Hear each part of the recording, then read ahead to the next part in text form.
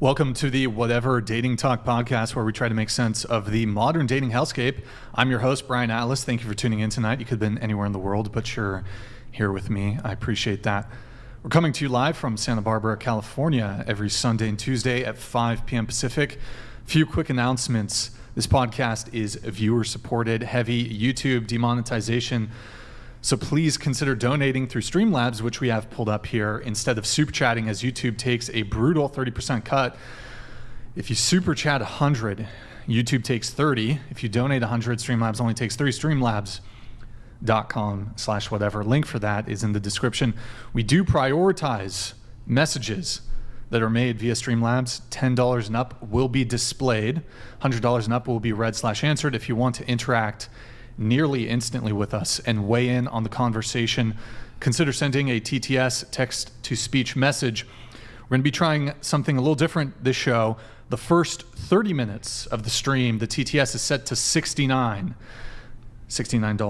TTS. For the first 30 minutes, then it goes up to $200 and up. We'll trigger TTS after the first 30 minutes. TTS is via Streamlabs only. Please see the description for all triggers and full details. We have channel memberships. To become a member, hit the join button. Tier 1 is just $5 a month. We're also live on Twitch right now. Guys, pull up another tab. Go to twitch.tv/whatever. Sorry, Maddie's distracting me. Which camera are you looking in, by the way? The top one or the bottom one? It's the bottom one. Okay. We're never on the top one. If you have Amazon Prime, you can link it to your Twitch. It's a quick, free, easy way to support the show every single month. Twitch.tv/whatever. Drop us a follow in the Prime sub. We got merch, shop.whatever.com. Stuff you can wear to not be naked. Don't be a criminal. Get some merch. Follow us on Instagram, @whatever. Any girls who want to be on the show, DM @whatever on Instagram. If you can make it to Santa Barbara, if you're interested in sponsoring the podcast, you can also DM us there. Follow me on Instagram, BD_Atlas. Yep. Also, check out my nonprofit movement, Big Labia Matter, or BLM for short. It's really the pressing issue of our time. Andrew is on the board of directors, so he's a big supporter of the movement. If you can't catch the full shows, we have a clips channel. Link for that is 3 clips channels, excuse me. Link for those are in the description. We post every single day. We have a private Patreon members only Discord, discord.gg/whatever. Link for that's in the description. We posted the BTS of the girl attacking Nick on there from 2 shows ago. We're going to start posting some BTS on the Discord. So if you want, check it out. Lastly, disclaimer, the views expressed by the guests do not necessarily reflect the views of the Whatever channel. With that said, and without further ado, we're going to have the guests introduce themselves. So please tell us your name, age, location, and occupation. Go ahead. I'm Yael. I'm 19, and I'm here in Santa Barbara, but I'm from the Bay Area, and I currently go to SBCC, and I'm a graphic design major. All right, welcome. Hi, I'm Audrey. I'm 22. I'm a student here at UCSB. I'm originally from Seattle, and yeah. Hi, I am Sophia. I am also a student here at UCSB, and I am originally from Brazil. Sorry, did you say your age? I am 21 years old. 21. Forgot and did about you say that. your major? I'm Or psych what? and brain sciences. My major is art history and museum studies. Art history and museum studies. Do you want to be a curator or something? Or Either that or maybe own a gallery if I own a get there gallery. someday. Okay. What's your favorite time period for art? Do you like modern art? Kinda. I like 16th century Netherlandish painting a lot. Dutch. Yes. 16th century Dutch. When was Van Gogh? He was Dutch, right? That is, Wait, yeah. Was he Dutch or? I think he was Dutch. Yeah. Yeah, when I was think that? he's 19th century. Okay. Yeah. All right. And what about you? I'm Lauren. I'm 32. I work with kids during the week and after school program, and on the weekend I wait tables. All right. Welcome. Hi, I'm Larissa. I'm 21. I'm a UCSB 4th year, and I'm a Soc major. All right. Welcome. Hi, I'm Ina. I'm originally from Ukraine. I live in Sacramento. I'm 30 years old, and I'm a realtor. All right. Welcome. Hi, my name is Pei. I'm 27 from Massachusetts. I work with farmers and farmland. I do Sorry. I do customer service, and I'm working on music with Hank Chill. All right. My name is Haley. I am 20 years old. I am from Stockton. I am a part-time goat milker. Oh, sorry, I didn't even press that one. Wait, you're a part-time goat milker? Yes. So I milk goats. You milk goats? I do. Do you milk other animals, or is it just goats? Just goats right now. Maybe cows in the future. And then I'm a full-time student transferring to Fresno State in fall. Stockton. Yes. Okay, cool. All right, and then we have Andrew Wilson, my Caucasian. Welcome, Andrew. Yeah, my name is Andrew Wilson. I am the host of The Crucible. It's a fastest growing debate channel on the internet. I'm a political analyst, political satirist, and also a blood sport debater. Appreciate all of you being here. Good to have you back, Andrew. So we're gonna go around the table once more. So what is everybody's current relationship status? So are you single, talking stage, situationship, friends with benefits, relationship? Wait, I already said that. Maybe married, polycule, sex cult, part of a harem, whatever it may be. If you're single, how long have you been single? And what's the longest relationship you've ever been in? Starting with you, go ahead. I'm single, I guess. Yeah. Okay. My longest relationship was like 2 years. How long have you been single, you guess? Like 8 months? 8 months, I think. 8 months. I don't know. And when you say single, you guess, is it complicated, kind of? Mhm. It's currently complicated? Sure. There's a prospect in the picture, or Who knows? who knows? Well, we'd like to know. Is the currently complicated with the guy you broke up with 8 months ago? Yeah. Okay, so you're like in a situationship, kind of? Sorta. Is it on again, off again? Not really. I don't know. I'm just not looking for anybody, really. But so you're still like talking to the guy that you used to date? Yeah, he's like my best friend too, though. Like He's your best we're just friend? really close. So When's the last time you guys hung out? last week. Last week? Hmm. You said you're from Santa Barbara, right? No, I'm from the Bay Area. Oh, you're from the Bay. Okay. And is this like kind of a long distance thing, or does he also live here? He goes to Cal Poly. So. Okay, slow. Okay. So you'll go there, or he comes here? Not like to see each other though. Just like when I visit, because there was like that music festival. Was it last weekend? Yeah. Shebang. That was. Shebang? Yeah, I went to Okay. that. So. Was that in Slow? Mhm. Yeah, it was super fun. Okay. So were you guys? So was this the 2-year relationship? Mhm. Okay. Or like almost 2 years. but Almost 2 years, but then it ended. You've been single for 8 months. yeah. Mhm. So for the duration of the 2-year relationship, was it committed, monogamous, or was it Committed. Yeah. okay, Yeah. exclusive? Yeah. Boyfriend, girlfriend. Yeah. Okay, there was a title, and so you see him like every weekend or something, or No, just like if I'm going there, or if he has friends here too, so who ended the relationship? him. He ended it. Yeah. Because Okay. it was like distance. There's a lot of things. but Okay, so is he currently dating somebody else? No, Not to your knowledge. not to my knowledge. No. Okay, but he is kind of dating you. Not really though. Well, you guys are hanging out, right? Yeah. Are you guys still getting frisky? That's one way to put it. Sure. Yeah. Okay. Wait, so I mean, but you said you've been single for 8 months, but the guy you were dating for 2 years, you guys are still like hooking up. Kind of doesn't sound like you're totally single. I mean, sure. I guess. Like, would you go if some guy who you thought was like really cool, really attractive, if he asked you out, would you, or would you say no because you're kind of involved with this current guy? Like asks me out, like. Like on a some guy date, or- was interested in you, a different guy. Mhm. Would you tell him no because you're kind of involved with this guy, or would you say, oh, I'm single, yeah, I can date you? I guess I'm just not really looking for like anything. Like I wouldn't really I wouldn't say no necessarily, but like as I said, I'm not even like, I'm just kind of focusing on myself, I guess. Well, would you say no because you're currently semi-involved with?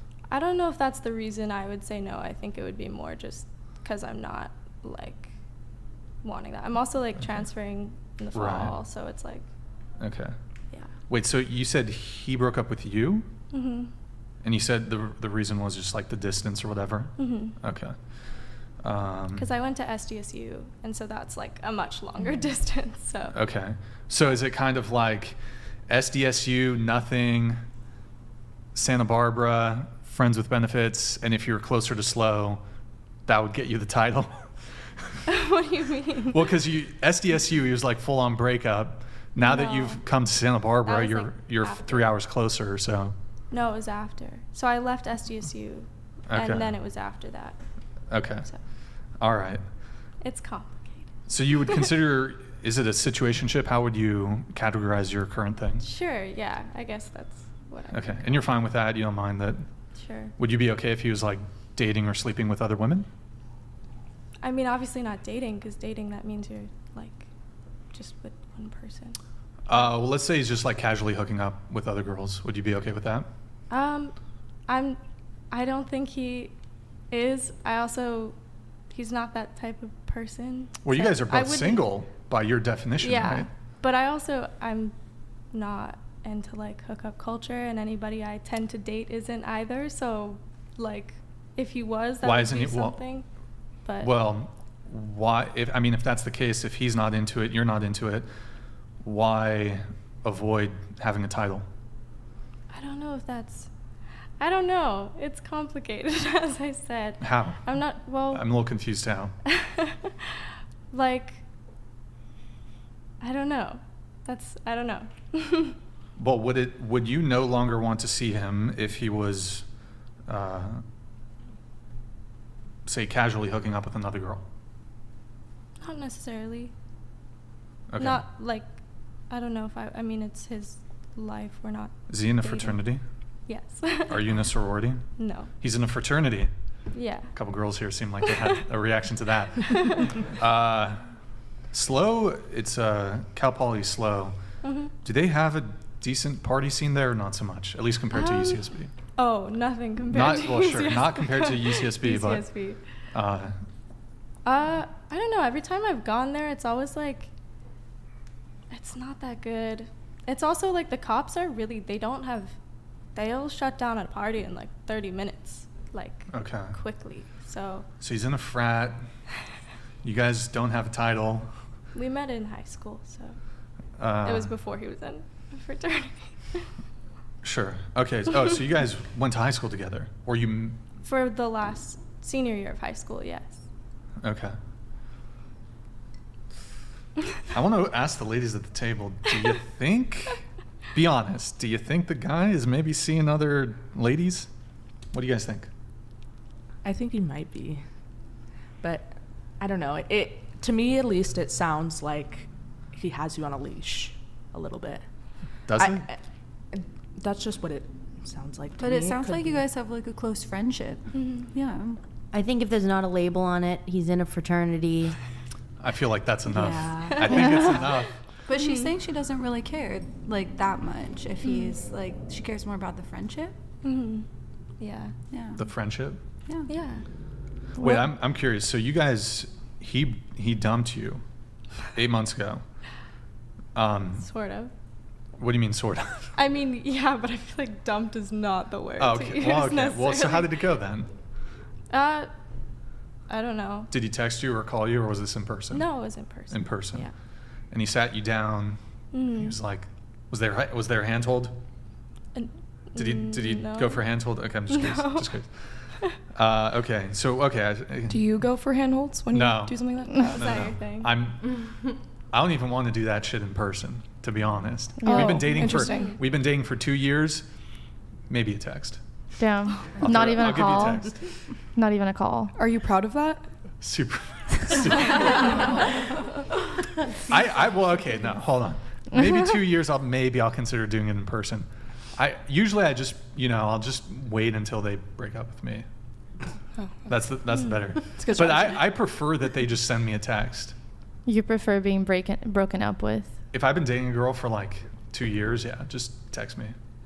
Have Like, you ever send done it- the send- breaking up with? You got to speak into the microphone. If Have you ever done the breaking up with? Yeah, I've ended things. Why do you? She does this.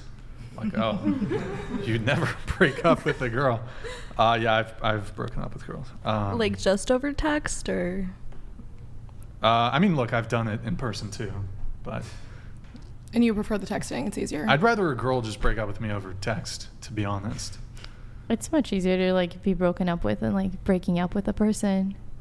But then I feel like you get back together when it's over text. Well, Nah. I feel like there's To a lot me. more emotional labor that goes into breaking up with someone, and then it would be a lot easier for you to just like be an asshole until she finally gives up, and then just text you, and you're like, oh, it's done now.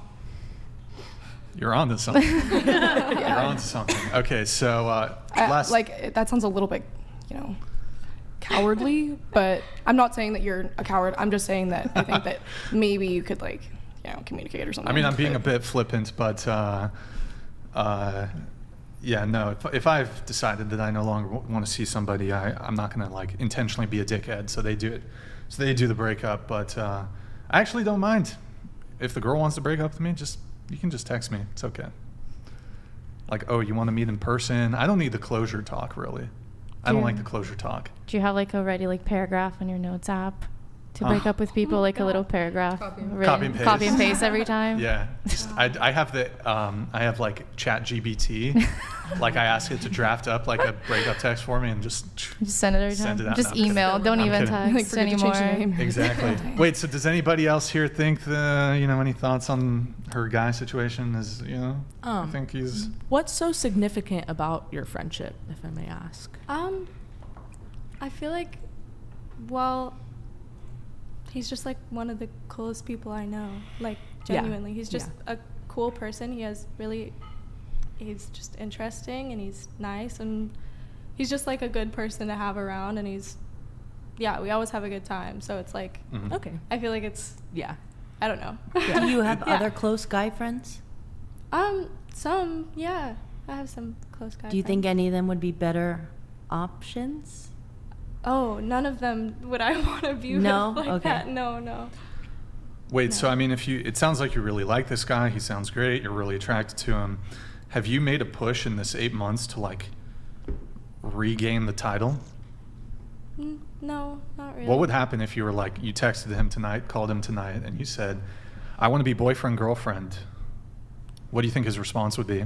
I'm not sure. I think it's a complicated situation. I think there's How's it also- complicated? Well, I live here. He lives And? there. I'm also transferring. Like, I don't know where I'm going to transfer yet. So there's just a lot of things that, like... Well, you're currently already a fair, Slow's like 2 hours away? 90 minutes? Something like that? Something like that, yeah. So you're already distanced. You don't think he would go for it? I don't know. I haven't asked. I think I don't like conflict or Okay. asking necessarily. I'd rather just enjoy what I'm happy with right now. Okay. That so- sounds like not good, but I swear it's chill.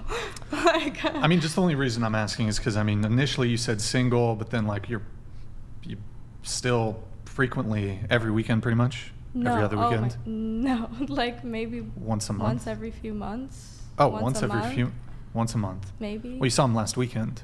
That was because there was a Okay. music festival, so. Oh, okay. Yeah. I was there for a different reason. Okay. All right. So I'm just going to say it's complicated. Yeah. Yeah. It's complicated. But it doesn't seem like you're open to meeting somebody new, though. So you're kind of like, this guy's kind of locking you up a little bit. Sure, yeah.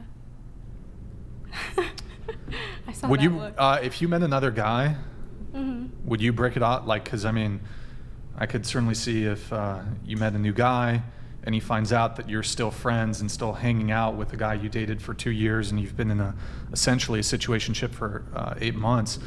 Would you just do a clean cut with this guy and stop being friends with him if a new guy asked you to? Like stop being friends though? Just as friends too? Yeah. So, no friends. I don't know.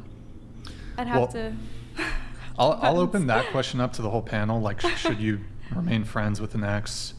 Is it a bad look to your new partner? But first, let's get through everybody's relationship status. So, what about you? I'm single.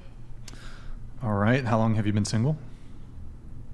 Since I was 19. So 22, 21, 24. So you've been single for about 4 years? Yeah, like 3 or 4 years. 3 to 4 years. Okay. Longest relationship? I think probably like 6 months. 6 months. I don't even know if you would count it as 6 months. You could ask him. Why do you say that? Depends on the cheating timeline, I would say. How many dudes did you cheat on with? No, I didn't cheat. Oh, shit, my bad. Yeah. Oh, okay. Not me. Oh, okay. Yeah. So he was cheating on you? Yeah, it also would depend on like, yeah, I guess like we were on a different page about what the relationship was. So in my mind, it was probably about like 6 months, like in terms of how I was invested as like a girlfriend. Okay. And you, from what age to what age did you date him? Were you 18, 19? 19 to 19. 19, okay. So 19 for this one. All right. And then that's the longest relationship you've been in. Was there a title, boyfriend, girlfriend? Yeah, for a period of time. Okay. And then you broke up with him, I'm assuming, because of the cheating? Yes. Okay. But you've been single for 4 years. Any prospects in that 4-year period? Anything shorter term, maybe 3 months? Any short-term things like that, or not really? Nothing where I thought someone was going to be my boyfriend. Okay. Have you been on dating apps at all? Freshman year I was, before I met my ex, and it was kind of just to like mess around. Like I wasn't actually like going on a dating app to try to like meet someone. Would you like use was it Tinder that you were using, or? Yeah, I think it was only Tinder that I ended up on. Like other people recommended like, I think it was Hinge or Bumble maybe. Hinge, Bumble. But it was actually funny because one of the guys that I was talking to on Tinder ended up swiping on my friend on like another app. And then I was like, oh, he's on all of them. Like, you know, he's for the streets. He's for the streets. He's for the streets. For the streets. Sure. Okay. And so I didn't actually like. I was kind of just like messing around on Tinder because I was bored. I see. Okay. Did you go on any dates? Meet any guys from Tinder or no? I went on one date. Okay. Did it go beyond that, or was it just a one date thing? We went on a second date, and then you weren't I was feeling like, it. No. Yeah. No. He was 22 and I was 19 at the time. So we were like in just really different places mentally. Really? I guess like, I mean, I was a freshman. He had just graduated, I think from like one of the UCs. And he lived in Santa Barbara. And so he had like his parents' house here. Okay. And I don't know exactly what he was doing. He claimed to have like a really good job or something like that. And he just talked a lot of talk and just seemed like he was 22. And so I was like, oh, you know, like older guy, like he must be set. He must be like legit. And then he was acting up, and I was like, why are you inviting me over to go like drink at your parents' house and like play beer pong? You're literally 22 and you claim to have like a high paying tech job. Like, what's your deal? And so I was like, no. Is he like a dinosaur basically? Like, did you view him as a dinosaur at that age? No, I didn't view him as a dinosaur. I viewed him as like a high value man. Like I thought that he was like, you know, had his shit together, and then he like kind of didn't.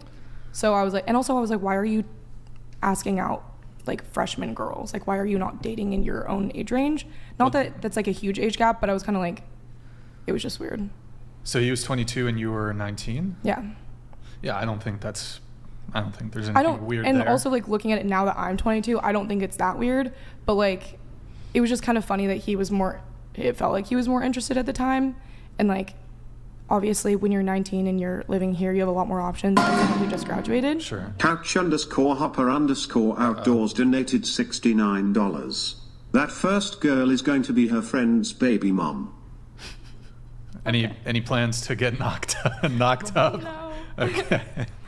Right. Actually, really, I want to add a question onto the. But I mean, that's not really an age gap, right? I mean, 22 to 19. That's not really even. Yeah, I don't think that would even fall into it. But so you've been single for 4 years. In that 4-year time period, I mean, are you any prospects currently? Any prospects? No. Nothing? No. Just stay at home pretty much, or? I don't stay at home. I just like don't like. I'm not looking. I guess I'm like about to graduate. Yeah. Do you go out and party at all? Yeah. Like, do you hit the bars downtown? Yeah. I honestly, the bars downtown are not riveting in my opinion. Not like, riveting. Okay. You party around here? Yeah. Like. Okay. Are you in a sorority? Yeah, I am. Okay. Yeah. Okay. So you go to like the frat parties and stuff? Like yeah, that. I did the whole frat party thing. Okay. I mean, like, sure. Like when you're younger and they like pair with the frats to go have the parties and stuff. Yeah. Like, fully had the whole like sorority experience, I guess. Sure. Okay. So zero prospects. Not even like a more casual friends with benefits thing. Currently. Not really. I don't think that the like dating pool that at least that I'm like mingling with is interested in copying a girlfriend at this point. I don't think that I'm necessarily interested in copying a boyfriend. And I would just say that like the love of my life is not an IV, and he's not at Joe's downtown, and he's most definitely not at any of the frats here. So. Okay. All right. And so, what you said, you're not really looking to have a boyfriend at this moment. What are you looking for, if anything? Like I would be looking to be in a relationship. I just don't think that it's here. So like when I graduate, then like that's a different story. But okay. Here, no. Are you planning to stick around here, or are you gonna move somewhere? I'm moving back to Seattle. Back to Seattle, downgrade. Yeah. It is kind of a downgrade, yeah. Weather-wise, anyways. Weather-wise. Probably other reasons.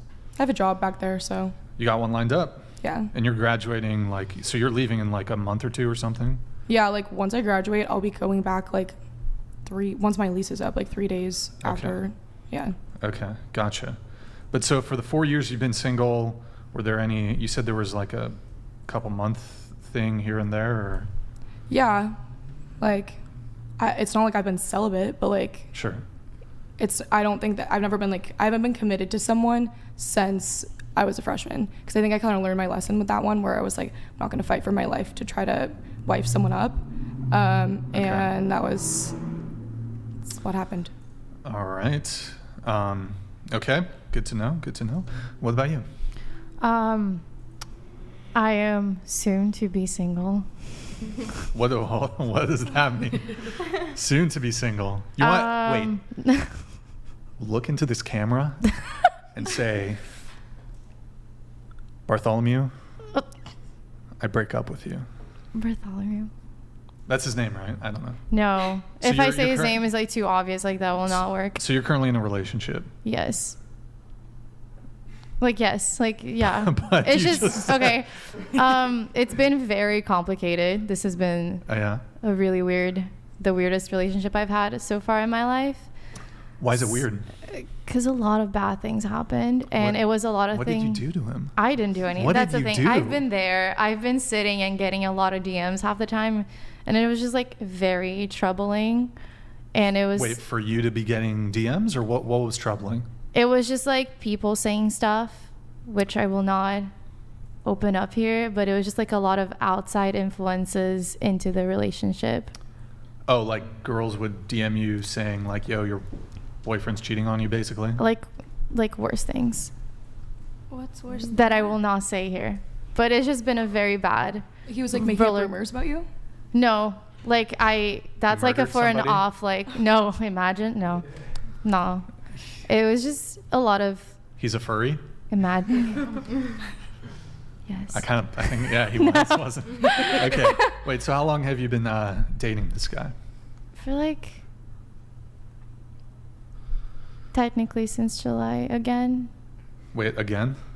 So it was off? I met him last year in January. Okay. And then I left the country for 2 months. Mm-hmm. And then I came back. So for like a period while I was gone, and we took a break because like I was gone, I guess, and it was just too much. And then just like everything went downhill after I came back in a way, but we're both graduating, so we both had a talk recently of like, okay, let's just not, because we live really far from each other, and that didn't work out. Can I just have you scoot your mic this way a little bit? This way? Yeah, this way. Oh, sorry. Yeah, you're fine. So okay, you've been seeing him for like 6 months again? Like July, like last year. So like a year, basically. Okay, I'll just say 1 year. Yeah. But you're gonna end it? Yes. What is he's probably watching. What if he's watching right now? Well, we talked. We've talked like. Talked? Yes, we've both are in agreement of that. Take it off 69. Keep going. We are both in agreement of that, and it was just like hard at first, but again, while I was gone, it was terrible, and we don't live close to each other, and I don't need that. I don't need to go through that again. I don't think he needs to go through that again. So it was a mature talk. Like, we're fine, but at the same time, we both know that we're literally not seeing each other in like 3 weeks. Wait, so did you get, because you said you're in a relationship, but you need to break up with him, so you had like a breakup talk? Yeah. So it's like, hey, in a couple weeks, it's like we I'm have gonna like an expiration date. Like, we're like, what? like, you know, like things go bad. Like, hey, it's going to go bad that day. And after that, we're done. So is this like one of you're graduating, or yes, like we're both graduating. School's ending. So you'll stay together until the end of the semester or whatever quarter. And then you go your separate ways. Yes. Huh, okay. Why not just break up with him now? Because there's still a lot of care towards each other. Like, I care a lot about him, and I know, like, I hope and I believe that he cares as well. So basically, it's like, let's just like appreciate what we've had, even though it's been a very troubled road this far. Yeah. And just try to be peaceful for the love of God. Are you guys living together? No, I will never do that again. No, but you both live in Santa Barbara? Yes. Okay. So you're planning to break up, but you're currently together. Yes.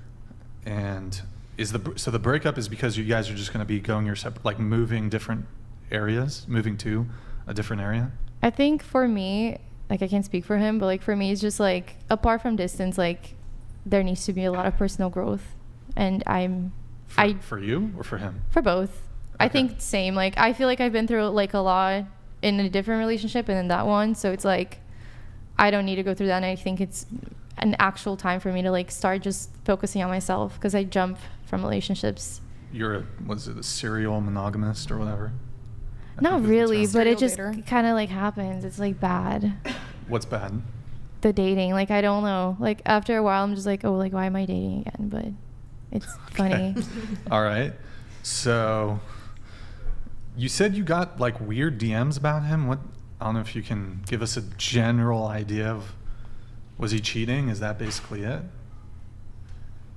Things like that kind of happened, but I was told that in person by people that I thought were my friends, and then I was like, oh damn, you knew that for like a long time until you told me this. So like, okay. But the Instagram stuff, it was more, I don't know, like, how do I say this, like dark subjects, like, I don't know, just like very bad things that were like being spread about him. And yeah, sure, exactly. Okay. What about you? I'm in a relationship. How long have you been in the relationship? About like 4 to 5 years. Is this your longest relationship? Yeah. Okay. What about you? I'm single. How long have you been single? A year and a half. 1.5 years. Longest relationship? 2 years and a half. All right. You're on one of our early shows, like I think it was one of our first like 20 shows. Were you in a relationship back then? So that was, I believe, in September of 2022 was when you were on. That was actually when we just started talking. So we started dating shortly after that. Okay, so you dated him for a little bit. Yeah. But not too long. Couple months, it sounds like. No, 2.5 years. Wait, but you said you've been single for 1.5 years, but you were on the show like a year and a half ago. No, I was on the show in 2021. No, that was 2022. September of 2022. I double checked. Really? Take my word for it, yeah. Okay, Yeah. then we were already dating, and we had been dating for a year then. Exactly. Okay, got it. Yeah. Okay. I don't know the exact math on it, but you probably either ended it or were single around the time you were on the show. What about you? So I was with someone for about 10 years, and then we were like on and off. We were married. We have 2 kids together. I'm divorced now. I'm single, and I've probably been single for about a year. 1 year. Okay. Any dating prospects in that time period, or? Yes, I'm just keeping my options open. All right. Actually, going back to you really quick, you've been single for 1.5 years. Any current dating prospects? No, I actually just got out of situationship. Situationship. How long was that? Very, like, my entire college time that I was single, but like off and on, because it was like also like my best friend that I was like hooking up with, so now we're just friends. All right. What about you? I'm currently running a harem sex cult. Sorry, I'm just kidding. I'm single, and I've my longest relationship was 7 years. From what age to what age? From 13 to 20. Damn. Okay. I was like junior high status. Middle school, basically. Middle school. Yeah. How long have you been single? For 7 years. Oh, so longest relationship 7 years. Single for 7 years. Yeah. In that 7-year single period, any prospects? Longest thing in that period? I've tried to date, but it hasn't worked out for me. So nothing? Like No. a month? No. 2 months? 3 months? Nothing? No. Anything short term? More casual? No, I've tried. I went on like, one date here or there, but nothing more than that. So have you been celibate? No. There's been a couple times where I've slipped up, but I've been celibate for the past couple years now. How long have you been celibate? Like 3 years or something? 4 4 years. 4 All right. years, yeah. Yeah, that's pretty good. Pretty decent period of time. 4 years. And you've been on dating apps at all or no? I tried to go on Tinder, and I've had bad experiences on Tinder, so. Okay. All right. Celibate for 4 years. Good times. Good times. Is it for like, are you religious at all or? I'm Catholic, but Okay. it's just because I have realized that I don't want to. I realized that I don't want to have sex with someone until I'm in a committed relationship with them. Okay. Until you're in a committed, so not until marriage, but until you're in a relationship. Yeah. Okay. And so has that been your standard for all the men that you have dated? No. Okay. That one relationship that I was in, that was the only relationship that I've been in. Mm-hmm. And then the other people I have hooked up with. Okay. What about you? I have a wonderful boyfriend. We've been together for 6 months. And is this your longest relationship? My longest relationship was a little over a year. 1 year. All right. Andrew Wilson, what about you? I am happily married, have been for well over a decade. All right. And you said you had 2 kids, is it? Yeah. From same man, right? Yeah. Okay. Let me just write that down. 2 kids. All right. You've got everybody's relationship status. So where do we begin? I wanted to ask, okay, so do you guys think it's a good look or a bad look to remain friends with an ex? Starting with you. I think it depends on. Oh, sorry. Am I speaking close enough? No, you're good. You're good. Yeah. Sorry. I think it depends on like the person and the situation. I feel like it's kind of hard to like give a generalization because like, I don't know. I would say it really depends. There's like obviously certain people that you like if they've been bad to you, like don't stay friends with them. But if it, right.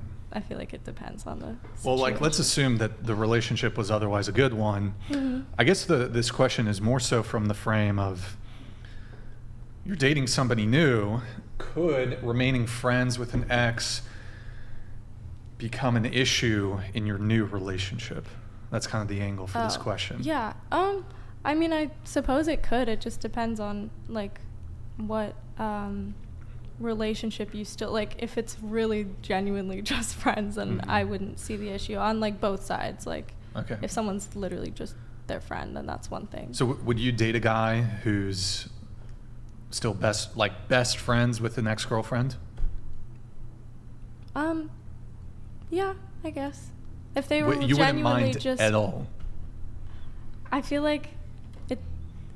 Like nothing in the back of your head? No, I mean, maybe that would be, you know, something where I'd be like, you know. But also, as I said, I think it's all situational. It's kind of hard to put a generalization. I would say that there's like something a little suspicious about it. Like, I don't think that it's like a lie if someone were to say that they were friends with their ex, and I think that's like pretty respectable, I guess.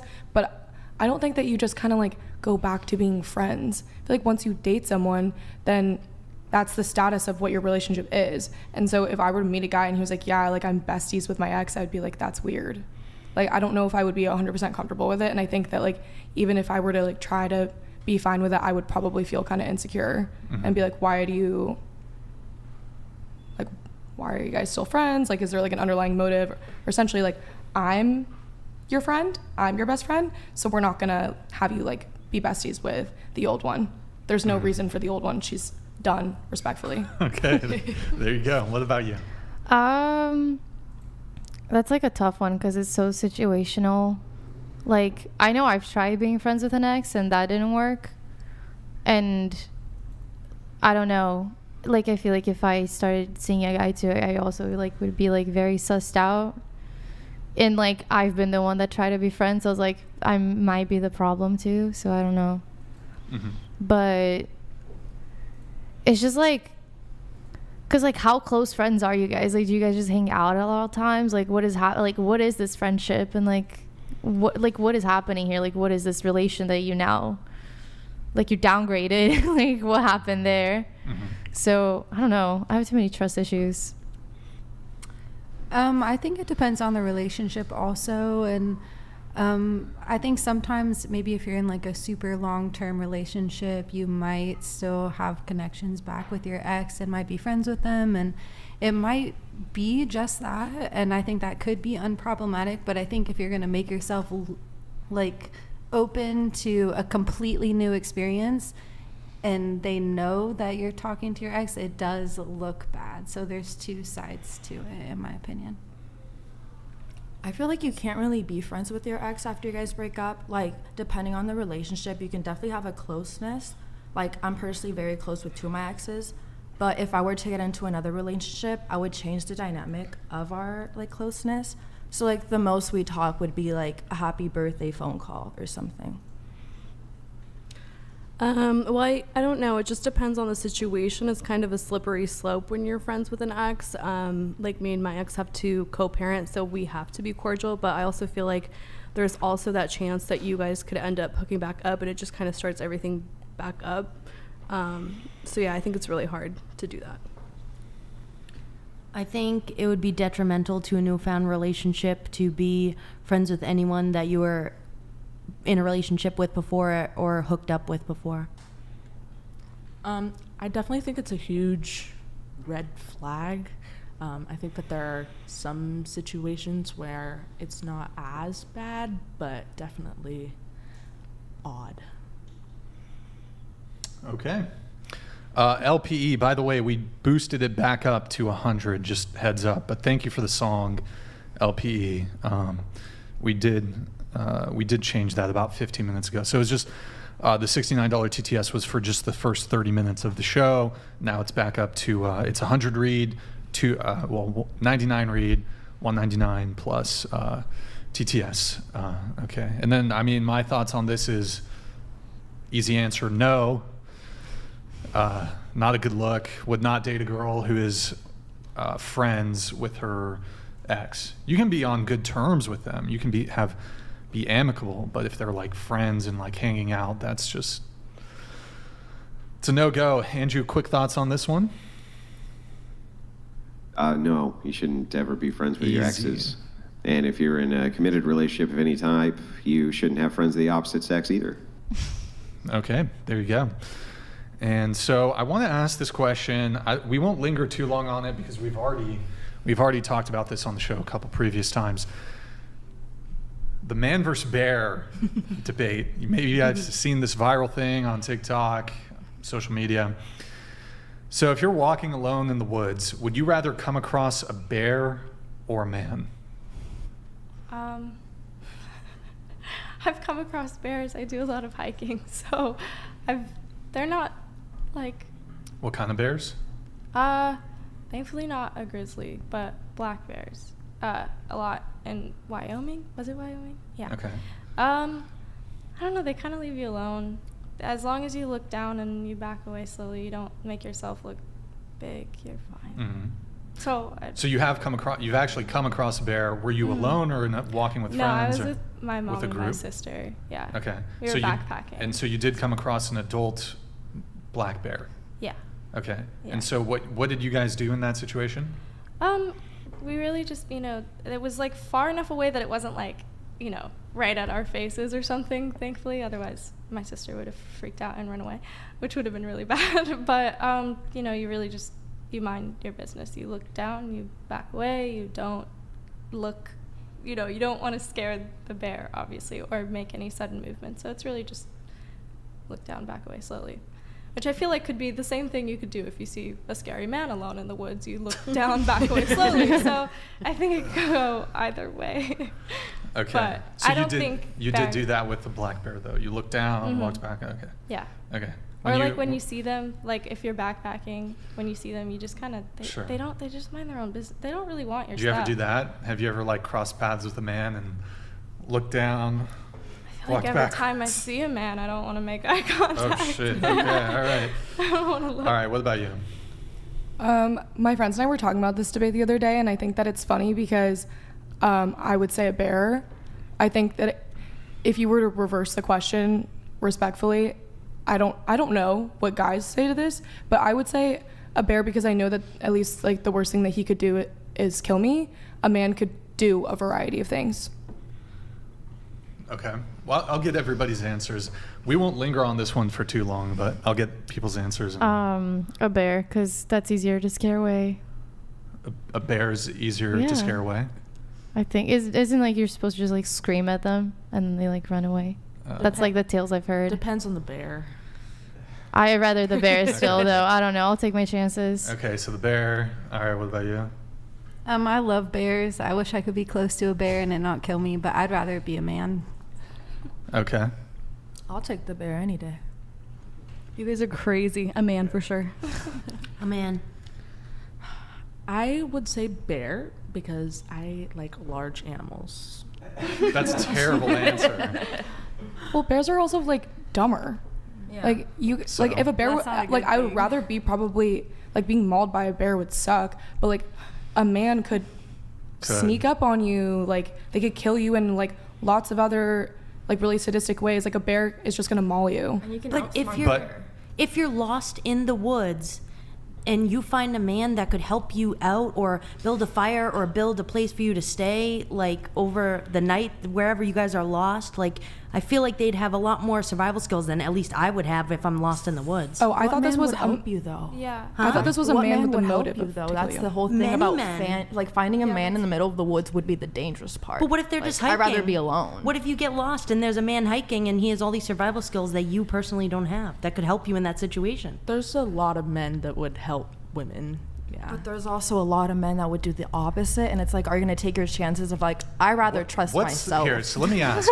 So this sort of seems to, there's this assumption here that the man would be bad in the situation. What percentage, so the frame here is you pluck a totally random man out of, say, the entire population of the United States. Totally random man. So what percentage of men do you think would attack you? A high one? I feel like it's also the fact that the man knows that he's alone with you and that he can get away with anything. It'd be very different Not if you find a necessarily, man but- Well, we on the don't side of the really know. road. On the side of the road, it'd be okay, that man will probably help me. But in the middle of nowhere, it's you really don't know. And I wouldn't want to take my chances because I just value my life a little too much. So, asking the question, Since we are talking about you're just picking, it's a totally random man. It could be a good man, could be a bad man, could be a neutral man, I guess. So the good man could conceivably, if say you're lost in the forest, he could help you survive. Could be a neutral man who just walks right by you, goes along his way. Could be a bad man who, murderer, whatever. What percentage of men do you think, if presented with this scenario, would actually attack you in some way, whatever way that might be? Are you asking me? Yeah, starting with you, we'll go around the table. I don't know, probably not a large percent. What do you think? I don't know. That's such a broad question, I feel like. I wouldn't, like, of the U.S. population, you mean? Was that what you said? Yeah, Or, sure.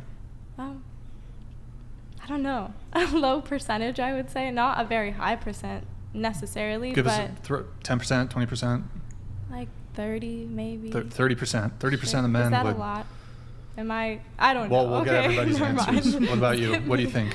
I would say maybe like 20%, like 1 in 5. One in 5 men would Like, try to murder you. I don't know. I think it's really context dependent too. Like, what is he doing in the woods alone? Well, you know, it's just you've just plopped a random man. it's just in like the by woods. chance. Totally random man. I would say probably 20%. So 1 in 5 men would be inclined to murder a woman if given the chance. Oh. I don't really know. Like, maybe I would say it's probably lower, like in reality in terms of like murder rates or whatever. Okay. I just think that Grid 1 Motorsports donated $200. Yo, good to see you, Let's Grid be 1. honest, you will never see the man, as he knows why will be nothing but a drain on resources and decrease his chance of survival. He will simply watch as you give the bear indigestion. F you all. Okay, thank you. he donated $200 to say that. It's so embarrassing. That's so You don't want to invoke his wrath. Trust me. Okay, first girl's answer is mute because she was. What? Oh. Okay, I thought the microphones were muted. What percentage of men? I can't even think Well, about it. I think if I like recall, you said like a it would high be, one. Who said majority of someone? I said a high one. A high I feel one. like okay. What's high? I feel like 30 to 35, like maybe even pushing 40. I feel men are 40% just of men. scary as a woman, and like if you're ever alone just in the streets in the city is already scary enough, and there are no bears. Imagine a scenario there's like no one else but just you and a random man. Okay, so random 40% of men would opt to attack you in this situation. What about you? I'd say a very low percent. Did you say man or bear? I said man. Okay, I'd rather be alright. a man. Yeah. Sure. And Wait, be a man? I'd rather it be a man. Oh, it be. Okay, yeah, go ahead. I'd rather the person in the woods be a man than a bear. Sure. What percentage do you think?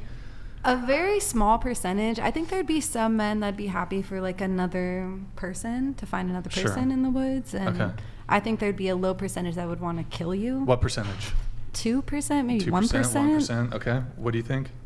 I think there'd actually be a pretty low percentage who want to like full on kill you. Maybe like 7%, but like a good 30% that would like do something very questionable, even if it's like the lowest form of like sexual harassment, but like for sure make you uncomfortable. Maybe even like 40%. So, okay. So when you mean like they would essay you? 40% Like would something. essay. 40% would make you uncomfortable. Like they would do something that. Well, made you couldn't a man just make you uncomfortable just by walking past you in the woods? Not even doing anything? No, I'm pretty sure you get my point. Like 40%. Like for example, one would like, I don't know, like slap your ass or something like that. Like something that like is not. Okay. All right. No. That's okay.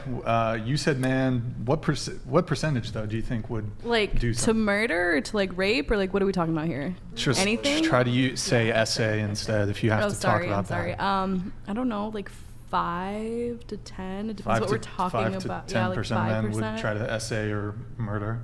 Yeah. Okay. What about you? I think like very small, like 0.1%. Okay. What about you? Yeah, I would say like 1 to 2%. But you did pick bear, if I recall. I did only Correct. because I am striving to be a large animal vet. So I think that I could actually help the bear if it needed it, you know? You're not really engaging in good faith with the question, but She just wants to come in contact with a bear in the wild. I think that's I know, what but it you're is. kind of like dancing around the point of the question. But okay. So the numbers some of you guys provided were pretty high. Well, here's what I've got. I've got, for the first one, she thinks that 33 million men, 33 million men would want to, and somehow do horrible things to you, which would include murder. The second one's 55 million men, by your estimate, would want You gotta to fix that, Nick. do something horrible to you in that situation.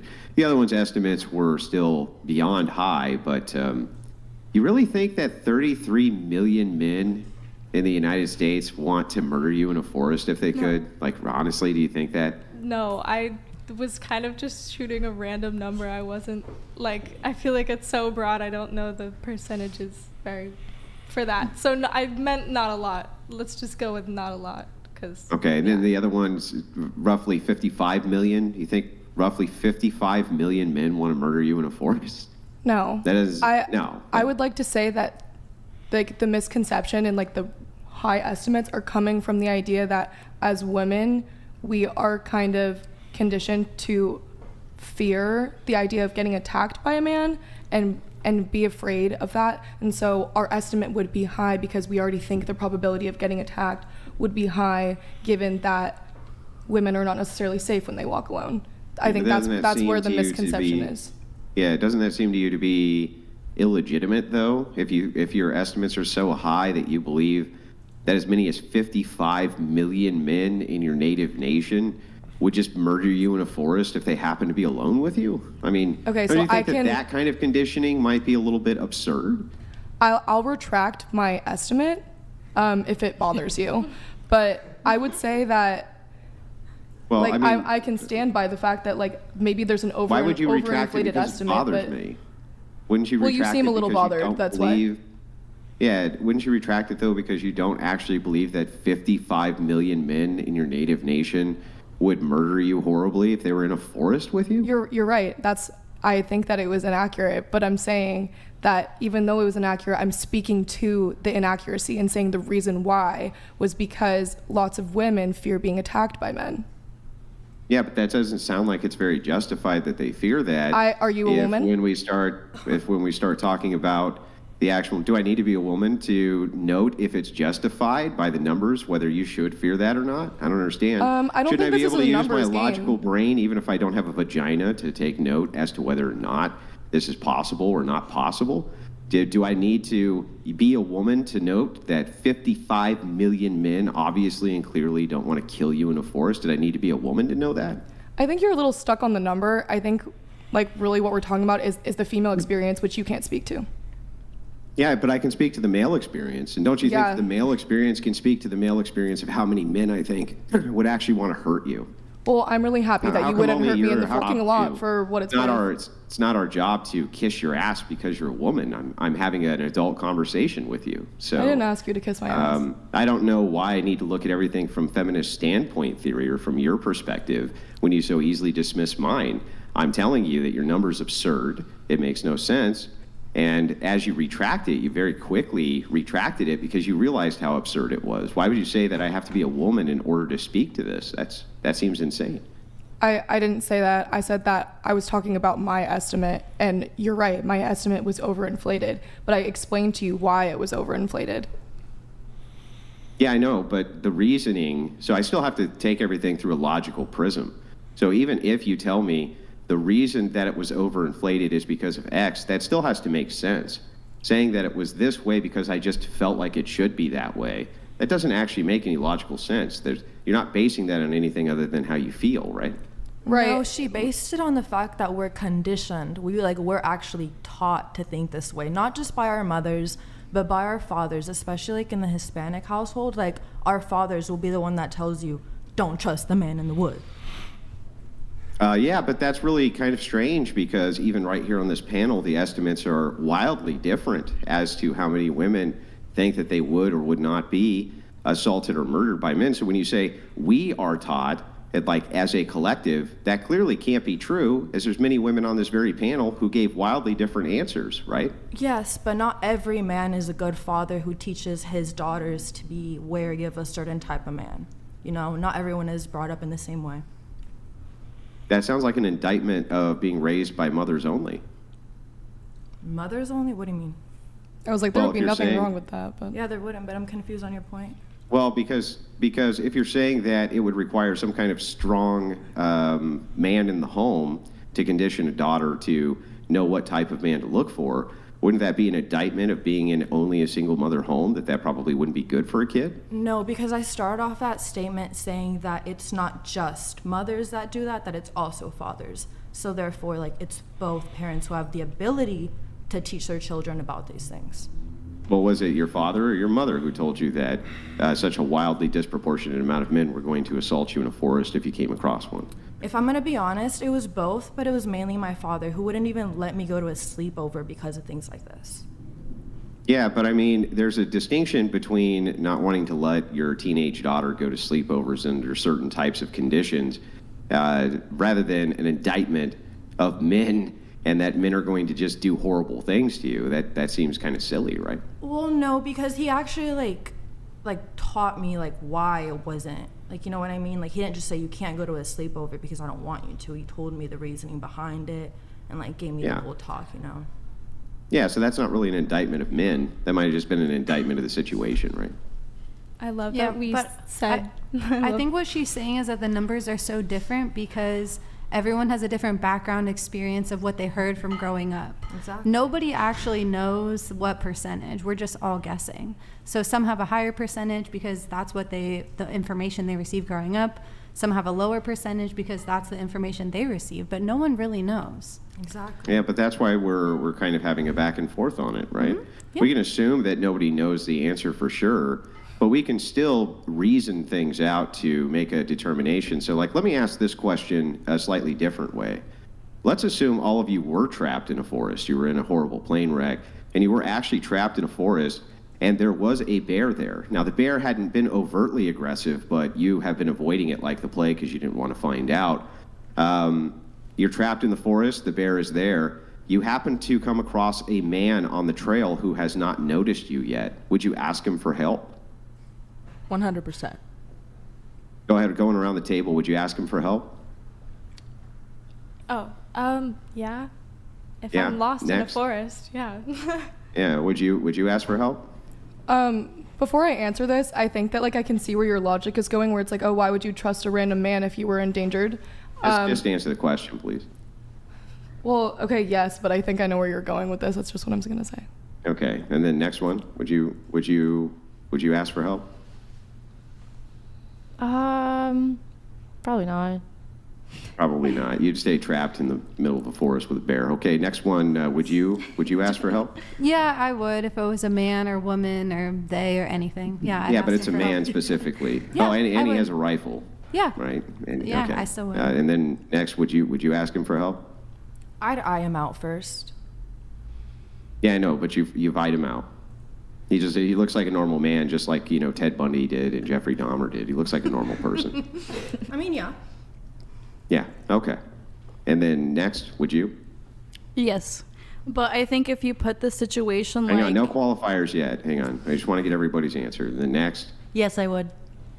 you would. And then next. Yes, 100%. Okay, so now we can give all the qualifiers now that the whole table has gone around. So can you guys explain to me the logic of when you're asked the question, would you rather be trapped in the middle of the forest with a bear or a man, you say the bear, but then when asked if you were trapped in a forest with a bear and a man came along to give you help out of the forest, that you would ask the man for help. Can you explain that to me? I really would like to understand the logic. I don't think I even answered actually the first time around. I just said I've seen a bear. So I don't I don't think I answered. No, you said you would prefer the bear because Oh. you've seen them. Well- And that you know how to deal with them because you're an experienced hiker and stuff. I don't know if I'd say that. I don't know. I think being trapped with another person is obviously probably preferable just because you can have help, like building shelter, whatever, finding water, whatever you can. And then But then with a bear, if you're trapped in the woods, you're pretty much always with the bear. That's their home. Okay. That's where they Okay. live. So. And then next gal, can you tell me why you would do that in contrast to your own logic? I'm just curious. I think that it would just be out of desperation. Like in that sense, like it wouldn't be who's more dangerous or whatever the argument is supposed to be. It would just be a matter of like, you know, oh my God, there's a bear over there, and we're two humans and that's a bear. I don't think it's not on the basis of gender. Well, I didn't say it was on the basis of gender, but can you understand that it's really, really strange to me to hear if you're asked, would you rather be trapped in the forest with a man or a bear? And then when you say a bear, I say, and if you were trapped with a bear and it hadn't even shown signs of aggression, but you hadn't approached it because it could, and a man came by, would you ask for help? You say yes. Do you see why that sounds absurd to me? No. No, well, because in contrast to this, you're basically trusting a man the same exact way to help you get out of this situation.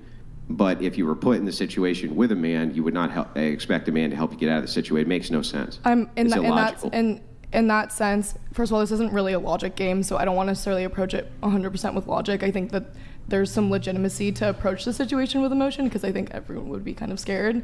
I think in this situation, you would be trusting a man to protect you against a bear, as opposed to trusting yourself to make the decision against whether or not you're going to choose the man or the bear. Yeah, so then why wouldn't you prefer to be trapped with the man instead of the bear if your assumption is that the man's going to protect you from the bear? Well, I guess you could say that I could approach the man when I saw the bear and I have to trust that he's not going to attack me too, but like, I guess then it's just kind of a lesser of two evils. But then why wouldn't you prefer to be trapped with a man over a bear if you're hoping that the man would extract you from being trapped with a bear? I don't know which situation you're presenting here. Is it you alone and there's one or the other, or both at the same time? Yeah, if it's you alone or there's one or the other, you can be trapped with a bear, you can be trapped with a man. You prefer to be trapped with a bear. However, in this situation where you are trapped with a bear, you would still, if a man was coming by, request his aid in making sure that you could get out of being trapped with a bear. That's nonsensical. It makes no sense. It's completely irrational. Humans don't always behave rationally. Yeah, but when they don't behave rationally, shouldn't they behave rationally? Not necessarily. You think that human beings should behave irrationally? We're not robots. Like, it's not like we're calculating the logic every time we make a decision. Like, do you always behave rationally? Yes. 100% all the time? Yes. You've never gotten emotional and like made a rash comment or anything like that? Just because I'm emotional doesn't mean I become irrational. But to my knowledge, I've never become irrational. It's possible, perhaps, that I have had too much to drink at certain points in my life or something like this, where I've lost my faculties. But yes, when I'm in my normal state of mind, I don't believe that I become irrational, no. Okay. What do you think? I mean, I don't know. I don't think that irrationality is something that generally people strive towards. I just think you're kind of oversimplifying the human experience by saying that, like, you know, you're a perfectly rational being and all these things would just innately make sense to you. Like, there's plenty of evidence that people make quote unquote illogical decisions, by your definition, all the time. Yeah, but that doesn't mean that they should. Well, I don't think that humans should or shouldn't behave. No one wakes up in the morning and says, I'm going to behave illogically. Yeah, I know. So they shouldn't do that then. I like that you wake up every morning and decide that you're going to behave logically. That doesn't mean that you will. Yeah, but I should. Well, right? Okay, everyone should, sure. Right, that's my whole point. So if everybody should, then just saying that, hey, not everybody does, isn't really much of an argument, because we still agree that they should behave rationally. So when we have these scenarios and you kind of give me an irrational logical basis for why it is that you choose A over B, shouldn't that question your foundations? Shouldn't you question your own foundations then in your own emotions to think, well, wait a second, perhaps I'm behaving irrationally and I shouldn't do that. By your own admission, you should not behave irrationally, right? Like, I see your point, sure, but I don't know. I don't think that I like have necessarily like the strongest motivation to like perfectly behave rationally at all times. I always think that there's like a better like an answer that's better explained by the context in that situation. Well, I mean, sure, there could be answers which are better explained in the context of the situation, but they would be rational answers, right? You really like this word rational. Do you have any others? Do you prefer logical? I mean, you seem to like the word emotional. Do you know any others? Sure. Yeah, sure. I just think that you just seem really stuck on the idea of logic, and like I just don't think that this is really an argument about logic unless you're trying to prove a point about, you know, women. Oh, it's illogical, yeah. About women supposedly thinking it's illogical to fear being alone in the woods with a man. Well, it seemed to be by your own logic that it's an irrational fear if you would still allow a man to extract you out of a situation with a bear. Why you wouldn't just want to be trapped with a man to begin with. That seems totally irrational. It's essentially the same scenario. You just remove one item and suddenly the entire situation changes, and there's really no reason for it to change. It doesn't really make any sense. They're both still strangers in this scenario. They're both still men in this scenario. You're still actually technically trapped with both of them in this scenario, but you would still You're right. It's so different though, because like if there's a bear and a man, it's like a whole different situation. Because like, what man in the right mind is gonna still think about like SAing you while there's a bear right there? Like that's like. Well, couldn't like, he just take out the bear and then get you? One bear at that point. That's what I'm saying is that it's there's not two man, threats at woman, this point. It's bear. not just one. It's just two humans. That like that's why we're choosing that option, because it's just like those two humans against the bear is like way better logically. Yeah, I know. But if that's the case, then why would you choose the bear to begin with? That makes no sense, logically. Well, but if you're alone with only the man, that is scarier than you are with both. You have more chances to just face. I guess the bear would be, if you want to like say it, it's a greater evil because you can't really communicate and say like, please don't attack me. But still, is much like, as a woman, safer to just like not be alone with a stranger, and that stranger being also a male, like a full man. Like, but yeah, if you were, by your own admission, to ask a stranger who is a man for help and assistance because you were trapped with a bear, you're essentially putting the same trust in him as if you were trapped with him. Because he would also probably be scared of the bear, so he would probably put his life first. Instead of thinking of anything else. He's trying to say that it's contradicting to your answer, because well, he doesn't if you even would know ask that the a bear man, is there, right? He doesn't even know because you're asking him for help. But like, He doesn't even know about the bear. The why bear is is he gonna irrelevant to attack him. you? But you would ask him for help to extract you from the situation, thus putting your life in the hands of a strange man. Using your own words, it would be more rational for the man to be afraid of the bear compared to me. Just Gerald donated $200. I just like. You know, like. We should just like. I don't know, like. Like a human like isn't like. I just like. Don't want to be wrong, like. It's literally my yeah, English. no, I It's agree. literally my English. I think that there's a good possibility that a man would be less afraid of a bear than you would be. But the point of the question is to ask you who you would prefer to be trapped with, a strange man or a bear. And the answer is a bear, but you would still put your trust in a strange man who you did not know to extract you from the situation of being with a bear. That's where it becomes irrational to me, where I lose the plot. I don't understand anymore, because it seems like you're just doing the same exact thing. do you guys get what he's saying or no? I just want to like backtrack into like, so the second scenario, we are there, we are in a bad situation, there is a bear that we are aware of, and this strange man doesn't know, and we can ask him for help. Yeah. And the bear's like not doing anything, it's just there. Yeah, it has not overtly shown signs of aggression to you being trapped with it yet. Okay. You haven't approached it, you haven't done any of that. You've been hiding from the bear, which I assume you would probably hide from a bear. I don't assume that you would approach it, because none of you seem like you're stupid, right? You wouldn't approach a wild bear, would you? No, I'm not like Mowgli. No, you're not approaching a wild bear. So you have not approached this wild bear. You've been hiding from it. You see a man. He's in the forest. He's got a rifle slung. He's walking through the forest. He's by himself. You're in the middle of nowhere. You're otherwise trapped. Would you ask him for help? I'll keep hiding from both. So you would stay trapped with the bear rather than ask him for help? I think So in order to be logically consistent, you would stay trapped with a bear in the middle of a forest rather than ask a man who you did not know for help to get you out of the situation of being trapped with a bear in the forest? Yeah. And does that sound like that's rational either? Well, it's not a rational situation. It's not a rational scenario. It is it's a rational hypothesis, situation. but sure. In fact, I can give you one such situation where something similar to this happened, absent a bear. You can look this up. I just did the other night when this came up because it had triggered a memory about this. There was a woman, her plane went down over the Amazon, and it was in the Amazon rainforest, and it crashed, and it broke her arm badly, and she was wounded badly. And she was trapped in the Amazon following the water for 5 days, totally wounded. She thought she was going to die. And guess who she asked for help? You'll never guess. Oh, was it a man? She came across a hut with 2 men. And she went into the hut and laid down and begged them for help. Begged them, please. And, of course, they didn't trap her and SA her, these Amazonians.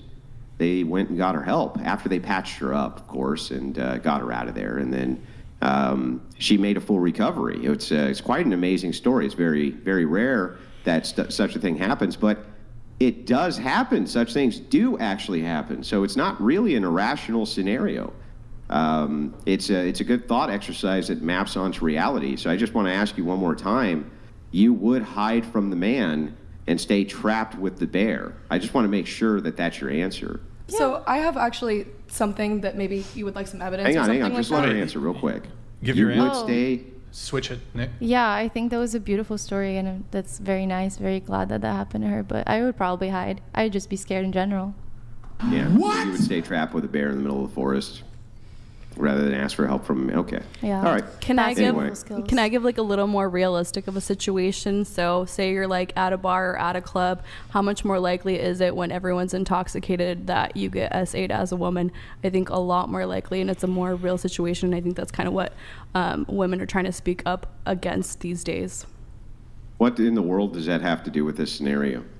Well, I'm just saying if we're being more realistic about the scenarios that happen today for college girls or girls in their 20s or early 30s when they go to bars and clubs, yes, you could avoid the situation and not put yourself in that space, but it does happen a lot.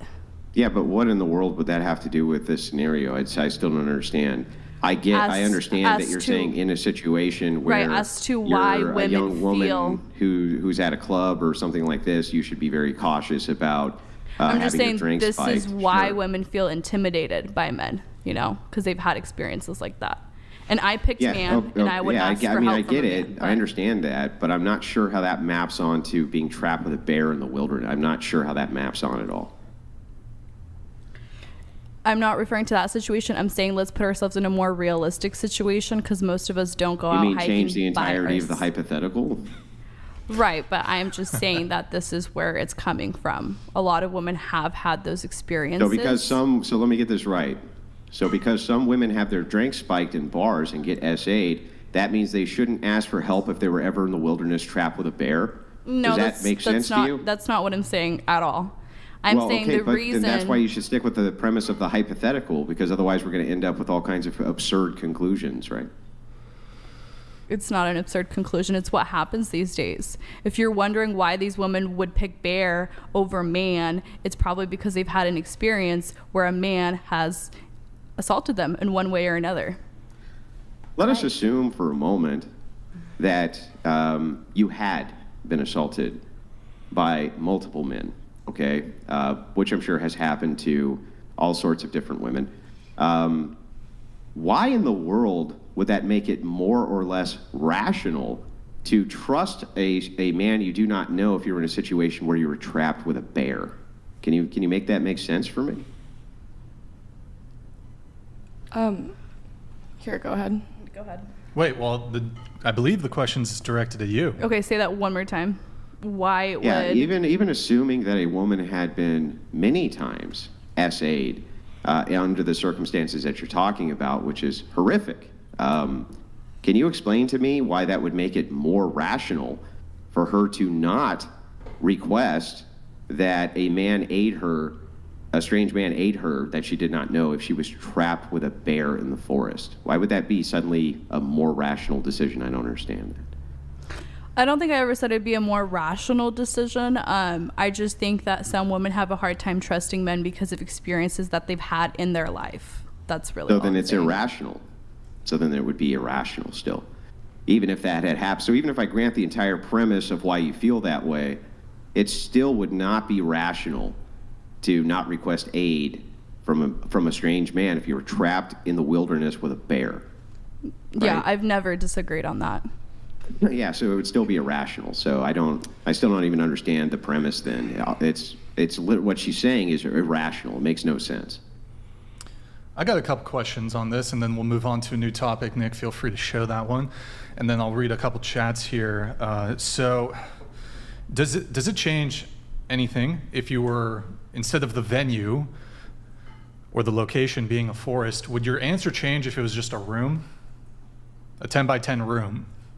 That we're stuck in the room? Would you rather be in a room, 10 by 10 room, with a bear, or a random man, randomly selected man? So it could be a man who would be inclined to murder you, or it could be, I'm sure you guys have all met good, decent men. Could be a good, decent man too. More likely to be. Anyways, I shouldn't preempt that, but which do you pick if you're in a room? The man. I don't want to be in a room with a bear. I don't know. Like, I think it does change it because like the woods is totally different than like an enclosed space. Mm-hmm. So yeah, I don't know if I could really pick one. I think that I just wanted to speak on one last thing. I think that when we talk about like, it would be so irrational for someone to not want to be in the woods with a man as opposed to a bear, there's the idea of the availability heuristic, where the things that are the most salient in your mind will end up like determining the logic that someone has in that situation. So we hear a lot more about like men potentially assaulting women, and sure, we hear about bear attacks too, and so people would be likely to be afraid of that. Like the classic example is like an airplane crash. Like people are afraid of flying on airplanes, even though statistically it's not likely to happen. So statistically, I may have miscalculated and said that 20% of men were likely to attack me. That's not logical at all. But that would you still could make root your it. You could root it in scenarios. the logic of the availability heuristic. Well, there is no such thing as a logic of availability. Logic is not like kung fu. Your kung fu is not better than my kung fu. There is only one kung fu in this situation. There's only one logic. There is not different forms of it. There's just one form of it. So the same thing with rationality. Rationality would be if you're saying something which maps onto logic or not. And so if you're saying something which is irrational, it's not logical. It makes no sense. It doesn't map onto it. So it's not like kung fu where you can say, my kung fu, my logic better than your logic. There is only one logic. Okay, if that's the way that you want to interpret logic, then No. That's the only way it can be. That's it's like your math. way. Okay, here, let me demonstrate it for you. So that you know that I'm telling the truth. Hang on. Can 2 plus 2 ever not equal 4?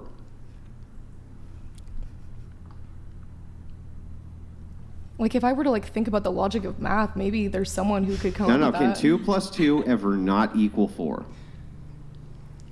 By the rules of math, probably not. I don't know. Do you guys? And the rules of math would be an extension of logic, right? Well, life isn't exactly like math. Unless there was missing information. Yeah. But I just want to make sure that we're clear that there can be no your math, my math, right?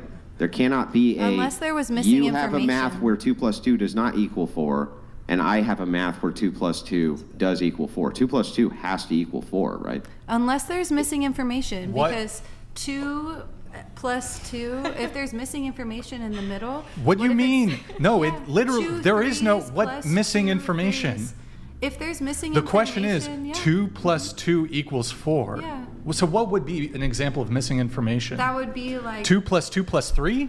No, that would be if 2 2 plus was- parentheses 2 times 2 parentheses plus 2 equals 4? That would be it. Would be illogical if you were Into the talking mic, of- please. Can you? Yes. So Thank you. 2 plus 2 could not equal 4 only if there was missing information. What missing information? If the 2 Give was us an example. Okay. If the 2 was referring to another group. So if you're saying So A plus B equals 4. no. Okay, so what's... Sorry, go ahead. Okay, I'm sorry. It's just Okay. I've never heard this before. So Okay. please just try to explain. Yeah, I'm I sorry. mean, I agree. 2 plus 2 always equals 4 if you don't have any missing information. But what? if you have Okay. missing So, information, so assuming that you Yeah. have all the information, I understand Okay. what you're saying. You're saying that Yes. 2 could be a representative of some other category that is not 2, True. right? But if 2 is a representative of some other category which is not 2, then it is no longer 2, correct?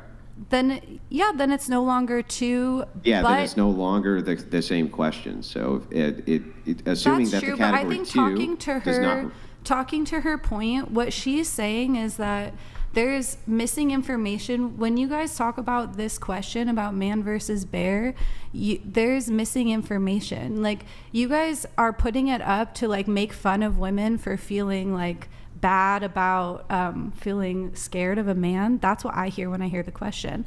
You Yeah, know? but that's just And, feelings. okay, That's well, not- I'd like it's to not the finish intent. if it's possible. So I think that women were taught from a young age, like in middle school, I was shown a video about all the things that men could do to you. Like, they could go under your cars and slash your Achilles heel. Yeah, hang on. Before we get into this, though, Okay. and I'll let you make your point because I want you to be able to. Can we get back to this idea that 2 plus 2, there's some scenario where 2 plus 2 is not going to equal 4? Mm-hmm.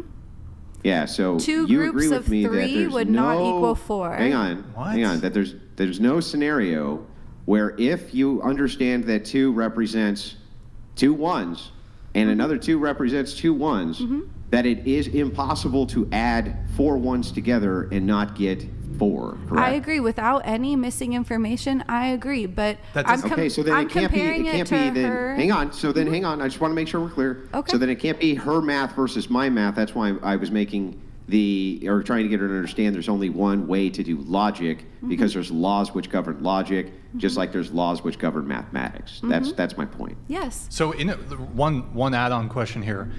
In a scenario where you're presented with 2 plus 2, what would be the scenario where there could ever be quote unquote missing information from an equation? So that would be if 2 was referring to an amount. So if you're like, in school we're learned that it's ones, like how Andrew said 1 plus 1 plus 1 plus 1. But So 2 could be three? referring. No. Like 1 2 plus 1 dozens. plus 1 1. plus She's 1 making. plus 1 She's plus making. Brian. She's making a category equals error. So what 4. she's saying you could have 2 as a representative of something which is not 2 1s. Yes. We're taught in school Wait, but that okay. 2 is represented by Nick, 2 can ones. you pull up a tab? Can you pull up a tab? Just a blank notepad, and then just write 2 plus 2. Yeah, well, a calculator is going to always be in the 1s and 10s, just like we're taught in school. Are you talking about like X and Y, A and B? No. I'm talking about 1s and 10s. I think Andrew knows what I'm talking about. Do you? Is she making sense, Andrew? Because I'm not following at Well, all. I'm trying to be as charitable to this as I possibly can, so I just want to make sure I got it clear. I think that what you're saying, and you can correct me if I'm wrong, that you can utilize the representation of the number 2 to refer to information that has nothing to do with 2 1s, correct? Yes. Okay, got it. Wait. That you can do, but then the value 2 no longer represents what we're saying when we say 2, right? Yes. Okay, so you can do that, but it's just kind of meaningless ultimately to the question of 2 plus 2 well, I equals also 4. feel like we're doing the thing with a man versus bear where it's becoming to that point too where we're like, you're trying to like put someone down for feeling like they're scared of a man.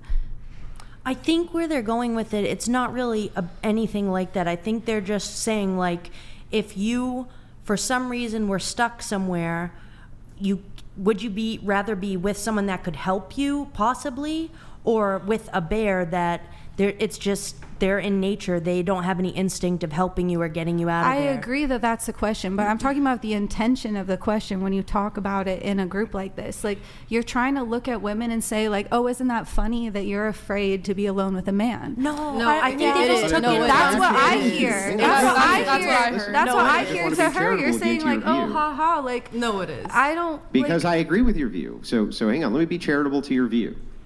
I also think that the intent of the question is to get to something deeper. That's what you're saying here, right? The intent of the question is to get at something deeper. But that's what I'm doing with the logical cross-examination, is trying to see if when we go deeper, if this makes less sense or more sense. You say that that's to laugh at you, but I think that it's not to laugh at you, but it's to make a determination as to what is rational and true versus what's based purely on emotion. And so that's not shaming you. Is Isn't it that the opposite rational? of shaming you? Isn't it the opposite of shaming you to say, listen, I'd like to rationally go through this to see if this actually makes sense, and I'm going to treat you as a peer while we do that. That seems like the opposite of shaming. Yeah, well, you did that to her, and now I think it's time to move on. Well, hold on. I mean, he did that to her. Did what? I don't think he was trying to like shame her or anything. I think he was just Like, personally, I don't feel shamed. I just don't think that you were really trying to understand my point. It came off like you were trying to look at this as a logic game when we all know that it's not. It is. It is a. Yeah, it it is. is. It's Like, kind of. well, It like is I logical. think that the point is that, like, I don't see this whole scenario as necessary in the same way that you do, and that's fine. I just think that obviously we were trying to get at something deeper, and people were trying to explain that from their own experience, from emotion, or whatever it is that you think is superficial in this sense, or I don't know exactly how you're viewing it. I just think that in this situation, that's where people were coming from, and the idea of trying to boil it down to just a logic game is aside from the How point. else can we determine, how can we make determinations about whether or not something's a rational fear or an irrational fear, or something makes sense or it doesn't make sense, unless we use logic and we use some way to probe this from some changing standard, which logic would be, to make a determination as to whether or not, hey, there could just be a mass delusion going on here. Perhaps you do think these things from the position of how you feel. That's fine. I'm not saying you can't feel that way. I'm just saying it could be irrational that you feel that way. And so how am I supposed to discuss it with you if you just shut down and say, but I hate that logic stuff because all that matters is how I feel? Doesn't that seem, again, irrational? I think that it's just a sensitive topic, so people get heated over it. Wait, you were gonna come in on something? Yeah, I was just gonna comment on the whole rationality thing. Like, I think her point is, like, this doesn't have anything to do with, like, rationality, because it's like putting on a seatbelt. Like, you put on your seatbelt just because, like, in case. It's like in case situation. Like, you're not gonna choose the man in case something were to happen. It's not just it's not because we're like, oh, there's like this percentage that it's gonna happen to me today. Today's the day. Like, if I choose the man, it's gonna, like, no one's thinking about it in that way. It's just like. Can I ask you a question? Case. So. But then hang on. I get it, but wouldn't that be irrational then? Christine donated Wouldn't it be $200. irrational? As a female, I will be honest and say that this bear versus man debate is just a low-key way for us women to remind you men that we hate you and or have a low-level contempt towards your gender. F you. Damn. I mean, I do actually think that's what it is. There's no, it's not rational, it's not logical. It's simply social signaling about how much women either don't like men or how they feel.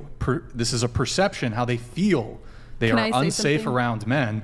Can you let me finish my the reason statement? I think this, I just want to give you my perspective real quick, and then I'll turn it back over, right? I think that people could put themselves, especially women, in much greater danger by only appealing to their emotion instead of refusing to appeal to logic, rationality, but rather just appealing to emotion. I think that that's a way that people put themselves in much higher categories of danger. So when I'm assessing this, I think, well, maybe you're also doing something which is horrible for you, and you don't even realize that you're doing something which is horrible for you. You know what I mean? How can I make those assessments as to whether or not you're even doing what's in your own best interest if I can't rationally analyze it? If I have to just go off of your emotions? You had something? I was just going to say, logically, are you scared of something that's bigger than you, that's stronger than you? Us as women, we are weaker to men. So I think it is a little bit of a survival instinct just to be on the lookout. I mean, if we're talking about rationality and logic, I'm not Let me answer your saying, question. no, I'm not saying that all men are bad and will hurt you. I think most men want to help I'm not saying that and either, protect, but you asked I'm the question. saying logically, The question that you if asked, you're stronger than me. Yeah, but the question that you asked is, isn't it logical to be afraid of things which are bigger and stronger than you? Well, then by that logic, men should be afraid of many other men, right? Right. So like if you're in a fight, for example, and the guy is way bigger than you, aren't you going to be a little bit more nervous to fight him, for example? Yeah, so that would be rational. So in this particular case, then, what's bigger, a man or a bear? Are we What has still on more this? I thought we were attacks? just talking about men. Can we talk about Yeah, that? no, but though? I'm following your logic. But can we talk about right? who attacks more women? Because if the logic is, if something is bigger and stronger, you should be more afraid of it. And I agree with you that that's true. Then we would immediately default to the bear being way bigger and stronger than a man, so we should be way more afraid of it, right? Absolutely, but I'm just saying, if you're talking about logical and why women are afraid of men, well, it's because you guys are bigger. It's because you guys are faster. Some might even say that you guys are smarter because we act on emotions more. So of course we're going to be a little afraid, right? So like, let's just grant that, fine, a bunch of women, you're scared of men are scary. Let's grant it. Even if that were the case, it's still the suboptimal choice, just logically, that it would be a bear. To pick a bear, it's still... Absolutely, I agree. Okay, I don't even know what you're arguing about then. No, but you guys were saying Let me bring it back to this. I was asking, would you rather be in a room with a man or a bear? And I was waiting for your answer. You didn't really give one.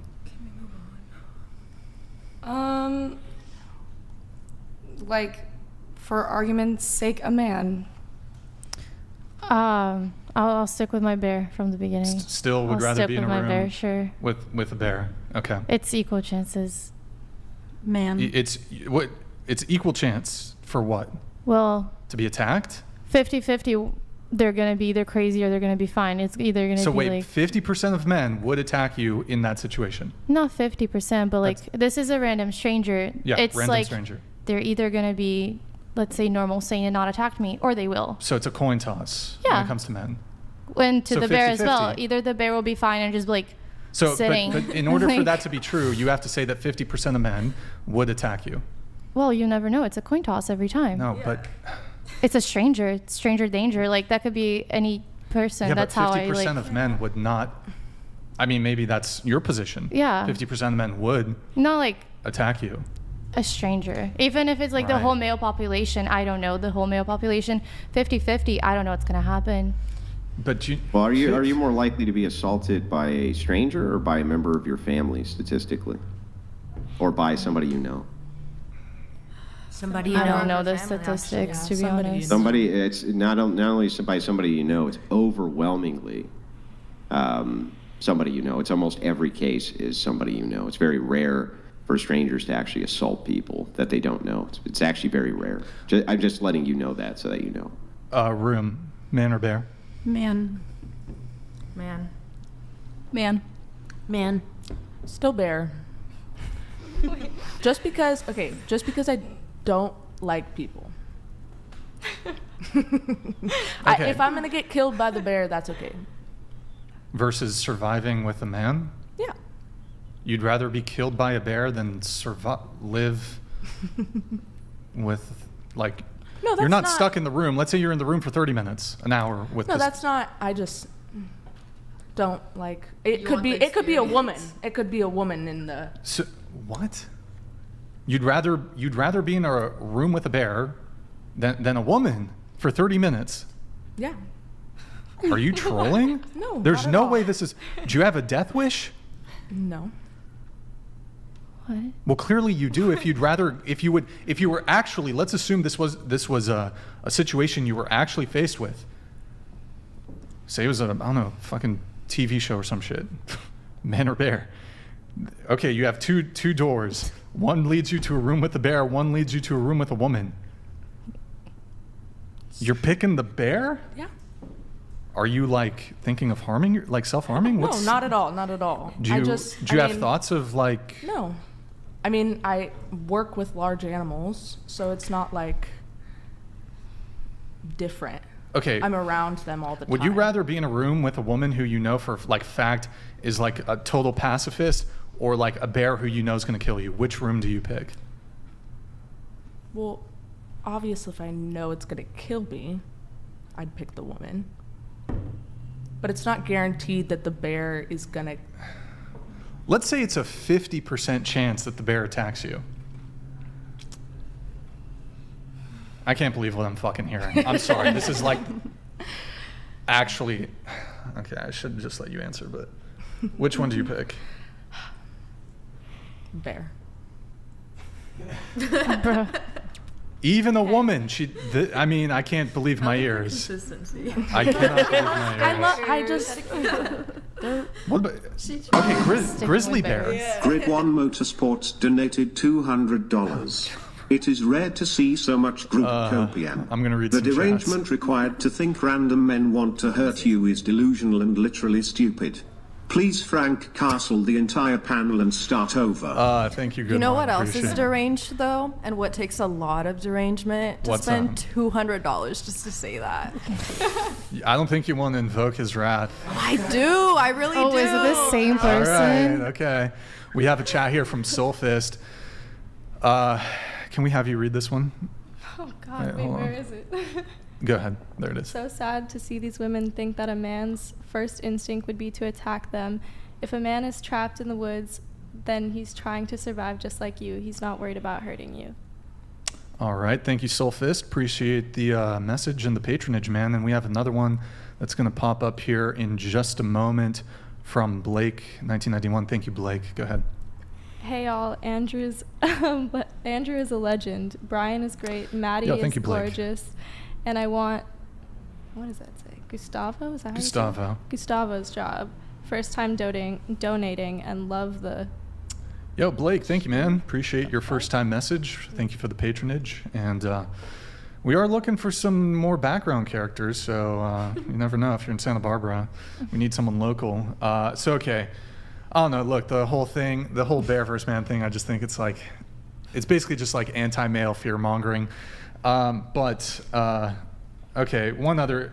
Just a few other. Can I say something really quick Sure, though? go ahead. Like, you know what makes it so much like funnier though? It's the fact that like at first women were just like, oh, I picked the bear.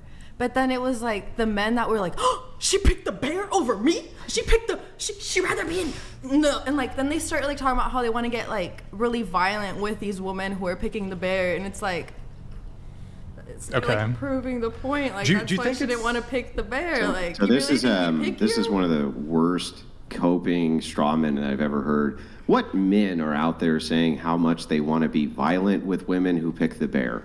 It's all over Twitter, It's not all. Can you show me a single tweet of men being threatening towards women because they would pick the bear? A single one? How are you gonna ask me to show you something when you guys took my phone? Yeah. Okay. I can go to your Twitter. What is your Twitter handle? I'll take a look right now. There's actually men there who are saying that they're going to be violent with you because you picked the bear. I didn't retweet this, but you can go on my Twitter if you'd like, whichever way. But it's all over my timeline. Yeah. And men are saying on your timeline that they want to hurt you because you picked the bear. Not me. They're responding to women online who are saying they picked the bear, saying like, "Oh my God, like, see, this is why we fucking hate you." Like, that's not saying that they want to hurt them. No, they are. Because just search that's it not up. saying that Just they search want to it hurt up them if you'd because they like. picked the bear. Fact check me. Fact check me. Do you think it's wrong for men to be upset by women's answers that they'd rather be in the woods with a bear than with a man? I don't think it's wrong to be upset, but like if you're gonna get upset and then start getting violent, why do you think men are upset by it? Why do you think? I feel like the men that are upset are the ones that like place themselves in that shoe of like, I wouldn't do that. But I feel like the man who knows that he wouldn't do that wouldn't even get upset. Like they wouldn't care about this whole issue. Like you don't see a high value man talking about this discourse, really. Oh, okay, let me ask you a question.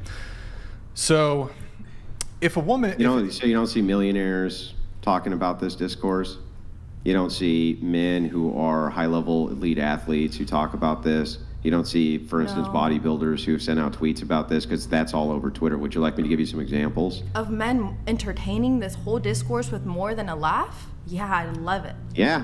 Yeah, with more than a laugh, where they say, "Hey, this seems like it's mass delusion." What do they say? So oh my that's God, what absurdity. that's what they're. What That's, absurdity. hang on, I'm It trying is to answer your question. absurd. Calm down. What they're trying to point to is that there's a mass delusion which is going on, and that women have become so far removed from nature, the natural order of things, that they believe that due to the pampering that they have in modernity, that they would actually make this choice. But when presented with that actual choice, we don't actually believe that they would. We think that they're basically full of shit. That's what, so basically what the argument's really about is whether or not women in modernity are being delusional or not. So wouldn't you as a man like question what causes that instead of getting mad at the woman Yo, themselves? please speak into the mic. Wouldn't you question that? As Yeah, like that's what I've been doing, Yeah. questioning that. So where did that lead you to? Or were you not able Well, to what come it to led any me to is conclusions? that the answers that I get are completely irrational. So I would have to assume that this Do you is some need form help? of delusion. 'Cause I can help you with some Hang statistics on. I'm since trying to I answer know your you love question. I math. just let you speak. I don't know why you won't return the favor, but anyway, when you ask me the question of what did I find out, well, I'm diving into it with you right now, and the answers have been totally irrational. So I have to assume that you're living under some kind of delusion here. Okay, do you want me to help you out with some simple math? And you can fact check me again, like I said. Okay. So if you search up the amount of bear attacks, and we're going to talk just about the U.S. right now. If you search up the amount of bear attacks in the U.S., it's not that many. You search up the amount of SA attacks, wow. And again, you're going to say, oh my God, it's because there's so many more men than bears. Just do the simple conversion. I don't have to. Yeah. I haven't, but Actually, someone I else did. Just so you know. Yeah. So let me give you some counterfacts.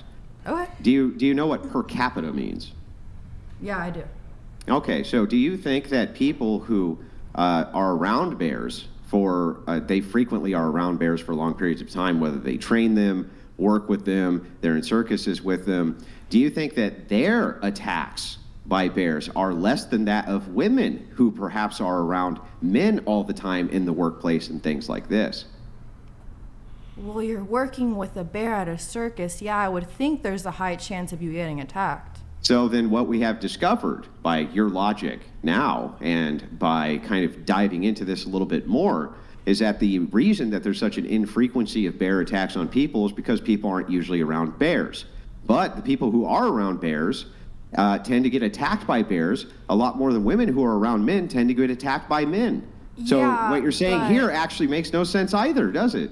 Yeah, but again, in this situation, are we in a circus with a bear or are we in the woods with a bear? You're not You're in the talking woods about with a the bear. So percentage then of, that's bear even better. attacks in the woods. Yeah, so that's even better. So if you're in the woods with a bear, and you know that per capita, if you're around a bear, you're far more likely to get attacked by the bear than if you're around a man, then wouldn't it be rational to choose the man? No, but that's where you're wrong. That's where you're way more likely to be attacked by the man. You're not way more likely to be attacked by Where's the the man. If you break stats it down for per that? capita, those who spend time with bears get attacked by bears a lot more No, than but those we're who spend talking time about the around hike. men. No, we're talking about the hike again, remember? So where's the stats for No, you it's not a being more hike. likely? The conditions are you're trapped in the woods with a bear. So you're around the bear. You're in the bear's territory. You're around it. You will cross just like that. you would be if you're in a circus, just like you would be in these situations. That's you not still the same choose thing the as you bear. being That in seems the highly proximity irrational to of me. training a bear at a circus. You cannot compare those two stats. You can't compare stats like that. Listen, here's the comparison. The comparison is to say that there's lots and lots and lots of women who are around lots and lots and lots of men. You agree that that's true, right? Yes. Because of those conditions, because they're around them so much, the chances become significantly increased that there could be an attack on a woman by a man. However, the infrequency of the amount of times that people engage with bears is very low. So of course, bears and their attacks are going to be far lower than that of men on women. However, if you take it per capita and you look at how many people are around bears in some type of capacity, you find out, oops, you are very likely to get attacked by a bear in some significant way if you're around them, just like if you're around men. That's why that exists that way. Yeah, but your point is so irrelevant when you're considering the fact that you're your examples are you being in an unnatural situation with a bear. You at a circus, training a bear, having a bear as a pet, whatever it is that your example is not the same thing as it doesn't. you being Hold on. in It a doesn't even natural have to be. habitat. It doesn't even have to be this circus scenario. That's when what he's you saying mentioned. per capita, it can also be viewed as per encounter. So if you actually make a comparison of human encounters with bears, and you make a comparison to women who are assaulted. Right. So the amount of times that human beings would be assaulted by these strange animals they come in contact with, which they rarely come in contact with, would be far higher than the amount of men that they come in contact with, which is a daily occurrence all the time, nonstop. That is That's the very point. false because, again, who reports seeing a bear if they don't get attacked by the bear? So who's to say? What? He's saying the stats of just encountering a bear, you get attacked, right? Who's going to have I'm the sorry, stats when you're of talking how about many- SA statistics, don't most SAs go unreported? Yeah, so the SA statistics Okay, well would be then even how do you know higher. by that logic that they've actually been SA'd? Okay, but no, you're actually helping my point because in that case, the SA statistics is even higher than we know. So thank you for that. Yeah, I know, but if it is higher than we even know, and you're saying that most of them go unreported, then how can we actually know that they were ever SA'd by the same logic of bear attacks, by how many people see bears, but it goes unreported? It's the same logic. You believe the one stat, but won't believe the other. Because of I'm saying when people see a bear and they aren't attacked, they're not going to report that. That's my case. Yeah, but I'm Do you not saying that understand women that? who have So not when been you're SA'd, that saying, would be oh, the same people logic in encountered reverse, though, and you bears- believe it, right? But then you're telling me that there's a stat of when people encountered the bear versus when they got attacked. And I'm saying that doesn't really count because of the fact that they're not reporting all the encounters of bears when they're not attacked. Do you get my point or no? Well, I don't, but let us just grant it for a second, just for the sake of argument. It still wouldn't matter. If you're around men all the time, and I assume you are in some capacity, right? You're around men all the time in some capacity. Is that true or false? Yeah, it's true. Okay. And most of those men, almost none of those men, try to assault you, right?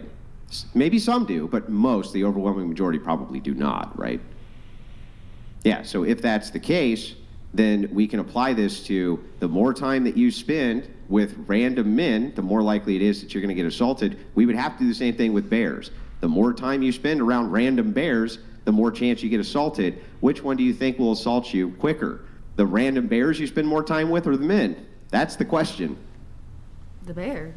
The bear, exactly. So it's actually irrational for you to say that you would rather be stuck in a forest with a bear. Again, You know what's so that's the rational? point. fact that there's been how many women who have gone and gave you how much time explaining all this and you still didn't get the point. What's the point? I'm not gonna go ahead and May I? spend all this time. Well, I just want to let you know he tried to move it on, but you brought it back to this. That's why we're in this engagement again. You actually said, "Can I speak to this again?" And that's why we're back to it again. That's true. We were It's still on true. the bear. I just went back to my point. We never Right, left the bear. right. Can And then I can responded to your can we point, grant but you that? brought we the never conversation left the bear back, not me. situation. So I just continued. Yeah, but he's the responding discourse. to you. Yeah. And was I supposed to stop responding and just sit back? Well, no. He said, "I would like to move the conversation on," and you were like, "But wait, can I just make one more point?" Which is fine, but then if you bring it back to this, of course we're going to argue about it again, Yeah. Valid. I was right? What was that? I was just gonna say I think the topic has been discussed ad nauseum and it's Way more over. than enough. It's been over. So Yeah. next topic. Well, hold on. I'm the host. If I want to talk about this all fucking night, I will. But two last quick questions on this, and we will move on. Oh boy. I do find it interesting that a lot of women pick the bear, but I mean, how many of these same women who pick the bear will gladly go over to a strange man's house who she matched with on Tinder, go back to his house after drinking and partying? You guys probably all know girls that meet a guy at some fucking frat party, fuck him that night, all alone. Absolutely no issues there. So it's interesting, though, when we put you in this venue that's a bit, in the woods versus some dingy frat house, things change up real quick. So No, I would say that's concerning either way. sure. So I don't. Sure. I I mean, I would argue probably let's be honest, I don't want to put words in your mouth, but probably you guys have at least had one maybe casual sexual encounter I with think a man. the main, which I think is like the sad point of this whole like debate, is how like there is like this like social fear that's, I feel like, you know, how do I say like the words in like English, like growing up as a girl, like we hear that a lot, like be aware. You've been programmed. And stuff, yeah. You've been so programmed. I think that is, I think, the biggest part of this debate, how it's like that sad thing, how like we have been programmed this way by so many scenarios and just things and hearsay and this and that, or like, you know, a bunch of things. Yeah. And at the end of the day, there is just like, just fear, irrational or not, because Sure. we've been in scenarios that may be similar, but Sure. it's just like a sad thing Yeah. at the end. And I mean, to address your thing about like, why are all these men so kind of upset about this? Isn't it the case that women frequently get upset about sexist statements towards women? Yes. Would you at least agree that saying that you would rather be alone with a bear as compared to a man is a sexist statement? Yeah. No, because it's more just so saying who wants to be with what. Like, I'm saying I personally rather choose the bear. I'm not saying that every woman should choose the bear. So it's not a sexist statement saying I would choose the bear. Well, even on the individual, even on the micro level, you saying you would rather be with a animal who does have tendencies to be violent. This isn't like a totally benign animal. Bears are larger than men. They can be very violent. It's not a benign animal. So you don't think it's sexist to say that?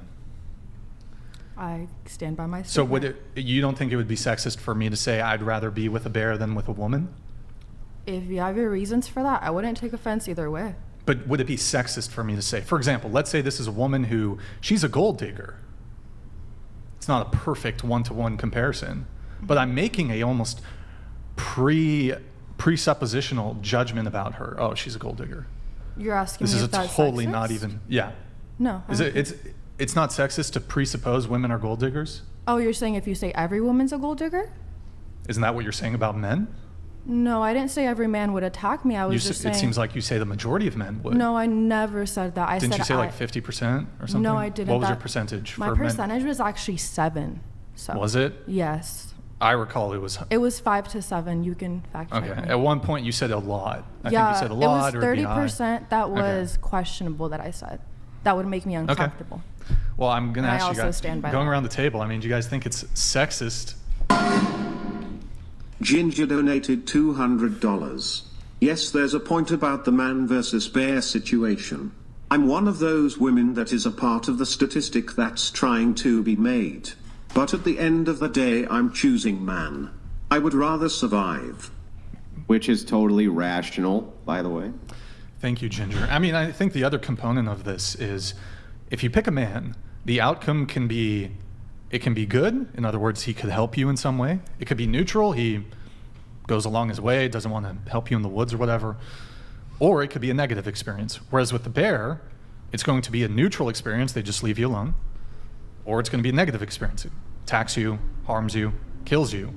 So that's another angle to look at this from.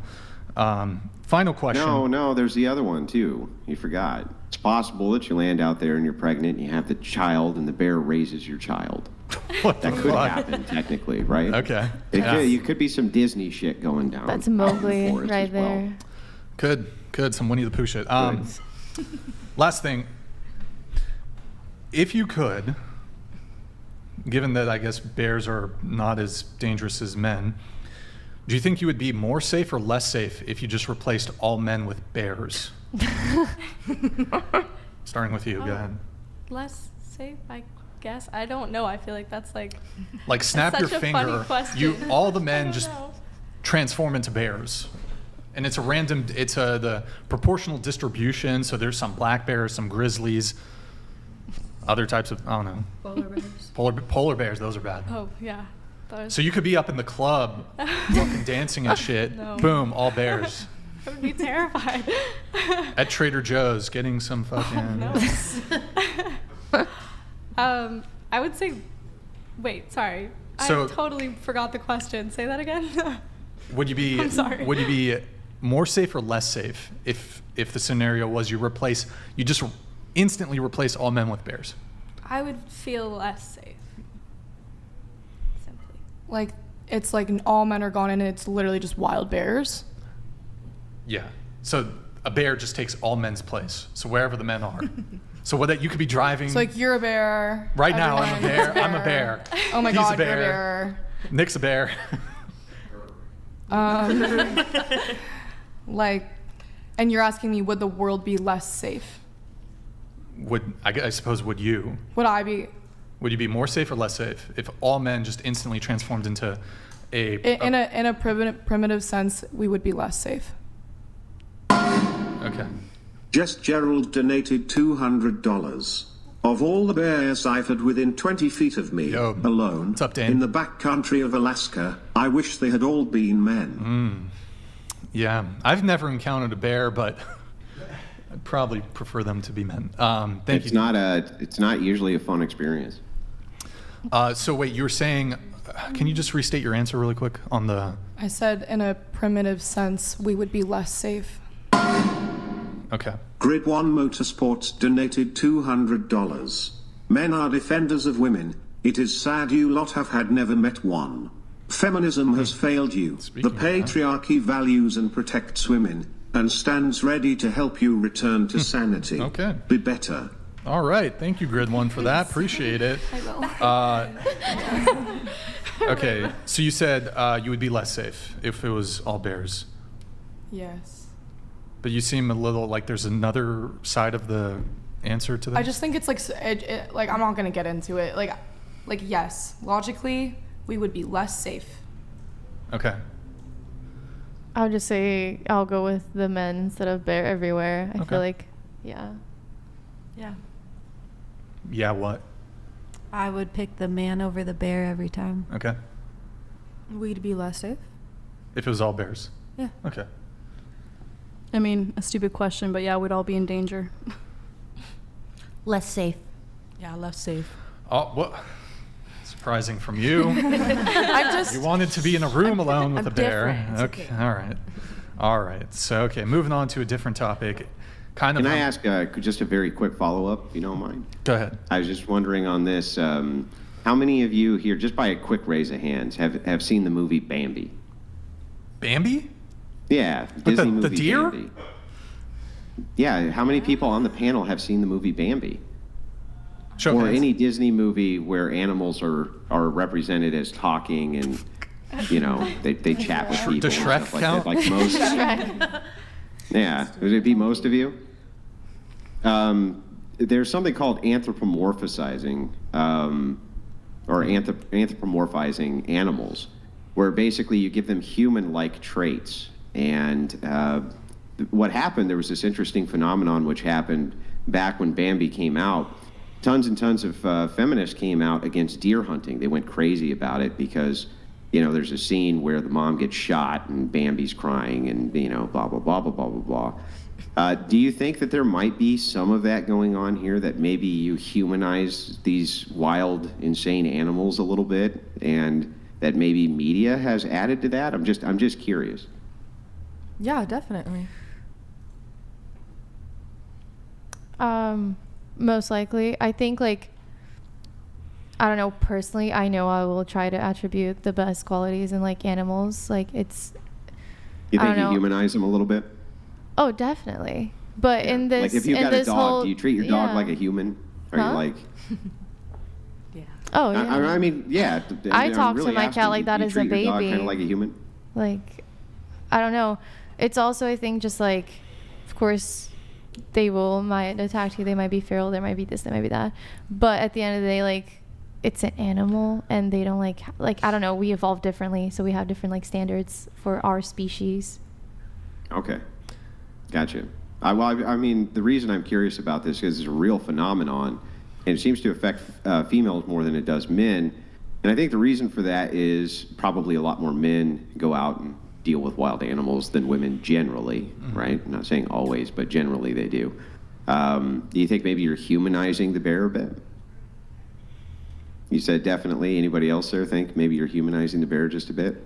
I totally see your point, and I think it's totally valid because people tend to anthropomorphize things that they like and tend to dehumanize things that they would be afraid of. And in this sense, not that it's logical for women to be afraid of men or for women to be afraid of all men, but if that's the knee-jerk instinct in this sense, that it would make sense that maybe there's a tendency to humanize animals and dehumanize men. I'm not saying that's a good thing, and I'm sure as a man, maybe you wouldn't appreciate it. You personally, do you have a dog? Mm-hmm. Do you humanize the dog? Yeah. Yeah. Yeah. Do you think maybe most women humanize a dog? Like, if one of you, if you were married and you couldn't afford to take the dog to a vet to have it put down because it was super sick, is the husband getting that job or are you doing that job?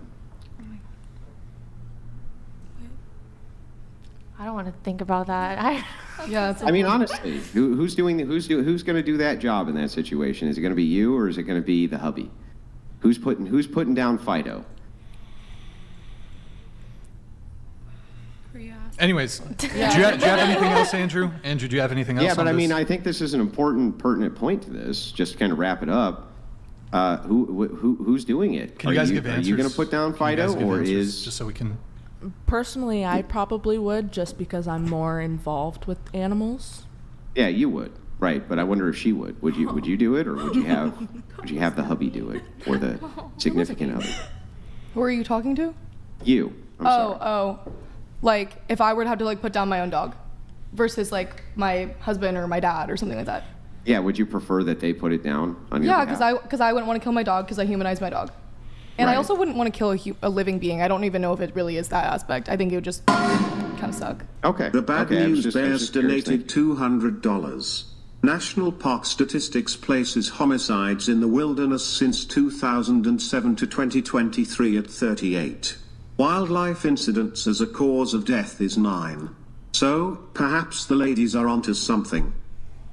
No, they're still not onto anything because of the contact. How many people go out to the wilderness, for instance, and have these encounters over and over and over again with these wild animals? And the ones that do are going to be the ones more prone to attack, just like the ladies here. All of them are much more prone to be in contact with men over and over and over and over again. That's why their chances of being attacked by men go up significantly. However, if they were around bears all day, their chance of being attacked by bears would probably be a lot higher than by strange men. That's the point. More bears you're around, the more wild, stranger bears that you're around, the more likely you're going to get attacked by one. The more wild, strange men that you're around, the more likely to be attacked by one. The question is, which one's more likely to attack you the more you're around it? It's going to be wild bears. Also, people, we already established that, your risk of violent attack, assault, homicide, it's more likely to be from somebody who you know. So a couple could go camping in the woods and they would count it in this statistic. I don't think this homicide thing is factoring in, do you know the person, do you not know the person? This number could be even lower if it's from a total stranger. And even if it's total stranger versus encounters with wild animals, I would still say But this is so simple. All of you guys can conduct a very simple experiment. You ready? Walk over to random men you don't know, reach over and pat them on the head and walk away and see what happens. Do the same thing with wild bears. Walk over, pat them on the head and walk away and see what happens. Which one do you think is going to be far more likely? Now, you might be able to pat a couple of wild bears on the head and walk away. You might be able to do that. But I can guarantee you that a lot more of those bears are going to attack you than men are. It's very simple. This is not complex in any way. Final thing on the bear thing, then we will move it on. I've got a couple other fun scenarios here. So does it change anything, for example, if it's a gay man or bear? Yes. So you pick the man? I'd pick the gay man. Opposed not even just because he'd help me, but because it's we're in it together. We're getting out of the situation. Not even that, but just I feel like the hike would be a lot funner. We're chit-chatting, getting through the woods, finding our way back. It's a little adventure. Okay. All right. Interesting. Anybody else? Do you guys change if it's a gay man? Does that change anything? For those of you who said bear, does it change? Speak now, forever hold your peace. You said bear. I did not. Okay. I think you said man originally. Okay. Bear. Someone. I don't know. Okay. What if it's a giant lesbian woman who's a professional MMA fighter? Does that change anything? Versus bear. I'll take her. You'll take the giant. Like I'll go with her. I'll go with her. How about so what about a gay man who is a bear or a bear?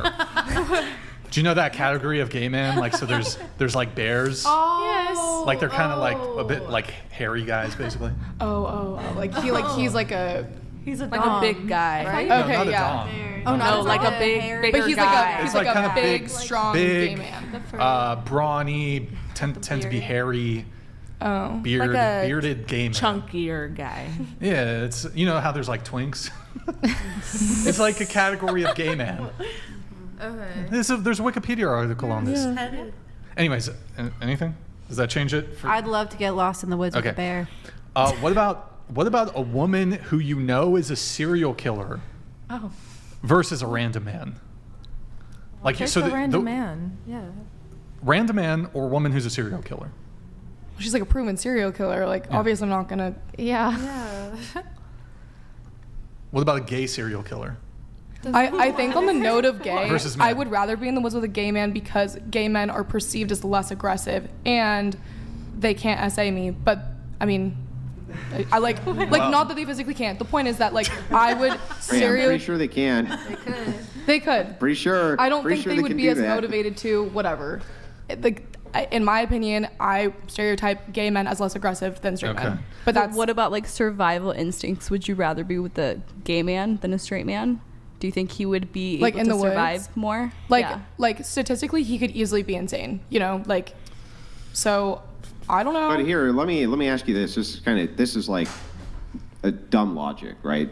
But I'm just curious, right? For me, this is dumb logic. But I just want to know, wouldn't it also count against you? Because if you're saying a gay man has no sexual interest in you, then all he has to do is run faster than you and leave you for the bear, right? He doesn't really value you for anything. And wouldn't the straight man value you? Like he's like, I can't let this bear, I don't, this it's not about beautiful sexual woman, right? interest. Wait, so the straight man would like sacrifice his life, like do this heroic Right. thing. Oh, maybe. So if you pick Yeah. the gay man, he's like, I'm out of And here. then he's like, No, I'm but out. that's And then Yeah, he's he's like, like, he doesn't have to run fast. He just has to run faster than you, right? As he the wouldn't saying give you any of goes. his And food so he either. doesn't He'd be doesn't like- value you like the straight man would, right? By your logic. So like, I mean, wouldn't that actually kind of be the bad choice? like maybe, like I don't know. I'm not thinking about it. Wait. It depends on if it was like in the matter of him protecting me, because like sure there's a stereotype that straight men would be stronger than a gay man, and that I'd be like, sure, maybe you're gonna protect me. I don't think it's about the sexual interest. Yeah. Like no, I don't want to understand, make it but sound I'm like that. thinking of it differently as a value structure, right? So the perceived threat that you would have from a straight man is that the straight man's going to have some kind of sexual interest in you, and the homosexual man is not going to, because he's a homosexual man, right? That's why he's a safer bet. That's why you were saying he's safer, because he doesn't have any kind of like sexual interest towards you, essentially. that I like perceive them as less aggressive. Right, because they don't on have the basis that of their interest, right? sexuality. I don't know. I actually haven't thought about it that deeply. Yeah, but probably it's because of that particular interest why you would see them as being less threatening. But if that's true, then wouldn't that actually mean that they valued you less? I guess I'm just wondering. You know what I mean? Like, As a sexual oh partner, shit, they but- value you less, then they can make you bear food so that they can get the hell out of there. You know? Yeah, if I he was just an thought it asshole, kind of he could. Yeah. Anyways, okay, just a few more things here, then I'll move it on. So, since we were bringing up the comparison of gay man versus lesbian woman, I did actually want to point out statistics when it came to domestic violence. So actually, what you find interesting is that in lesbian couples, if we're comparing lesbian to lesbian to gay men to lesbians to heterosexuals to gay men, the incidence rates of domestic violence are the highest among lesbian couples. and then you have heterosexual couples, and then it's actually lowest, interestingly enough, between gay men. So it's interesting, when you put two men in a relationship, you would think, well, the DV rates would be high. But actually, when you put two women in a relationship, that's when you see the highest incidence rate of domestic violence. And then between that, you have heterosexual relationships. And then the lowest rate of DV is in gay two men relationships. Where did you get those stats? I've never heard of You that can before. you can look it up on Wikipedia. It's been well studied. These are from the FBI statistics, actually. You can find them direct from the FBI. They source all of these. There's actually in-depth studies which go into it even beyond the FBI statistics, but definitely the highest rates of domestics, as Brian is pointing out, are conducted by same-sex female couples, for sure.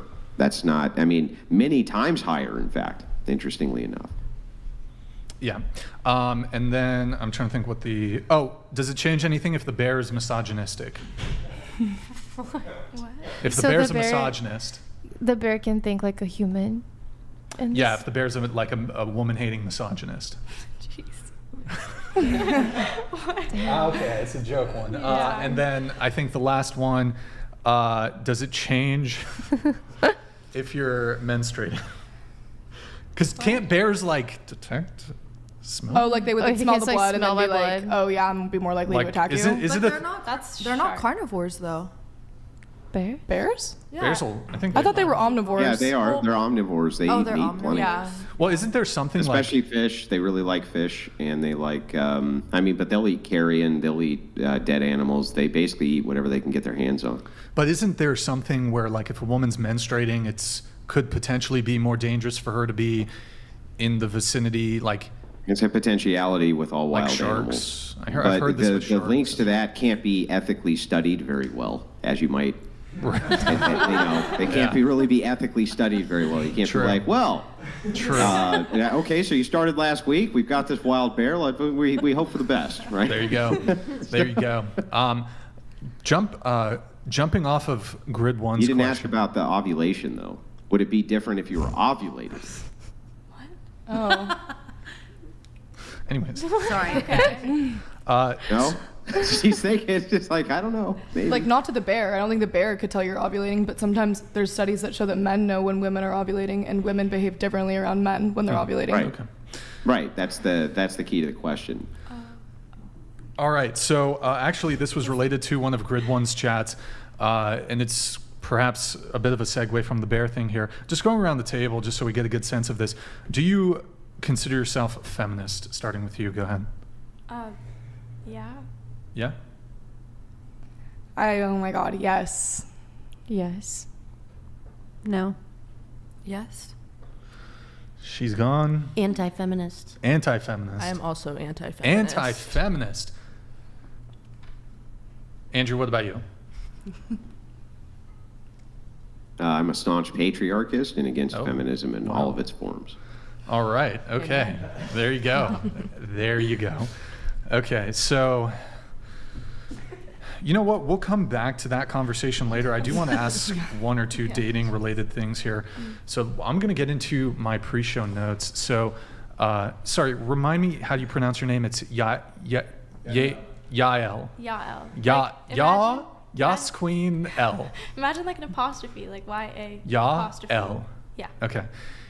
In your pre-show notes, you said that you're not into hookup culture. Yeah. Okay. Have you ever like had a experience with it where you're like, I think that's how a lot of people, they like get into a situationship or they encounter like a fuck boy. So they delved a little bit into the hookup culture, but they're like, this is fucked up. I don't like it. So was that your experience? No, I've just never wanted to. Yeah. I feel like it doesn't seem to be beneficial. And you said that participating in hookup culture is gross / embarrassing to me. To me, both for women and men. Yeah. Does anybody here disagree with that? Anybody here disagree with her saying that hookup culture, I don't think you're wrong, by the way, hookup culture is gross and embarrassing. Any takers on that? Any bites? Going once, I going agree. twice, going 3 times. Okay. Killa of Cereal said, let me pull that back up. Pick one. So, okay, guy number 1, 6'1", 100, makes 180K a year, fit, 8-inch PP, has negative world outlook and bad attitude in general. Or 5'2", 30K a year, chubby, 4-inch PP, but has a positive outlook and oozes confidence and swagger. And why? So guy number 1, guy number 2. Which do you pick? Starting with you. Yikes, neither. That's You got to pick one. You got to pick one. that's horrendous. Got to pick one. Damn. Yep. I feel like I couldn't. They're You both got terrible. You got to pick Terrible one. options. I know. You I'd got to pick pick a one. woman. You got to pick one. Give me a woman. I want that. You'd go become a lesbian? Yeah. Okay. That's my answer. But you got to pick one though. No, I'm kidding. One. Okay, that's fine. I want to ask the person that asked this question, are you the number 2 guy? Because it kind of sounds like For sure. you're trying to get in this whole argument of like personality and whatever versus looks. Why would that entail that would describe him because he was curious about your outlook? That sounds like you're projecting. You're right. Maybe I'm projecting. Here, let's just answer the question if we can. Go ahead. Like number 2, I guess. I don't know. Okay. Is this just like, are we like just picking them for like ever, like I'm marrying this person? Yeah, sure. Okay. This is like for life guy. I'll go with 1. Okay. Sure. I'd pick number 2. All right. What about you? I'd pick 1 and like check the fuck out of him. All right. So it was number 1 had a bigger PP, more money, and then number 2 had a nice personality. Is that what it is? Essentially. Number 1. All right. Whichever one would want to marry me. Let's say both of them want to marry you. Probably the first, so my children would be taller and we'd be more secure financially. Okay. What about you? Probably number 1. It's really hard for me to date people that are shorter than me. Okay. All right. Thank you, Killa of Serial. Oh, you know what we'll do here? We'll do a fun segment. Nick, we'll do the Bumble segment. So what we're going to do is we're going to pull up Bumble. You each get 20 swipes, okay? It's just a yes or no. We just show you the first picture. Did we do age ranges, Nick, or Yeah, I have them. you pre-have them? Yeah. Why don't you read them out and I'll just, The age ranges? yeah, so I can tell the... 19 to 21, but we had to do 23 for Bumble. Okay, so this is her, Yael. Mm-hmm. Did I say right? Okay, Yeah. this is, she's, oh, put it big? Yeah. So just yes or no? Sure. Oh, that was a. Wait. We just pass on everybody. Just. Oh, right. But your answer is, yeah, Right. don't worry about that. No. No, I don't know which one it is. No. Really? Oh. That's scary. That's scary. That scared me. No. What is no. that? Is that a fish? It looked like. No. No. No. No. No. I like the dog, but no.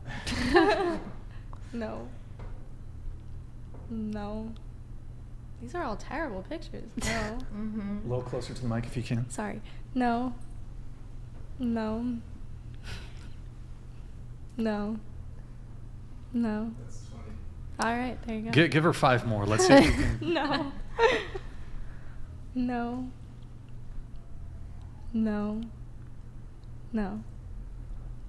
No. Damn, you're picky. No to all of them, Wait, huh? what about this guy? No. No? No. Is it the gun? Let's do it. All of it. Wait, actually, really quick. Hold on. Okay, so we'll do you next, but you're very picky. Would you date a guy with who legally owned a firearm? Sure. I don't like the idea of it, but like maybe. Like, would it be a deal breaker? It's not a deal breaker, no. Okay, but you don't like. I'm not the like a idea. fan, but You don't like the idea of him owning one. not really. Okay. What about you? I'm with that. I don't like the idea of it, but I don't like it depends on the situation, but most likely not. I let's feel say like you it just would meet the guy- it you would be just more meet of the a guy, deal you like breaker. him. Deal breaker then. Kind of I'm like Would yeah, be a no. deal breaker. Yeah. Okay. What about you? Yeah, I'd rather not. Unless it had to do with their job, I'd rather not. Okay. I don't really care. Don't care. I would say he would have to have a firearm to date. Okay. So I would date him. You would date him. I'm just curious, really quick. Those of you who said no, really quick. Just why? Would you feel scared, or I'm just or do you? Are terrified. you also you're just against gun ownership in general? Did you say yes or no? I said sure. Sure. Actually. Okay. I think it's more that, yeah. It's more against gun ownership. Okay. What about you? I'm just really scared of guns. Scared of so guns? I just don't like that. I live in LA. I just don't think that there's I think maybe in a different place a gun might make more sense, but Isn't LA like super dangerous? Yes. Yeah. Wouldn't that be an ideal place to have own a gun? No, I don't think so. Okay. Even if it was, would you object to, like, let's say someone lived in like a really bad part of town. I don't know. What's a bad part of town in LA? Give me a couple places. Like South Central. Okay. And what's the demographic there? There's lots of different kinds of people. There's some like Latinos and like There's lots of different kinds of people. black and okay. Would you object to, do you object to minority ownership of firearms? No. Because okay. If we're talking about preference for dating. Sure. Okay. I'm getting off track there. And you? I said I didn't care. Or wait, I was going around again on. I don't think. I think I was just asking just why. who said no, yeah. Yeah. Oh, why? Oh no, you said you didn't care.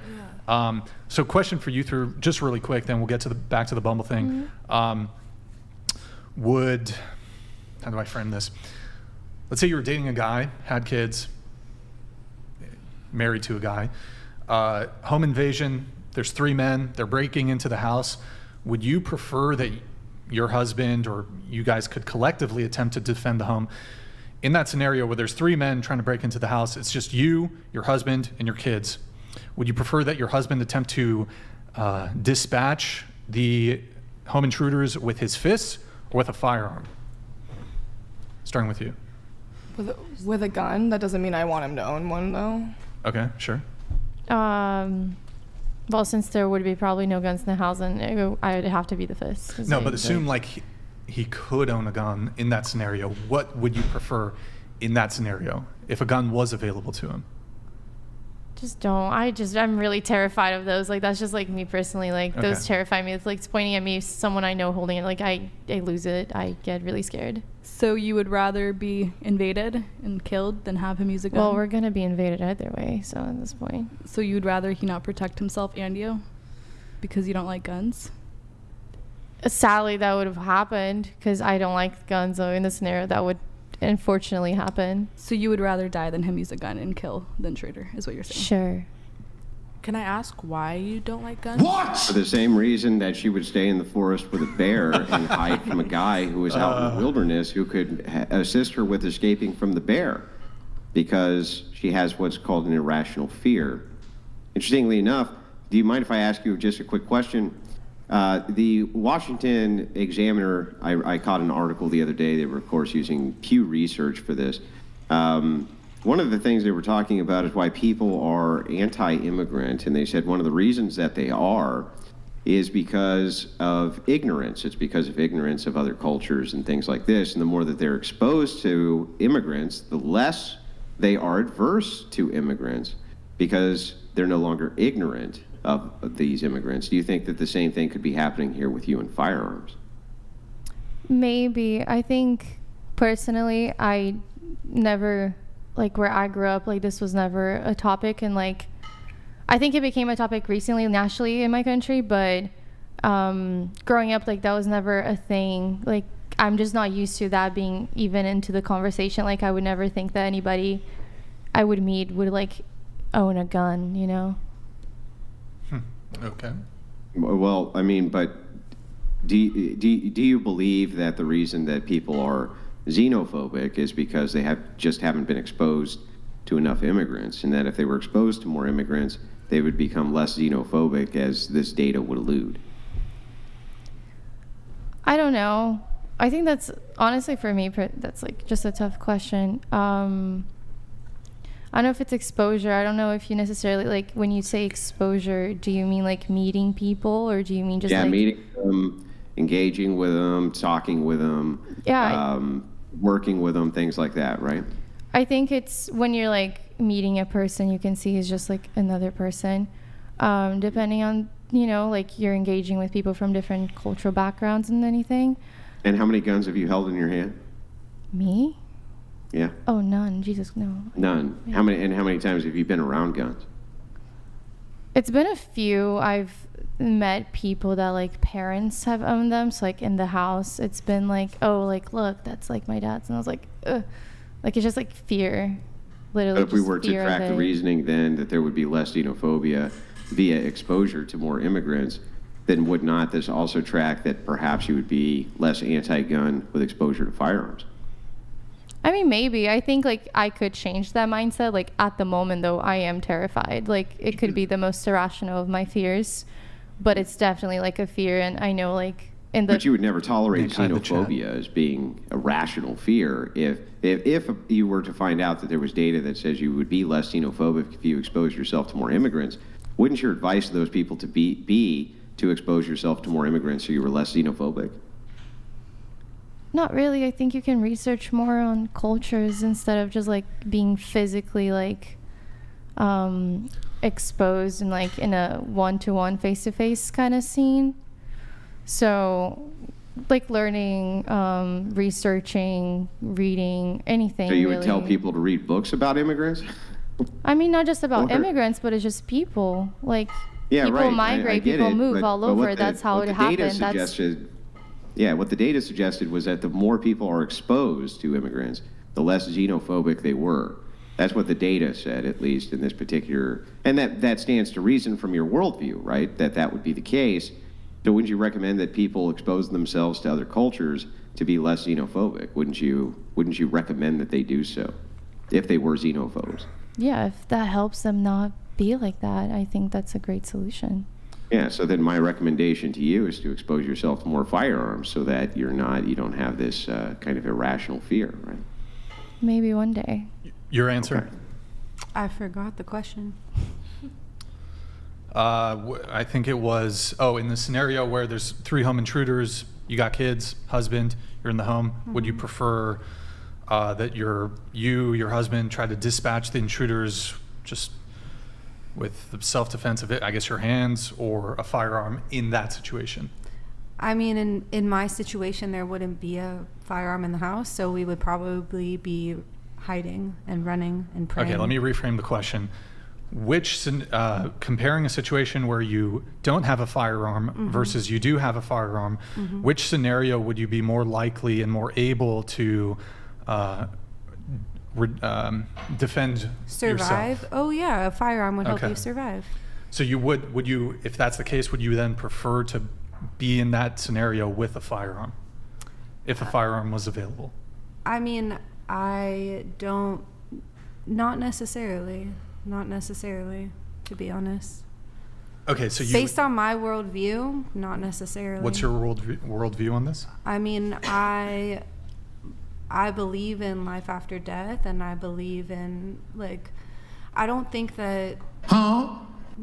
I mean, truly, like, I do. So. But I mean, that's fine that you believe in life after death, but I assume you don't want to just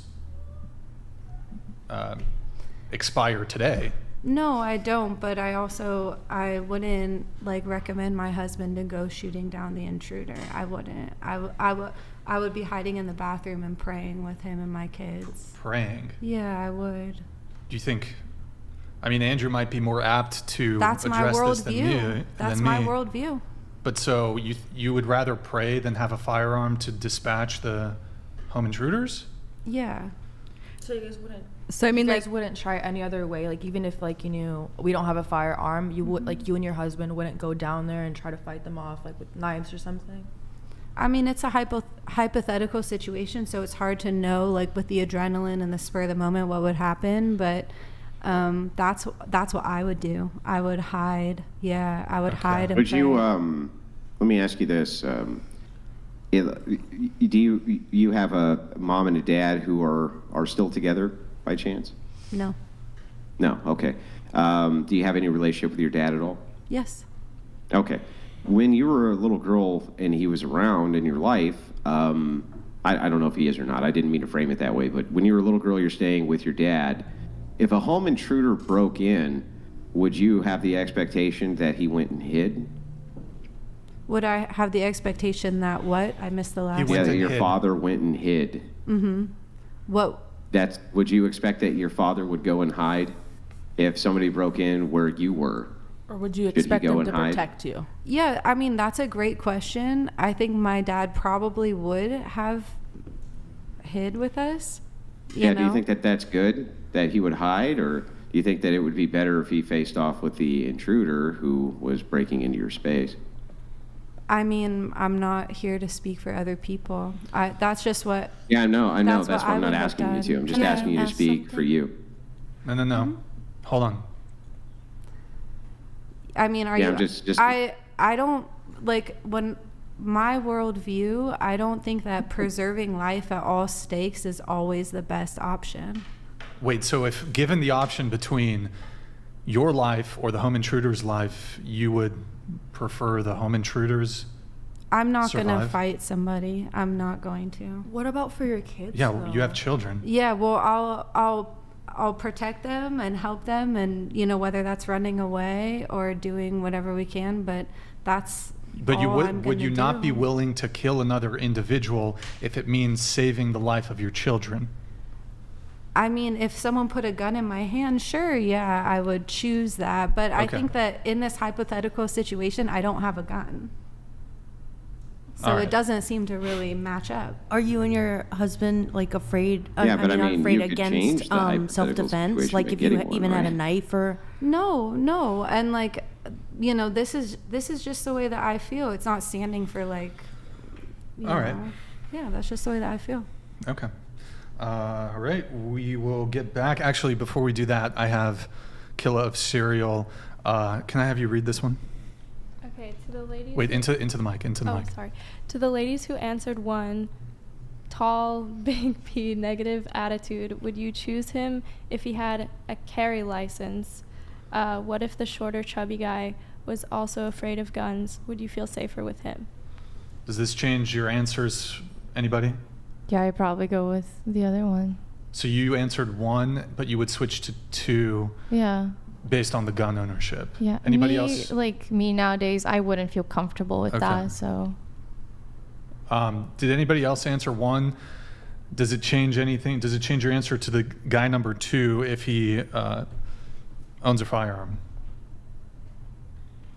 I think that's a no. Okay. We'll get back to the Bumble thing. Nick, if you could pull that back up. And we have, did you change the age range? Yeah. Oh, hold on one Ivan sec. Drago _ donated $200. I would rather have a gun to protect myself and my family. Not having a gun leaves you vulnerable to being deleted. Plus there could be 8 guys you never know. Also 2A. Rather have a gun. Yeah. Andrew, do you know the statistics on like home invasions per year? I don't know the statistics on home invasion specifically every year Okay. off the top of my head. I can pull them up. I think it's, So I will say that they're not common. Usually criminals will try to enter into your house when you're not there, but they do enter when you are there. And it does seem to me that having a firearm in a place where you're actually allowed to seems like a good idea from my perspective. But Okay. there's nothing. It's very difficult to convince people who have zero firearm experience at all not to be terrified of guns. It's almost impossible from my experience. All right. Thank you, Ivan Drago for that.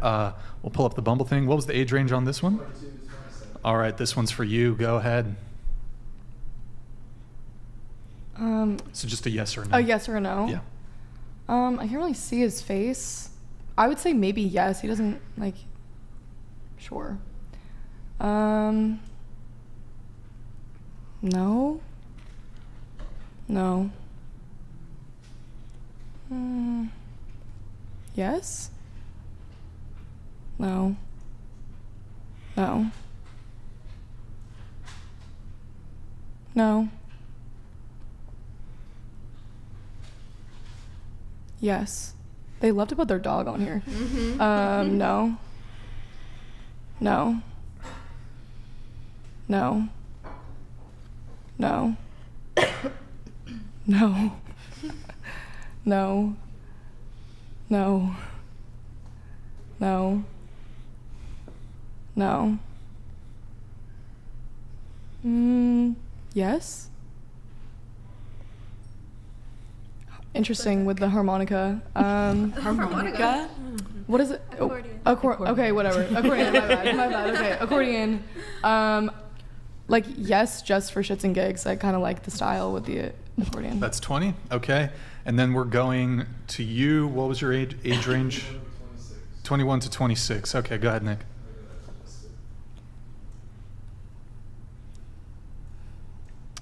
Wait. Do you have it? Oh, you're just adjusting it. Got it. No.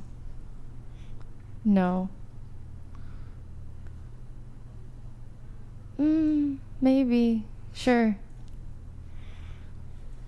No, even though the cat's adorable. No. No. What is that creature? Not the guy. I don't know what he was holding. That was a very strange. I don't know what that was. No. Didn't we see him already? No. Everybody's so far from the camera. Like, no. I don't. No.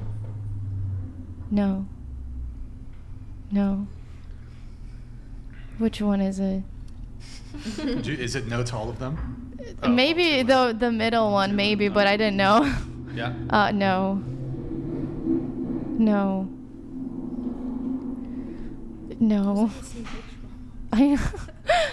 Oh. Did you say yes to anybody? I think to maybe one person. No, I think you did a maybe to the three. Yeah, guys. to the three guys, because I was like, I don't know who they are. If there's a girl who says no to everyone we showed, they get another 10. Go ahead. Oh, I keep going? Yeah, another 10. Oh, no.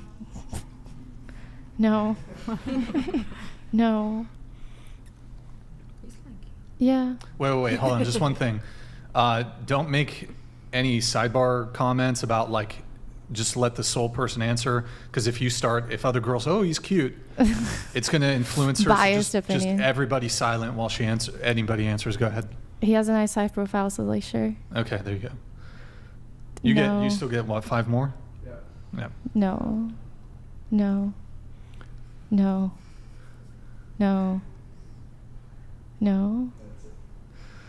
Okay. Pretty picky there. There was one yes. And then what's your age range for men you would date? I have a boyfriend. Oh, is she not doing this one? Yes. You sure you don't want to do it? I don't want That's to. fine. Okay. Your age range? 21 to 30. 21 to 30. Okay. We will do that. Guys, go to twitch.tv/whatever. Drop us a follow, drop us a Prime sub. And if you want, get a super chat in via Streamlabs, streamlabs.com/whatever. TTS is 200. Go ahead, Nick. No. Well,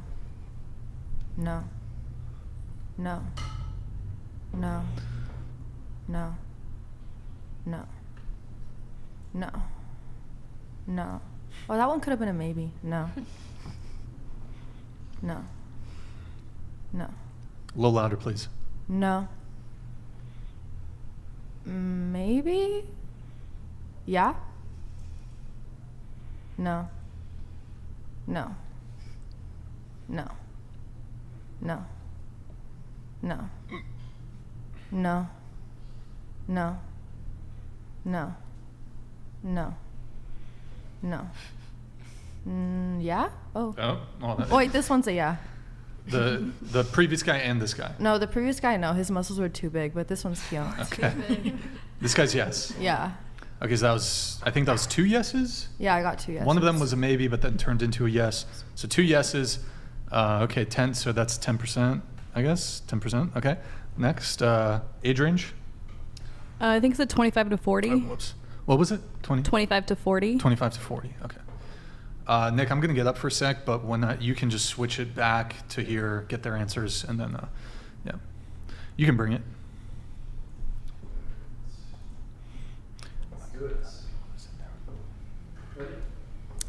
He's cute, maybe. No. No. No.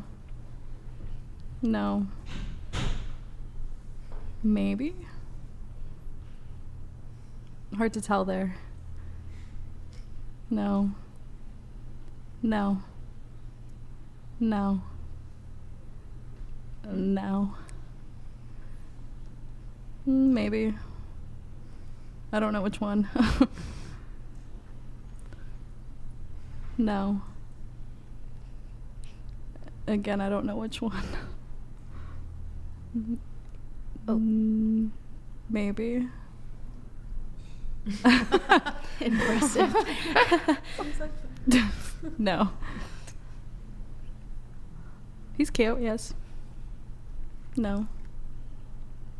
No. That's 20. Okay. Next one's 20 with 40, I believe. Yeah. And let's do it. No. No face. No. What? Yes. No. No. Yes. No. Yes. No. No. No. Maybe. No. No. Yes. No. No. Maybe. No. No. Is there one more? Yeah. 21 to 28, is that correct? Yes. That's it. No. No. No. No. No. No. No. No. No. No. No. No. No. Yeah. No. No. No. No. No. No. That's it. Was that all? That was one yes? Yeah, one yes. Race car dude, right? No, I don't want I to do said it. the race car dude, No, right? I have Frankie already. What do you think about that? Everyone's really picky, I guess, but I mean, I assume. Wait, I didn't even really hear everyone's. I wasn't here for everyone's, but I heard a lot of no's. That's Well, all. I have an amazing boyfriend, so I have nothing to worry about. What made you guys say no to a lot of them? I guess we can go one by one. A lot of them, I feel like the pictures, I don't know if it's just me, but I feel like the pictures, if they're wearing glasses, you can't see their face. If they're like looking away, if there's other people, you don't know which one is them. I also feel like I can't just judge based on the picture. I feel like I'd want to know more about the people. I don't Pictures have dating apps. did it for you? Yeah. What about you? I was going mostly, obviously, just like based off looks, and I agree. Like when there's more than one person in the photo, or they have like sunglasses on or whatever, there's like a couple where it's like immediately no, and then the rest of them, it's like sure, if I think that they are attractive, and like you can swipe and then see once you talk to them whether or not they're cool, but I don't know. Yeah, kind of the same thing. A lot of the photos were just like, I cannot, like, who are you? Like, it was really far. So it's like when you're looking at those, just like one photo out of like a dating profile, it's like hard. Like, I feel like that's why there's like a whole other, the end of the profile. I'm like, okay, let me see more out of just the first photo. Is this Bumble? That's what this app is? Yeah. Is it only like one picture you show, or is there like multiple? I think 6. Oh, okay. That was just like The their cover best photo. photos? Yeah, the Oh, the okay. cover? Yeah. Okay.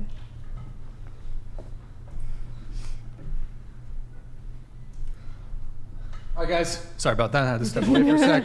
Guys, go to twitch.tv/whatever, drops a follow and a Prime sub. If you have one, twitch.tv/whatever, drops a follow and a Prime sub. And I think there was this one other thing we had to shout really quick. Yo, guys, thank you for the follows over there on Twitch. The streaming quality is better on Twitch, and we want you guys to go over there and follow because We're going to be doing some additional streams over there. Maddie's going to be doing off-day streams over there. I know I've been saying that for a while, but we will get it started soon. It is in the works. I have one other hold on, let me do Stifler first. Okay, ask everyone to rate their looks on a scale of 1 to 10, starting with you. Go ahead. I'd say like a 6.5 or a 7. We're rating our own looks? Mm-hmm. Yeah. Oh. 7? I'll go with like a 6.5 to a 7. Like, I can do better than right now. I'd say a useful 4.5. 10. This is hard because like I think these girls are 10, so it's like hard for me to like say like I wanted to say like a 6, 7, but they said 6, 7, so. So what do you? Like a 6, 7. Okay. My family would say I'm a 10, but I'm probably a 5. I think I'm like a 6. I could be a 7 if I lost some weight, lose the braces. Okay, I give myself a 5. Andrew, what about you? 4. 4. All right. There you have it. So we do have 110 at the table. 10 out of 10. I'm not the only 10 though. I will say. I'm not the only 10 though. I will say that. What do you mean? You think the... Like, I definitely see other 10s at the table. Which ones? Well, honestly, everyone. But, like, if I'm going to say some 10s that, like, really, like, pop, like, you two, gorgeous. Thank you. Yeah.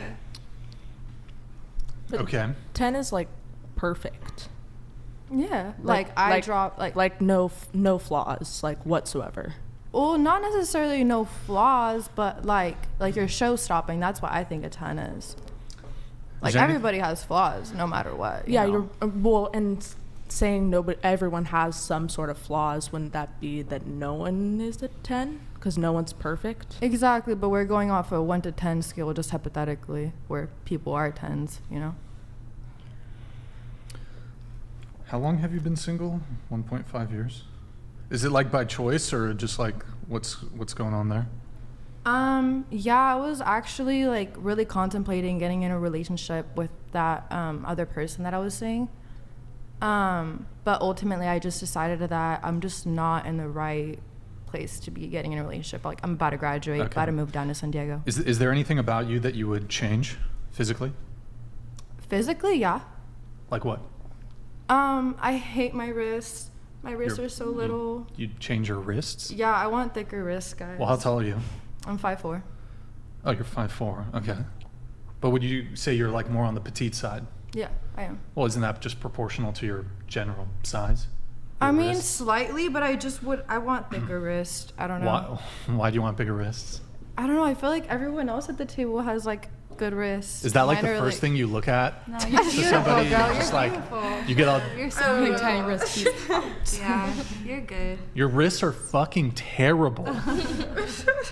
No, like, it's literally so hard to find bracelets. What the fuck? Okay, so but you just be like eyeballing people's wrists? Like, what about mine? Yeah, good wrists. Good wrists? I got small wrists. I'm in the same boat. Oh, really? You're also insecure about your wrists? Oh, yeah. I got gamer hands. It's weird because my dad, he's got like big, strong, meaty man hands, and I got these like dainty piano finger hands. It kind of sucks. No, but women actually usually like little dainty hands. What the? I've heard. I like masculine. I've had no complaints. I've had no complaints. But just not even from like a dating perspective. I would just in general prefer to have big, strong man hands. Bro, you guys see me, you guys probably haven't seen this, but I struggle to open champagne bottles. There, I said it. It was a struggle actually, I'm 2 out of 3, right, Nick? In recent history. Yeah. I was able to, we do a champagne pop set. Why? She's squirming. I struggled to open one of the champagne bottles. Gerald, Dane, I don't know if you're still watching, he popped 2, and I struggled on one of them. So anyways, okay, so you would change your wrists. Okay.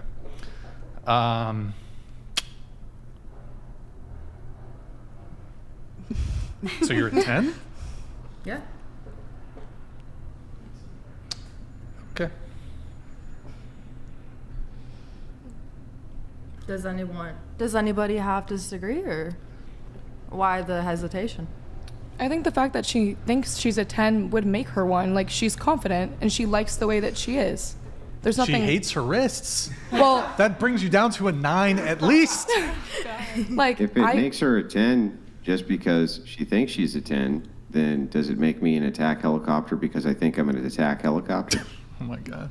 Well, I'm just saying that it doesn't really, like, people can tell her what they think she is, but if she's thinking that she's a 10, like, and she still has insecurities, people who, it depends on if you quantify 10 out of 10 as flawless. People who are really pretty can still, or really attractive, can still have flaws. You can have flaws. So why'd you rate yourself a 7? Because I don't think that I'm perfect. Okay, so then you would consider the 10 rating to be perfection. For myself. You don't, well, I mean, but who are you comparing your self rating to? That's not something you would come up with arbitrarily, right? You would have to basically observe the world around you, and then you would be comparing yourself to other human beings, right? Yeah, so like, if that's true, then if your self rating is a 7, then you're saying when I compare myself objectively to other women, clearly there's women who I think are much prettier than I am who I would put in that 8, 9, or 10 scale, right? Is she one of them? I think that she's beautiful. Yeah, I know, but that's not what I asked you, though. Are you asking me to rate my female peers? No. I mean, but that's how you get your self-rating is because you're looking at your female peers and you're saying that some of them are prettier than you, right? Yeah, I was thinking more like the standard, like my perceived standard of like female beauty. Yeah, right. Your perceived standard of female beauty puts you at a 7. So would you say that the woman who puts herself at a 10 has a higher or lower standard than that? Because clearly you can compare yourself to other women so that you can come up with the standard, right? I don't really know what you're saying. I just think the whole point is like that everybody can come up with their own standard. I'm saying, how do you know if you're a 7 absent you comparing yourself to other women? You wouldn't know that, right? Sure, like if I had never seen a woman before and you asked me to rate how beautiful I thought I was, I don't know, because there's no way for you to compare there's no it to way. anything. So, the whole point of a rating you're... scale is that it's supposed to be comparative, sure. Right, yeah, exactly. So if you're comparing yourself to the woman who considers herself a 10, right, are you saying that she's a 10 or not? I just think that I don't see the point in questioning her rating of herself. Yeah, I know. I'm not asking you if she should question her rating of herself. I'm saying that if you're objective, and clearly you're looking at this as an objective metric, then do you agree with that self-assessment or disagree with that self-assessment? That's what I'm asking. I'm not really sure. Okay. I got a question. Do you think you'll be better looking in 10 years as compared to how you look now? So you're 21. Will you be better looking at 31 or how you look now at 21? Yeah, at 31, I would assume I'd be better looking. You'll be better looking. Yeah. Well, how can you possibly be a 10 now if you'll be better looking in 10 years?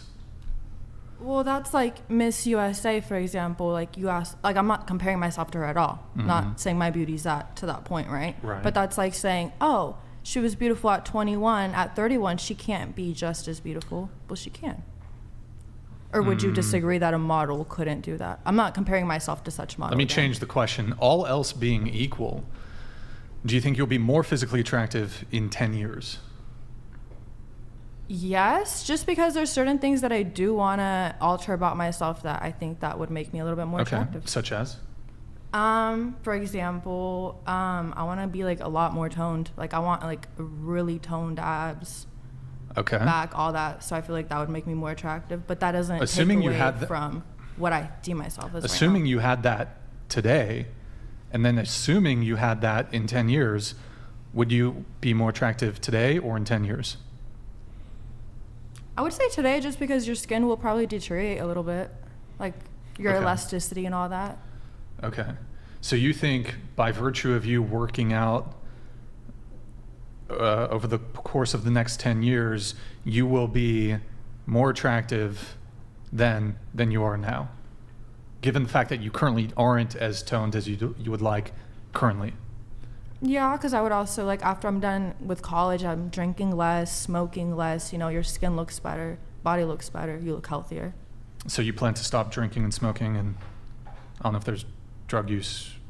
No drug use, Okay. but not necessarily stopping drinking. I just don't want to be involved with that whole, like, drinking lifestyle. Okay. What about 20 years' time? 20 years' time, I'd view myself as less attractive compared to 21, but I would hope to view myself as more beautiful, though. Like, I'd find myself more beauty. Like, I'd find more beauty within myself is what I'm trying to say. Okay. I'll actually open up to the whole panel. Do you think you'll be more physically attractive in 10 years? All else being equal. Will you be more attractive in 10 years as compared to how you are now? Starting with you. I'd be 29.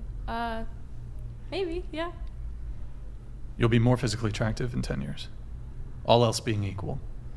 So this isn't like, okay, well, not saying for you, but like, let's say a woman was obese at 19, and then she's making the comparison, well, if I'm a fitness model at 29, then yes, I would be more attractive at 29. It's assuming, you're doing sort of all the things if you possessed all the traits, so you're in reasonable physical shape, reasonable physical shape. How to, some people will argue, well, in 10 years' time, I'll know how to do my makeup better. In 10 years' time, I'll know how to dress better. Those sorts of things. So assuming you knew all of those things to now, or your skills in makeup or dress stayed the same. Right. Still 10 years later? Yeah, I think so. What about you? So 32 versus 22? I think that, like, you're your hottest in your 20s. So, like, on a physical basis. So I would say physically, I would be less attractive in 10 years. But like you said, I think there's more time for you to work on yourself physically or mentally. And so in that sense, maybe like my value as a whole person would go up. But in terms of like my physical value, I think my physical looks, maybe it would go down a little bit. I think I'll go with like looking better in 10 years. I think there's always like room of improvement either way in how I think of myself. So maybe in 10 years I would like... You'd look better? Maybe look better, but just like not even care, just feel better no matter how I look. Like my mindset will change, and that probably will make me think that I look better than I do now. Okay. Yeah, I don't think I'll be more physically attractive in 10 years, but I do think I'll be more wise, more able to take on challenges. Not really the question, but okay. My answer is no. So you're currently 32. Would you say that you're better looking now at 32 than you were at 22? No. So better looking at 22? Yeah. Okay. You answered the question. In 10 years, physically, you will be less attractive. And I know this because at 21, I probably would have given myself like an 8 or a 9, being like 125 pounds, all that stuff. And then now at 31 almost, definitely less attractive. All right. So, and then at 40, I think you're at 41, yeah, I'd probably, Wait, are you, like, I think, did you say you were 30 so years I'm old? 30, but my birthday's on Sunday. So oh, you're about to 30. turn, okay, Yeah. I see. Okay. But kind of like they were saying, you have more time to gain wisdom, and I don't mean it like just like, the thing sleeping around is what people say. That's not really what it's about. It's just like getting wisdom and more time to have more experiences and be smarter. So in that way, you do add value as a woman, but looks-wise, your looks decrease with age. Okay, what about you? Less attractive. All right, what about you? I think I'll be equally attractive. I think I'm in a peak mid-20s. Well, so you're 20. Yes. So are you saying you'll be more attractive at 30 than you are now at 20? No, I think I'll be like equally. Equally? Yeah. Okay, what about at 40? Less attractive. Less for attractive. Sure. Okay. You'll be equally attractive. All right. Interesting questions. Andrew, any quick thoughts? Yeah, if you don't mind if I follow up, do you think that you'll be more or less fertile in 10 years? She likes that one. Starting with you. More or less. Starting with you, go ahead. It's a good question, Andrew. Is that not like statistically, like as you're younger, you're more... Yeah. Right? So They were just asking you if you think that you'll be more or less fertile in 10 years. at 29, probably less. Okay. I'll be less fertile. Okay. Yeah. Probably less. If I maybe take better care of myself, who knows? Like, I don't know. Be equal. Less. Less. Now, understanding that you'll be less fertile, from an evolutionary standpoint, why do you think that it is that men are attracted to younger women, if you had to guess? Because they're more fertile, and so it would be evolutionary advantageous for them. Because they're more fertile, so it would be evolutionarily advantageous. Would you all agree that that's true? Yeah. Yeah. Yeah. So then, if that is true, and that men are attracted to younger women because it would be evolutionarily advantageous to them because those women are more fertile, and so therefore, you could basically have more children, which is kind of the ultimate goal from an evolutionary standpoint, is to have more children. And now knowing this and knowing that your logic walked you to that, are you going to be more or less attractive in 10 years? I think it was only 1 or 2 girls who said more. Who said more the two. attractive in 10 years? I forgot. There was 3. Or 3? I did. It was youth? I said. Oh, you said more attractive, more attractive, more attractive. So now knowing that, do you still think that you'll be more attractive in 10 years? I was just meaning it from like my personal. I wasn't really thinking about it from how someone else would perceive me. So Well, that's strange. How do you come up with your assessment of how attractive you are if it's not through the eyes of other people? I think I was mainly saying I wasn't thinking about it through the eyes of men. I was just thinking about personally. You think about how attractive you are through the eyes of women, but why do you think that women try to make themselves look younger? I'm sorry. I'm confused how this relates particularly. I just meant that. Well, because again, the point is to point out what could be potentially delusion, right? So to answer your question, there are plenty of women out there who think that they're going to be much better looking in 10 years than they are in whatever their current status is. Let's say 20 is just kind of like a general run-of-the-mill age. But yet understand that their fertility is going to greatly reduce in that 10 years, and that men would be attracted from an evolutionary standpoint, which is your guys' worldview, the feminist worldview anyway. I don't understand how you reconcile that, because you're basically saying that, hey, we're going to be less fertile, therefore aren't men going to be less attracted to you? Isn't that the point? Well, I'm 19, so I think when I look at like other women that I find really beautiful, most of them tend to be in their like mid-20s. So if I'm mid to late 20s, so if I'm thinking about 10 years, you're 29, you're going to be less fertile than you are at 20, right? I'm 19, yeah. Yeah. Right. So then wouldn't it stand to reason that if fertility is the thing that's being selected for, which it stands to reason it would be, that you would be less attractive to the opposite sex the more time that goes by as far as fertility, right? Sure. Yeah. So do you think that maybe your self-assessments, for those of you who think that you're going to be more attractive in 10 years, might be slightly delusional? Or is this perhaps the reason that women do themselves up in such a way to try to look as young as possible to attract a mate? As I was saying, I just picked that, like, that I would be more attractive because that's what, like, when I see attractive women, that tends to be the age they are, is like 25 to like 30 is like really attractive. But that's just me, so that's what I meant. All right. Okay. We're going to segue briefly, and I hope briefly, because I said that about the bear thing. We talked about it for an hour and a half. All right, so the bullet scenario, because it's related to the bear scenario. Now, the best way of framing this question goes something like this. Should men be willing to sacrifice their life for their girlfriend or wife? Or in other words, should men, as a gender role, as a gender expectation, be willing to take a bullet for their girlfriend or wife? Starting with you. No.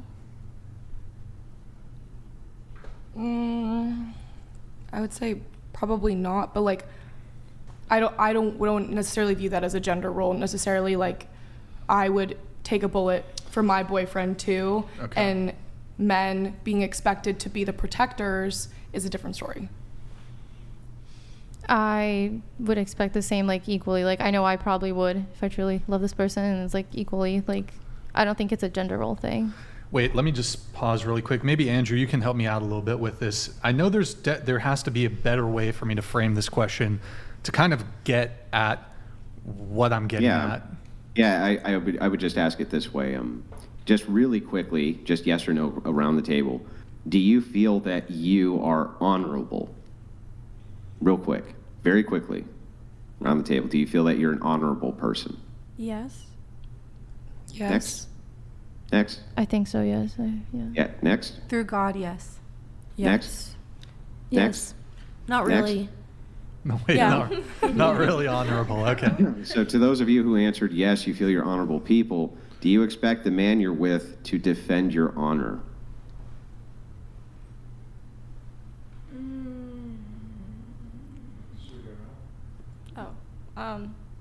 No, I guess. No? I don't think I've So ever. Andrew, so if you're with can we give your- them a so if scenario? you're with your boyfriend and somebody insulted you in front of your boyfriend and insulted your honor, you have no expectation that he defend it? Well, sure. Why not? Okay, well then you do expect your significant other to defend your honor, Not right? by a bullet, though. Well, but hang on. We'll get to that entailment in a second. Okay. But let's just start with you do expect him to defend your honor, right? Sure. Okay. Next. I don't think I've ever thought about defending my honor once in my life, but I would say like sure. Wait, can I ask a question? Andrew, let me know if this fits within your scenario.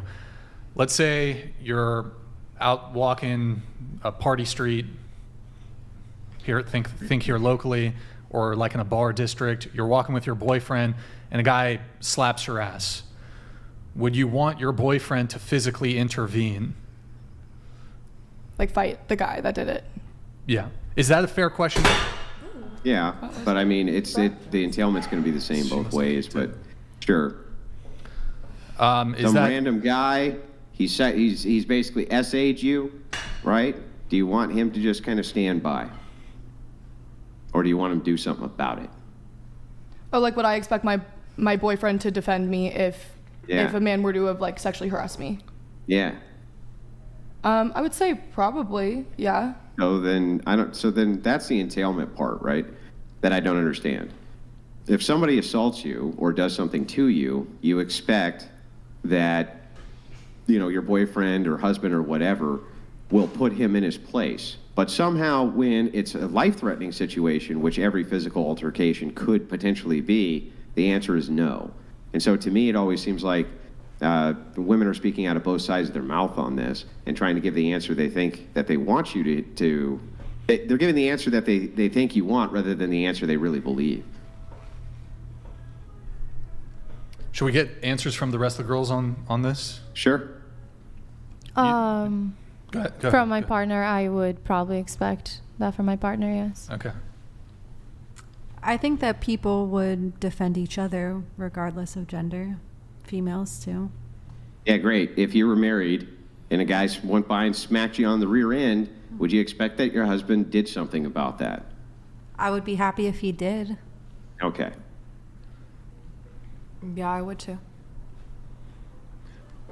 Yeah, I would want him to defend me. Yes. Yes, I would. Yeah. So then the thing is that you are most certainly all willing to put a man in harm's way to defend you.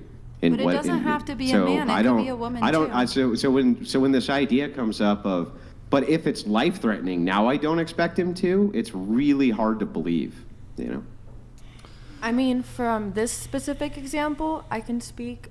I feel like the thing is, like with the slapping ass thing, it's like I would expect him to, not because I'm like wanting to put him in harm's way, but it's like if that situation would have happened with me by myself, I would have been the one to like do something about it. So it's like if you're my boyfriend, if you're my man. I mean, what would you be able to do about it? I don't know. I'd check him in one way or cops? another. No, not calling the cops, but like, I'm not just gonna like let it happen and walk I've away. had girlfriends tell guys off if guys are doing things. Yeah, so it's just not just men. That taught him a lesson. So the thing is, it was like you're willing to put a man in harm's way every single time a man fights on your behalf.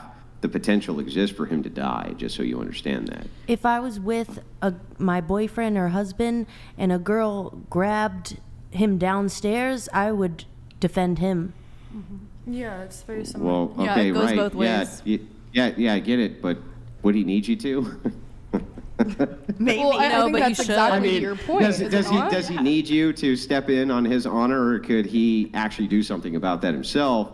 And the odds of him actually getting damaged in an altercation with a woman who grabs him by the junk, significantly less than the chance of you getting damaged in an altercation with a man who might do something which is sexually inappropriate to you, right? So the thing is that you do seem, all of you, to be willing to put your man in harm's way to defend your honor, because that's all that's being violated there, right? It's really just your honors being violated, and you want them to defend your honor, right?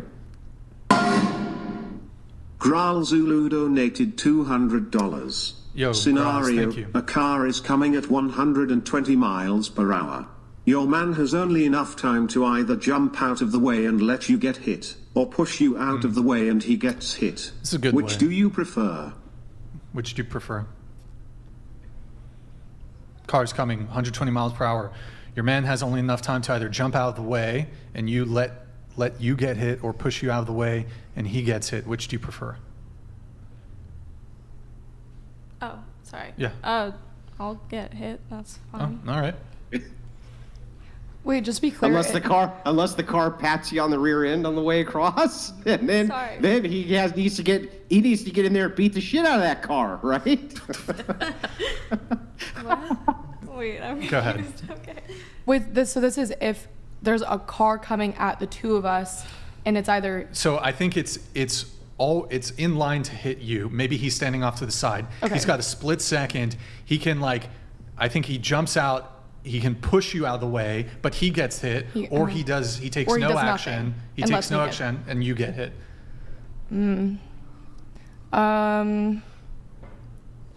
I think in the scenario where I got hit, let's say I let that happen, I don't think I would be mad and say, "Oh, you should have sacrificed yourself for me." Okay. So, Sure. not that I want to get hit by a car, Right. or like that That's he fair. somehow has the means to protect me in that situation, because he doesn't really. He could kill himself for me, but then I would just have survivor's guilt and be like, "Why did you do that?" You know. Yeah, but the same exact logic could be applied for him defending your honor. If I somebody don't think and about it in you have terms of that, honor. I don't you have walk that around- same expectation. If some guy comes by and smacks you on the rear end, that he do something about that, he could definitely die in that situation.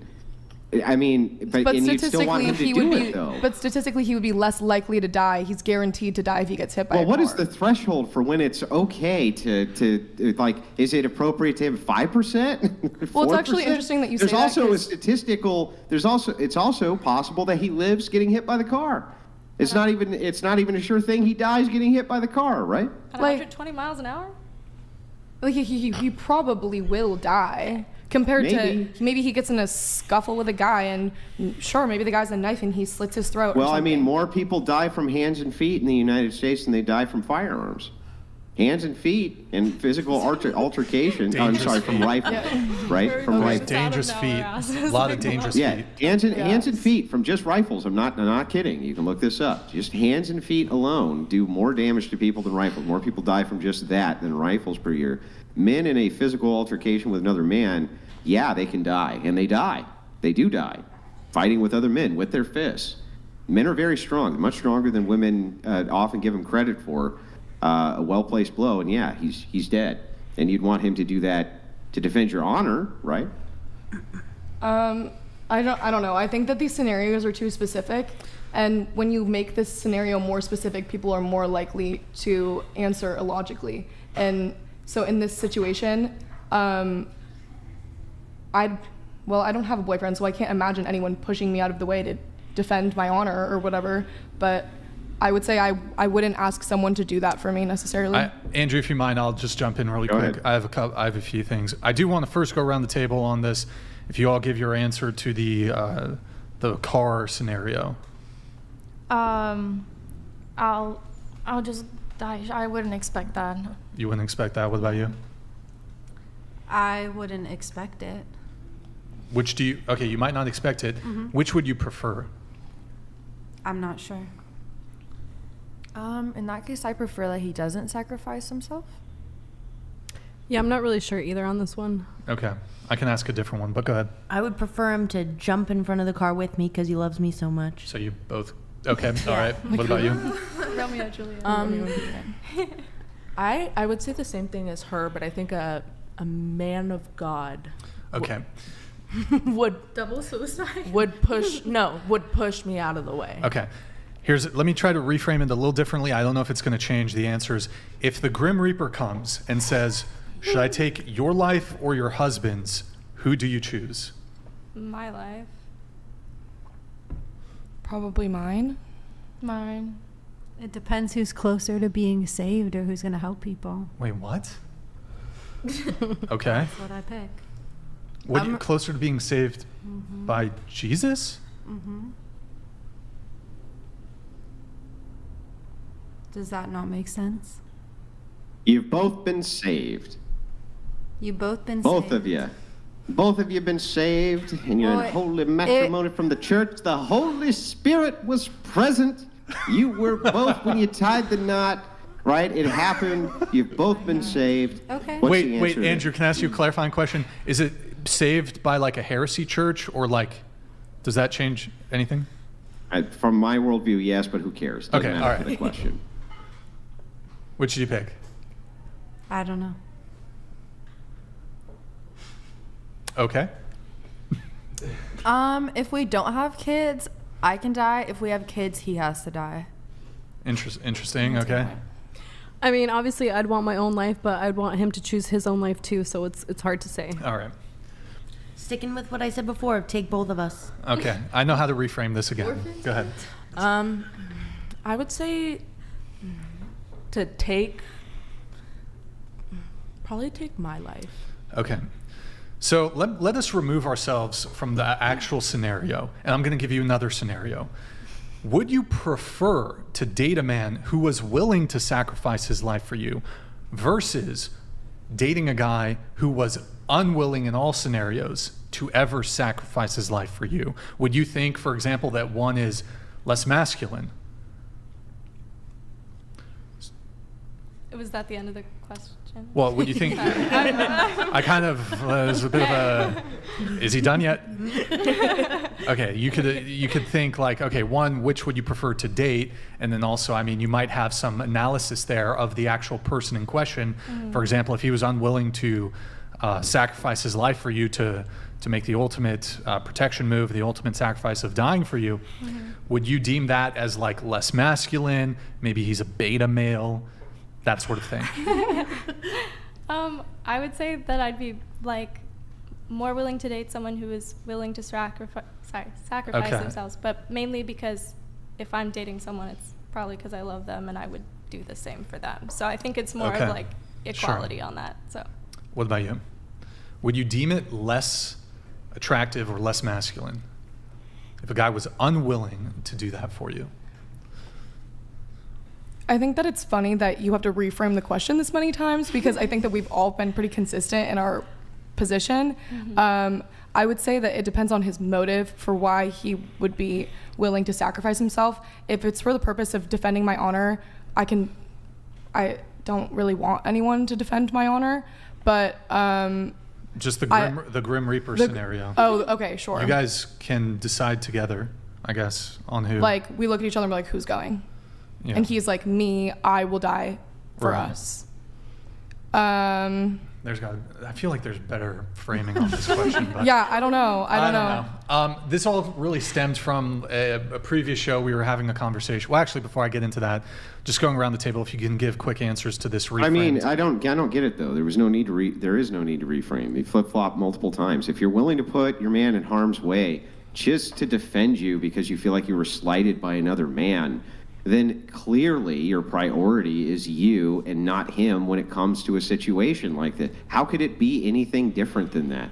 Some guy came by and open palm smacks you on the rear and you're demanding or think that he should step in and defend your honor, you're definitely putting him in harm's way at his expense and not at your expense. So I don't understand why, when we logically extend that out, why that wouldn't be the case. Because if I swung at a man, I'm probably not gonna win. So if they did that and I go in for a swing, I probably wouldn't win that situation. So yeah, right. So he should put himself in harm's way. He doesn't have right? to. This would be the same thing too, even in the bullet scenario. Which one would you prefer take a bullet? A man has a much larger body mass and can probably survive being shot better than a woman could too. So I mean, if that's the extension, then you would have to extend it out to everything, right? What is this, Bridgerton? We living in the we dueling out here? I'm kidding. No, but I'm just saying, I don't know. I can't. Here, let's get the girls' answers. I guess on was it the grim? The grim. No. We already did that. If he would, would you deem a man less date worthy or less attractive if he was unwilling to die for you? No. No. Well, your question was different. You asked, would you rather date the guy who would or wouldn't?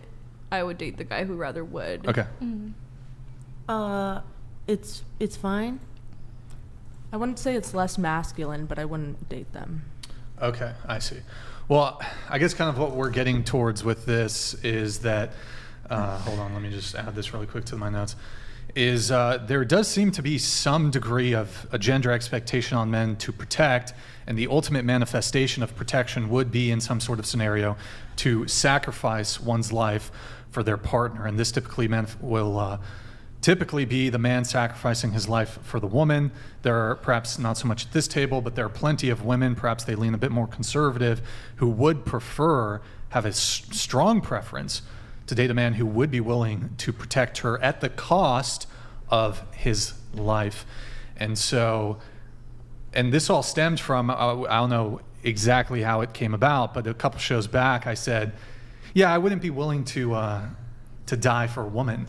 And they all objected to that, and they'd say it was, you're less masculine, you're not as date worthy, blah, blah, blah.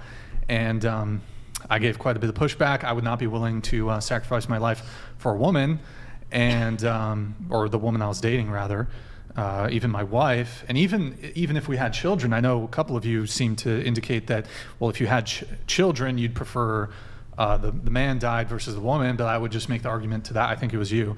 I would just make the argument to that one that, well, it seems like the outcomes for children raised by single fathers versus single mothers does seem to be a bit better, comparatively speaking, statistically speaking.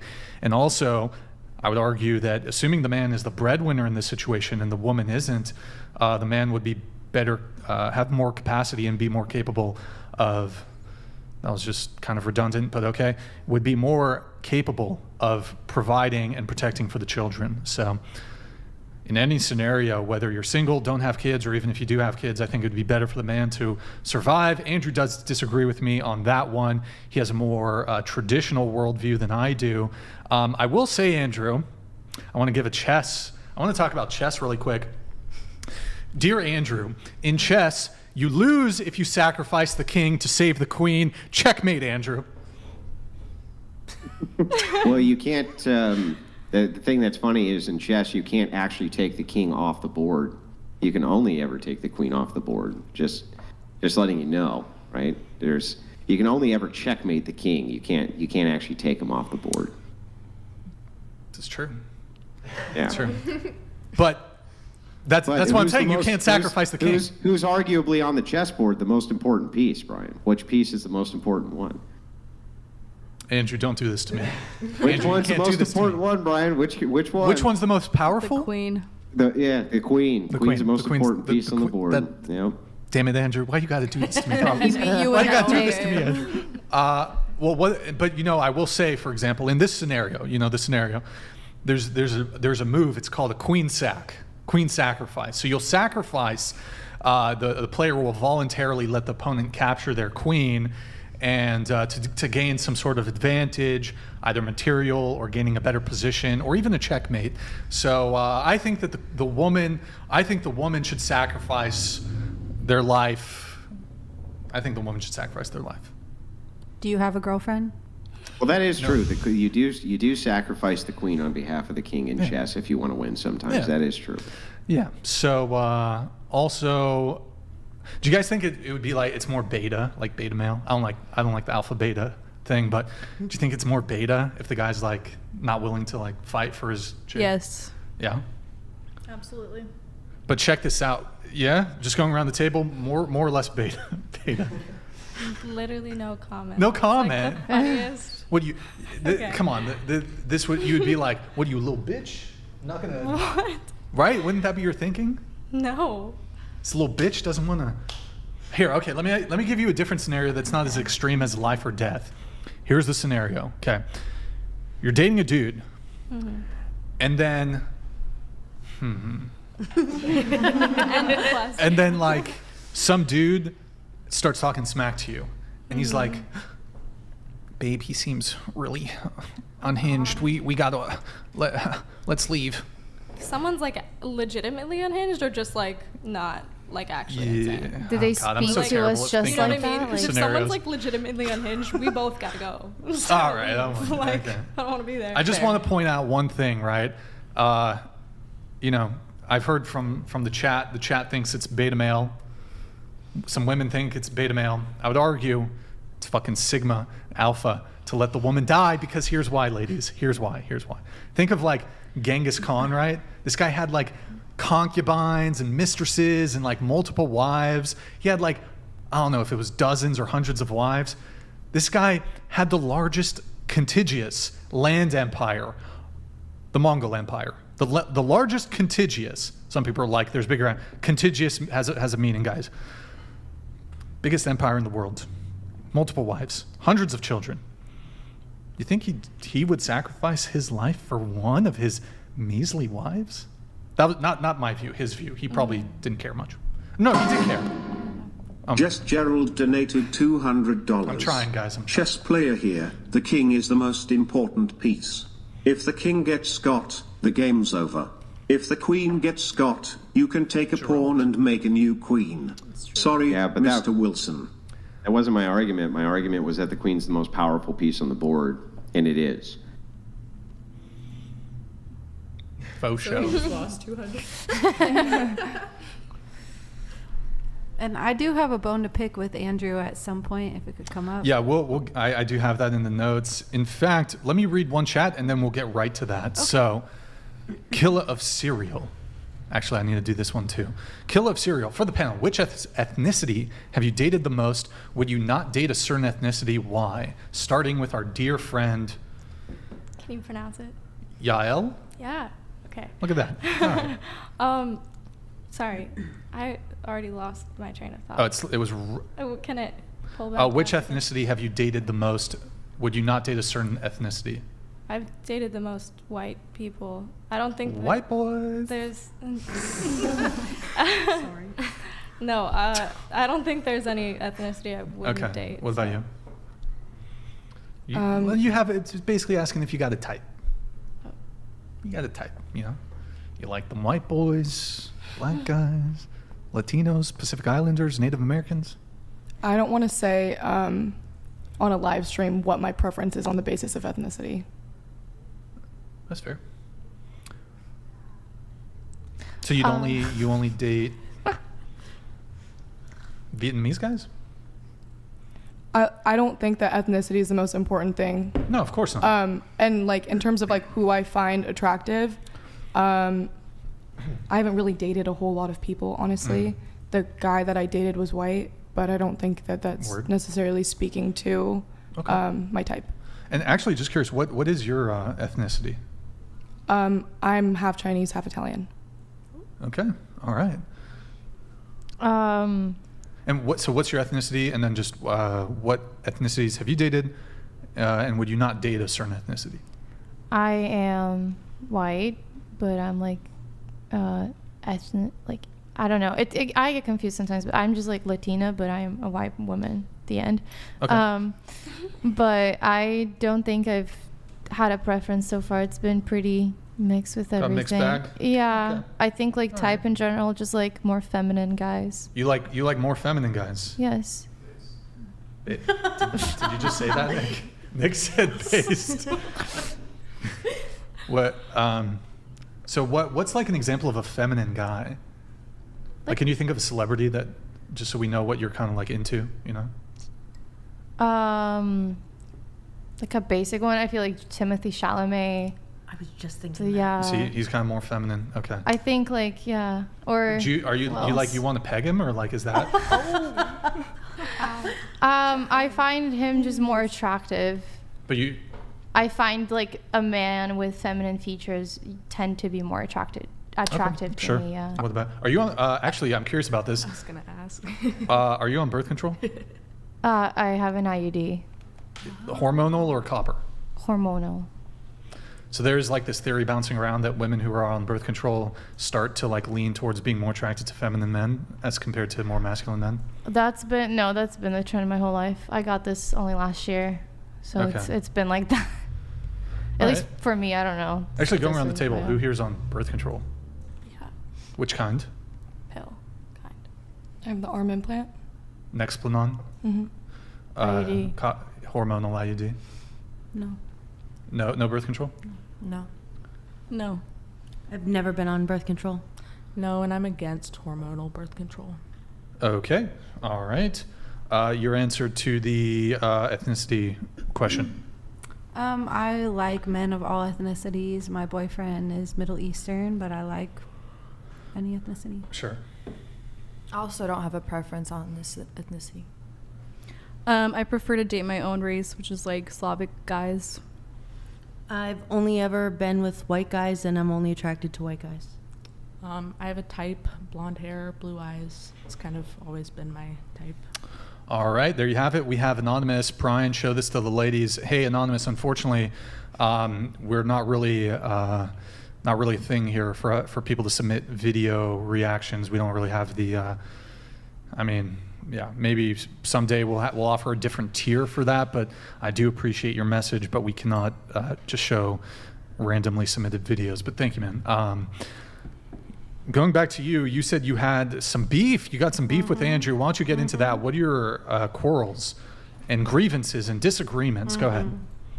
Well, I think Andrew Wilson is a very smart man, and I enjoy listening to his debates. One bone to pick with him is his treatment of women who are born again.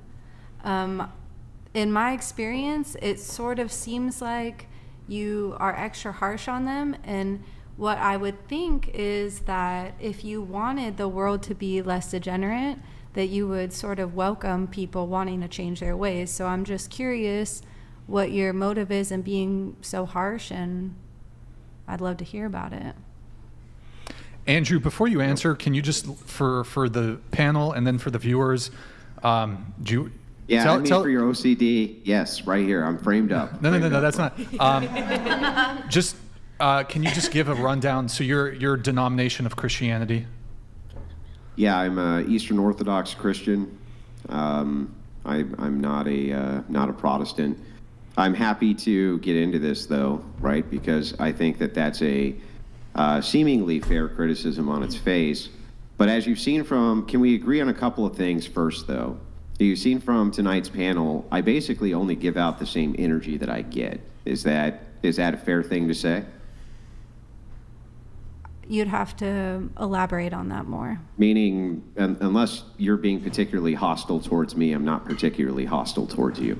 I don't actually agree with that. I mean, Have I been particularly hostile with you? not with me, but I think that With I've who? noticed you being particularly hostile to this woman, and I've noticed you being particularly hostile How was on the podcast how was in I hostile general. with her? I thought that we had a good back and forth engagement. I think that once you and make your I point, treat you her keep exactly. going. Hang on. Let me finish. I treat her exactly how I would treat any man who was sitting where she was, who had a contrary opinion to my own. Sure. Did I treat her differently than that? No. Okay, so then by your logic then, it's not just born-again women who I would be brutal with in a debate, but also men, correct? True. Yeah, so I'm just going to treat both exactly the same. Yes. Right? Mm-hmm. Okay. So go ahead with the rest of your criticism. Just want to make sure we get this Well, squared out. What I'm curious about is your intention when you come on and you, like, what is wrong with a woman deciding that what she was doing was wrong and she wants to change her ways? I haven't heard it on this panel tonight, but in a lot of the whatever podcasts, that's what I hear. Like, there were a couple girls sitting here, you know, and I don't know what's wrong with them deciding that they don't want to do what they're doing anymore. And I don't know what kind of resume you have to have for you to not mock Nothing's them. wrong with that.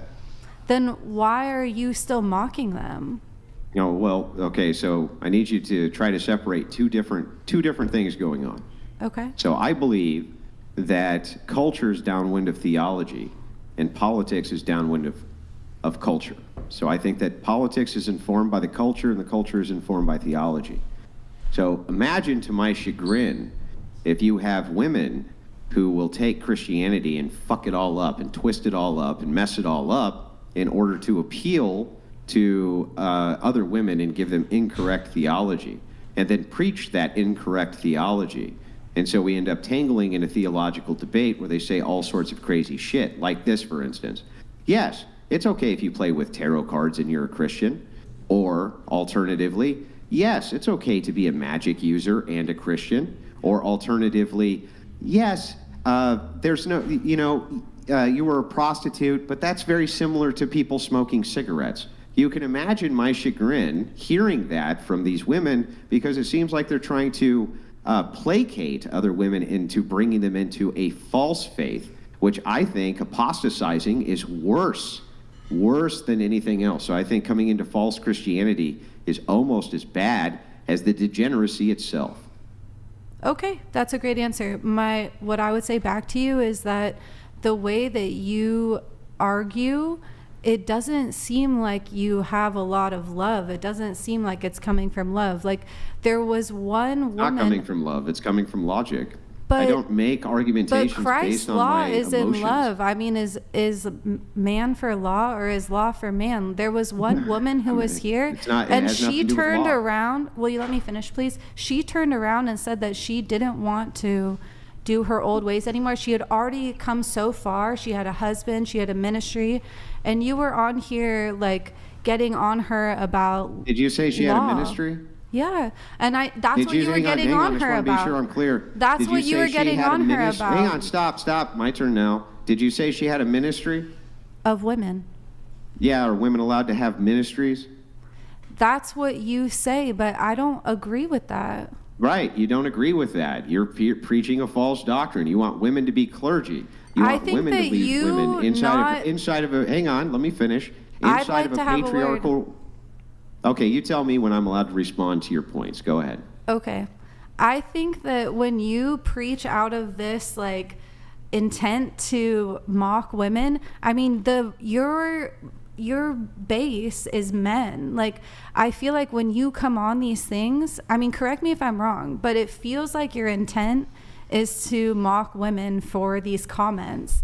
And I don't see how that is helping the world be better. I understand what you're saying, that you don't want women with a false doctrine, but at the same time, it just seems like it's not coming from love, that you are like, women want to turn away from porn or turn away from like what they've been doing, and you are like berating them, you're criticizing them, you're making it like you're embarrassing them and making it hard for other women who are maybe viewing this to turn their own ways. And to me, that's making degeneracy grow. Like, you are enabling this hate women sort of mentality, in my opinion. That's how it comes off to a woman watching the show. It's like you are not able to turn away from what you want to turn from.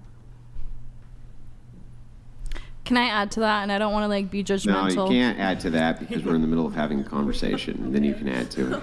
So am I allowed to respond to these points now?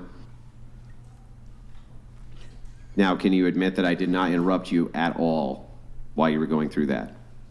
Great. So let's go through it one at a time. One, That's just tone policing. You never made a single argument. Why do I want people to come into a false faith?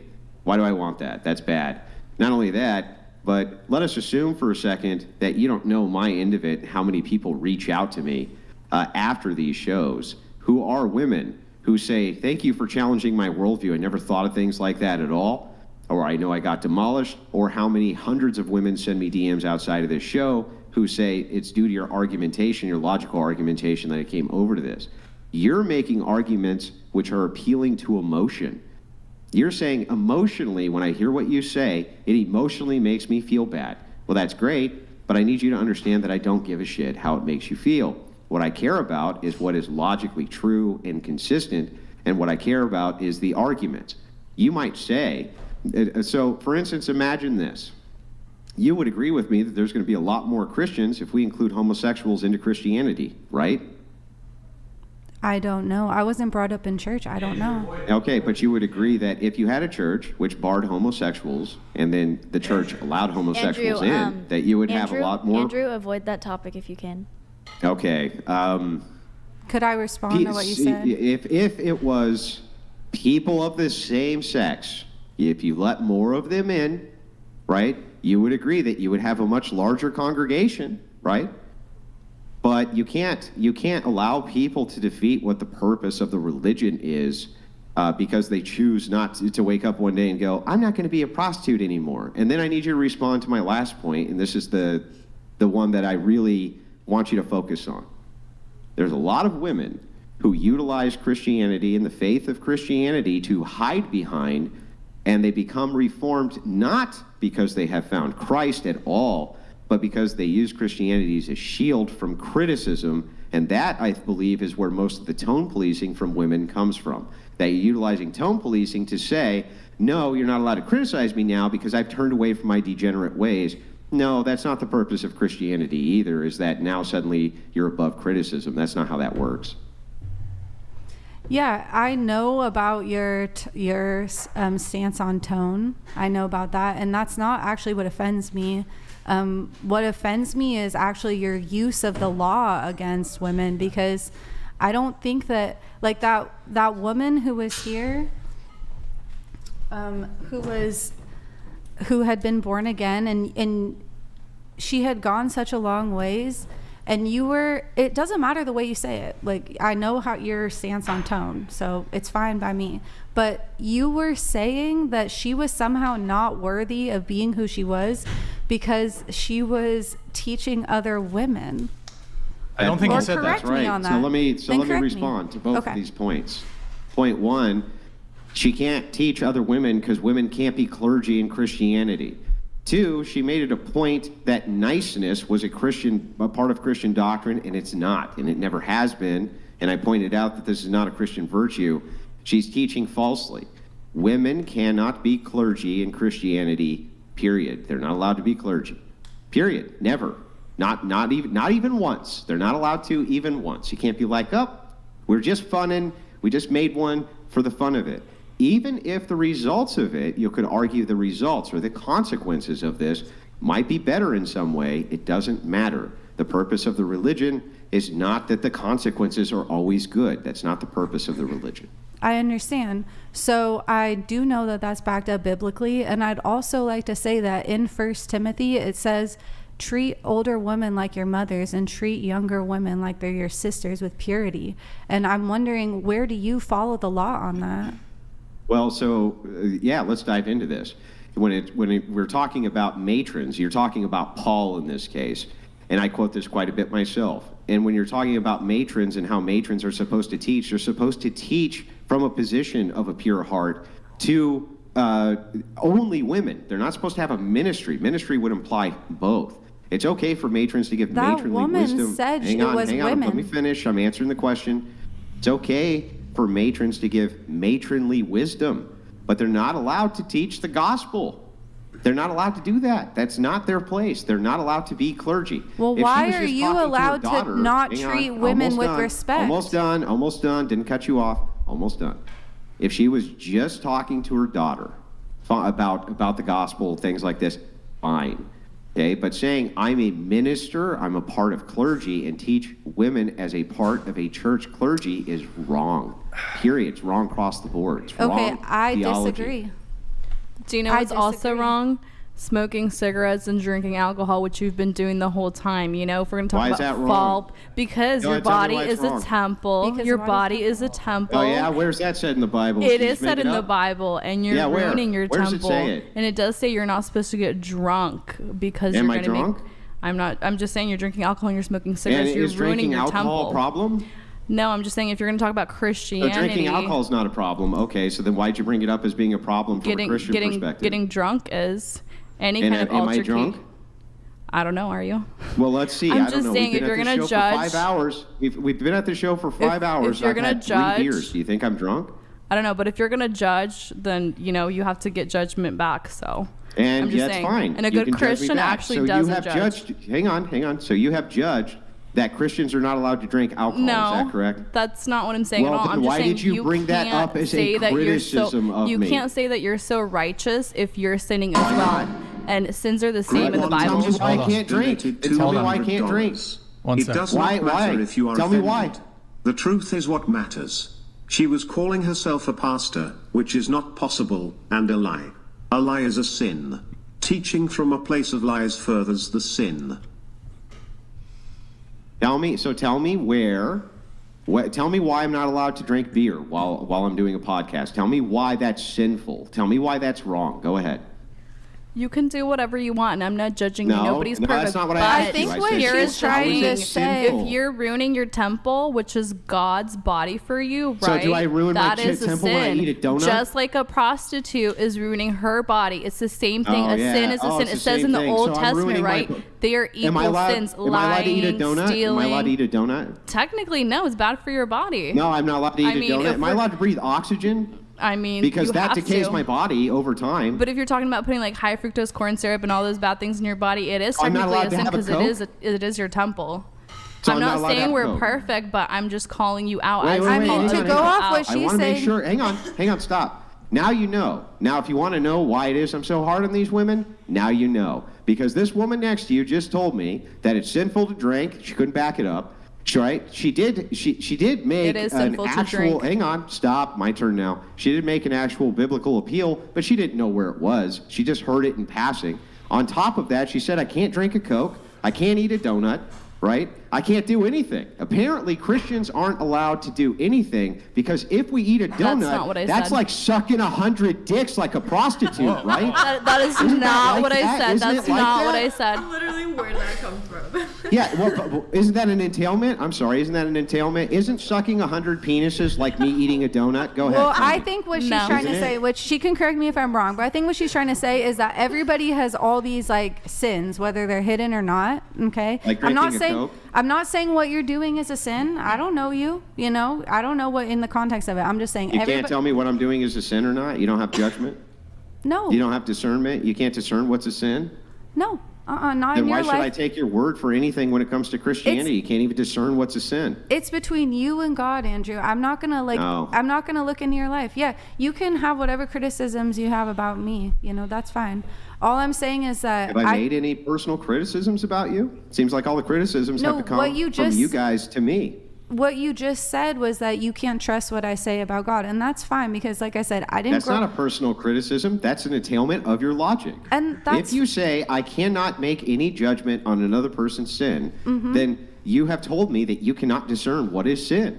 well. You are incapable of telling me what is sinful. So why would I ever listen For to you? another person, for myself, I think I can tell for myself, but I don't know, I don't know your whole grand scheme of things. I think for some people, drinking could be a sin. For some people, it could not. I'm just saying, I don't think that I could adequately point at your sins, and I stand by that. But this is a bit of a whataboutism about his drinking. I do want to quickly bring it back to your point about, so you're a Christian, correct? I am. And so do you think that, do you think women can be pastors?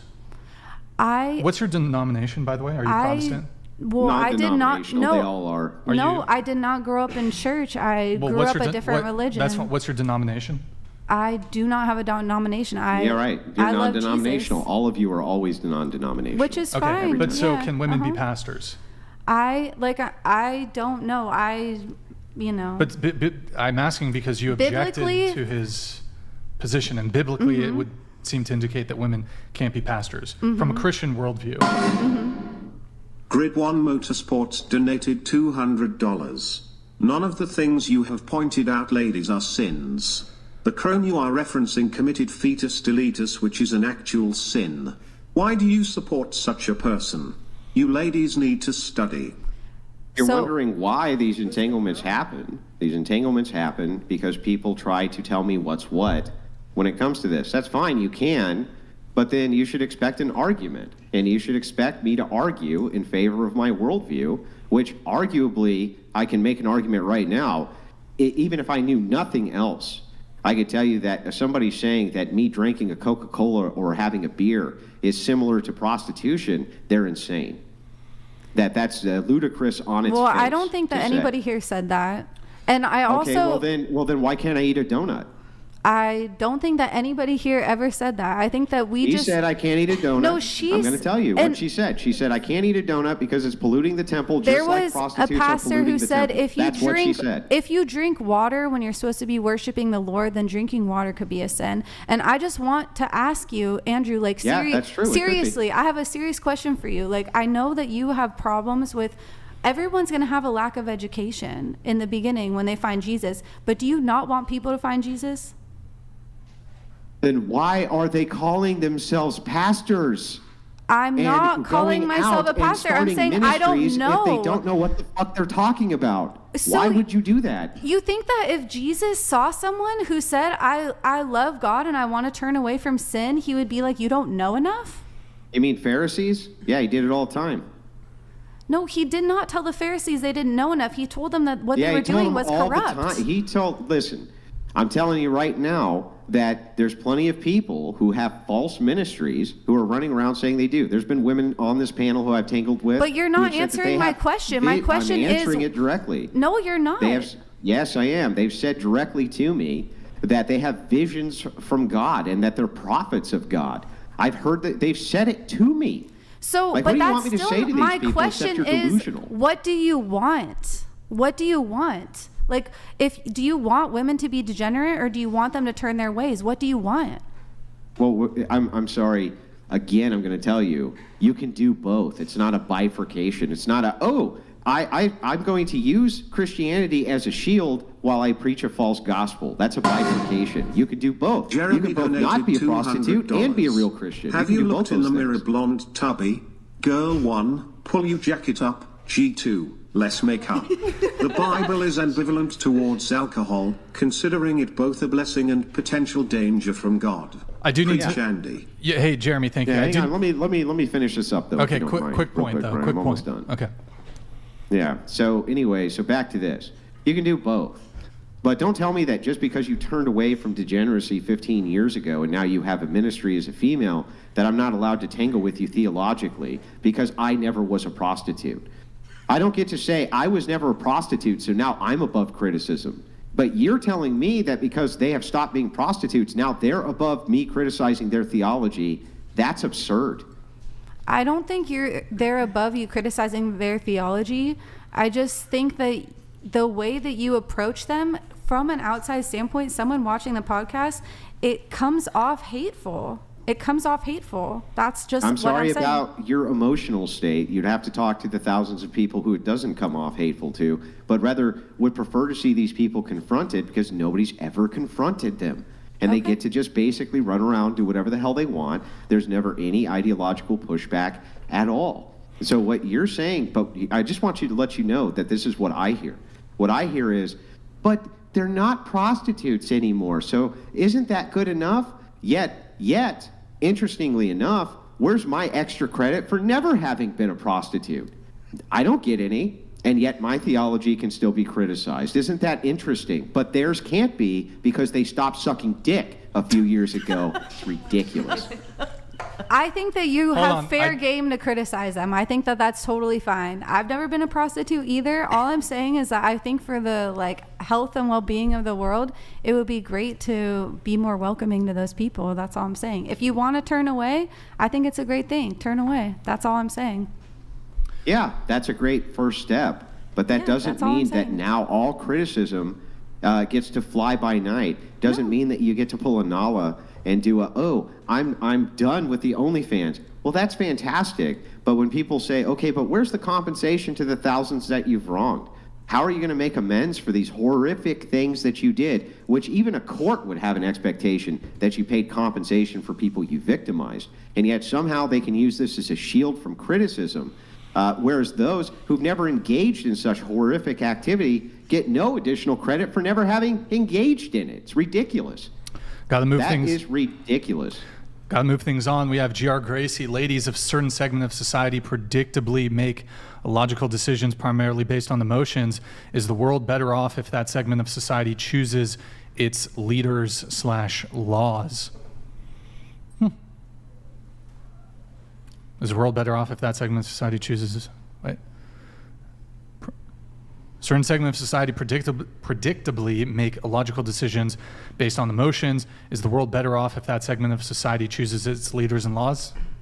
Just busy sitting over here. He's got a cookie? My wife made these delicious cookies for me. Get a donut, Andrew. You need a donut. Well, it's horrifically. I'm going to wash it down with a beer, too. I mean, how dare I you sinner. eat a cookie and drink a beer and criticize a prostitute? Can I say something on that? I mean, I really need to pull the plank out of my own eye here. You degenerate. Go ahead. Okay, all I'm saying is I don't know who they is. The devil is trying to keep you enslaved, right? So the more things that you're doing in your life that are going to keep you in a low vibrational, whether it's eating sugar, drinking alcohol, smoking cigarettes, those types of things are going to keep you in a low vibration, and you're not going to be able to get closer to God when you're in that state. I gotta That's move why on. Mormons don't allow you to have caffeine, right? Should we be at 96.8 hertz for our And vibration? I'm not trying to sound like a new age hippie at all. I'm just saying sure that sound like one. alcohol What's this vibration? definitely brings you down to the third dimension, right? The third dimension. How many dimensions are there? I don't know. Erroneous. Haven't been there.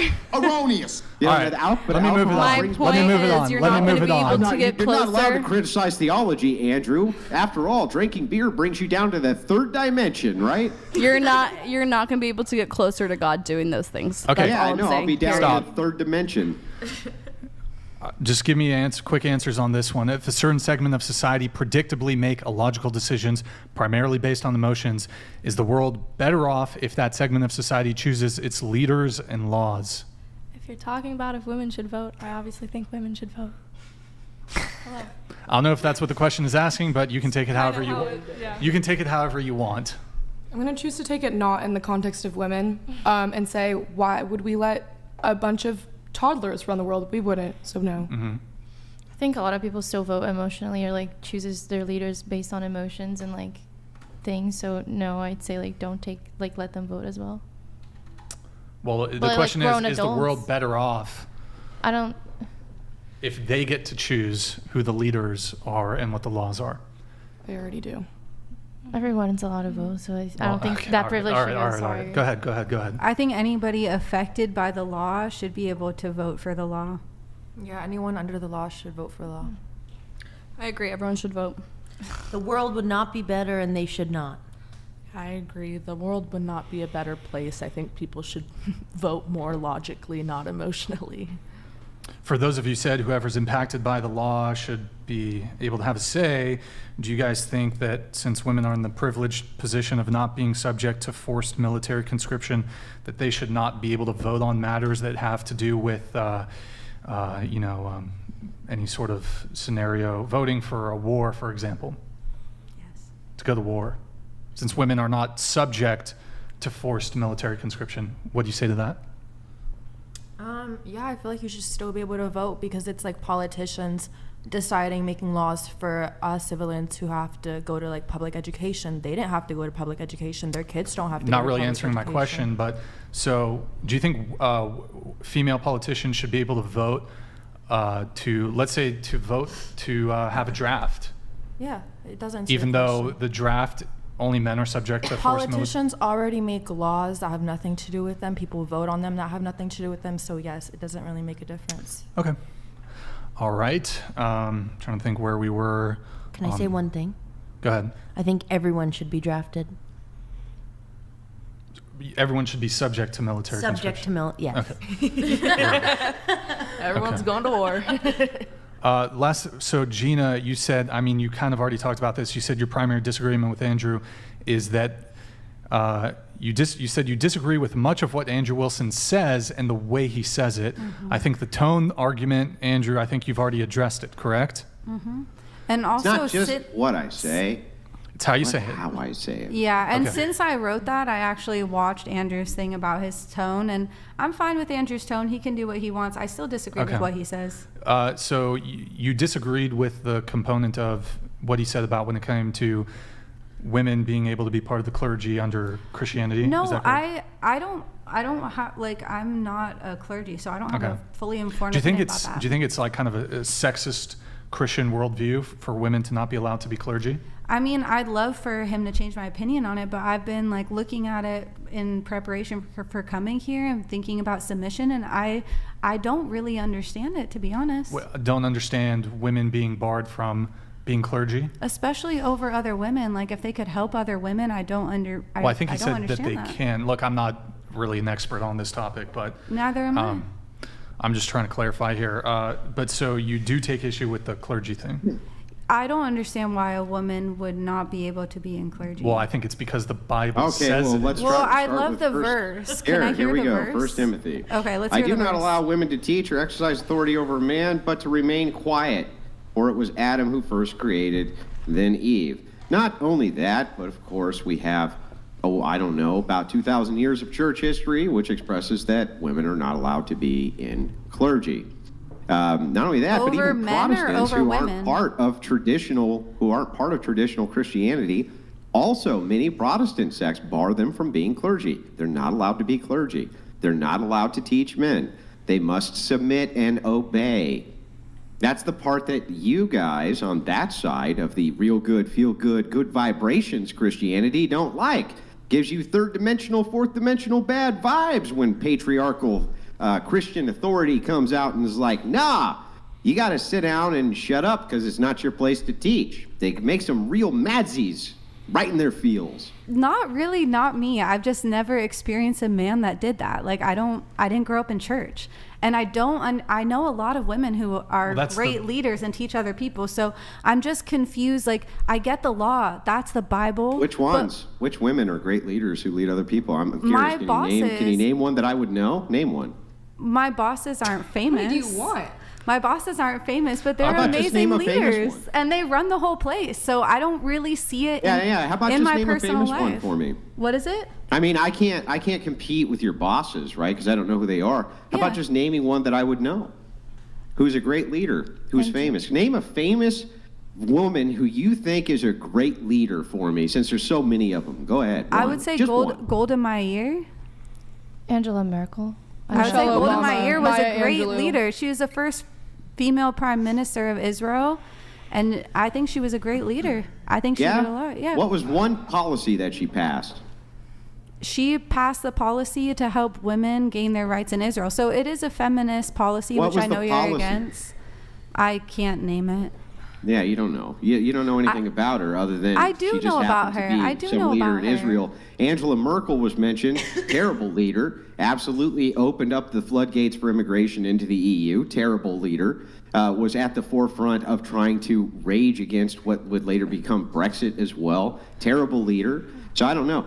Where are all these great female leaders? I'd like to know. Well, they're I'd in like to my know where they're personal at. life. Like, are you supposed to say that the Hold on. people in my personal life don't matter? Let me move this on a little bit. What is there anything else besides the clergy thing that you Well, I'd disagree love with? for, like, I mean, maybe it's a personal off, like, camera subject, but I'm just not convinced. I just don't understand. About what? Why women can't be clergy. Okay, besides I just that. told you. Besides I that. just told you. The entirety Well, of the you church said bars them you're from it putting it since in the beginning. examples that are- I just read you the letter between Timothy and Paul where he was instructed that women must shut up and not teach. That is not their place ever.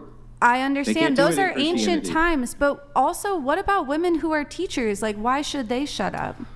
No one's you're shifting the asking them to. goalposts. Women You're shifting the goalposts. women can teach kindergartners. They can teach high schoolers. Nobody's saying that they can't. We're talking They about just church. can't teach Church. adults? He's talking about church. No, the gospel. Church. Yeah. Yeah, I still Clergy. think that women are able to teach it. Like, Teach.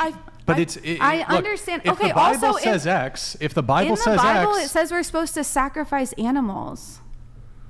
I don't know. Is this the Old Yes, Testament? it does. In No, Exodus, but it says you're that was supposed to clergy sacrifice animals. Do you think that we're Jewish? Because we're not Jewish. We're Christians. That I'm would be Jewish. the opposite of Jewish. We're not Jewish. Oh, we don't God. sacrifice animals. We follow the New Testament. It's the New we Testament. do not follow the Old Testament. That is Old Testament, right, Andrew? But okay. in my That would be- that opinion, would be a that's different cherry religion picking. called That's cherry Judaism. picking. You're saying the Bible. Hold on just a second here. Yo, stay safe. Thank you for the raid, brother. Appreciate it. Hope you had a good stream. Thank you very much. Stay safe. If one of the mods can do a shout out on Twitch, appreciate it, man. Thank you very much. Thank you very much. Really quick, guys, twitch.tv/whatever. Yo, stay safe. Thank you again for the raid, man. Really appreciate it. Drop us if you're new from Stay Safe. If you guys can, drop us a little follow in the chat, guys. We are talking about dating a World of Warcraft player. What's the best, the BIS list for like dating, and we're talking about BIS. We were talking about like the best. I'm not going to go there, but okay. All right, thank you. Stay safe. Appreciate it, man. Okay, do you have any other criticisms besides? So just real quick to clarify, you can point to Abrahamic religions. Judaism is a different religion than Christianity. Muslims are different religion than Christianity. They're not the same religion. When you reference the Old Testament alone, you're taking away the entirety of the New Grid Covenant. It One has nothing to Motorsports do. donated Jesus was the final $200. sacrifice. We don't No one sacrifice cares animals. what you lady. think. The Bible says exactly what it says. Women are not equal to men, and you should be glad of it. Feminism has failed you. Please get some help. Be better. Jesus Okay, Jesus was the sacrifice. We don't sacrifice animals like heathens. I don't know agree. what you're talking about.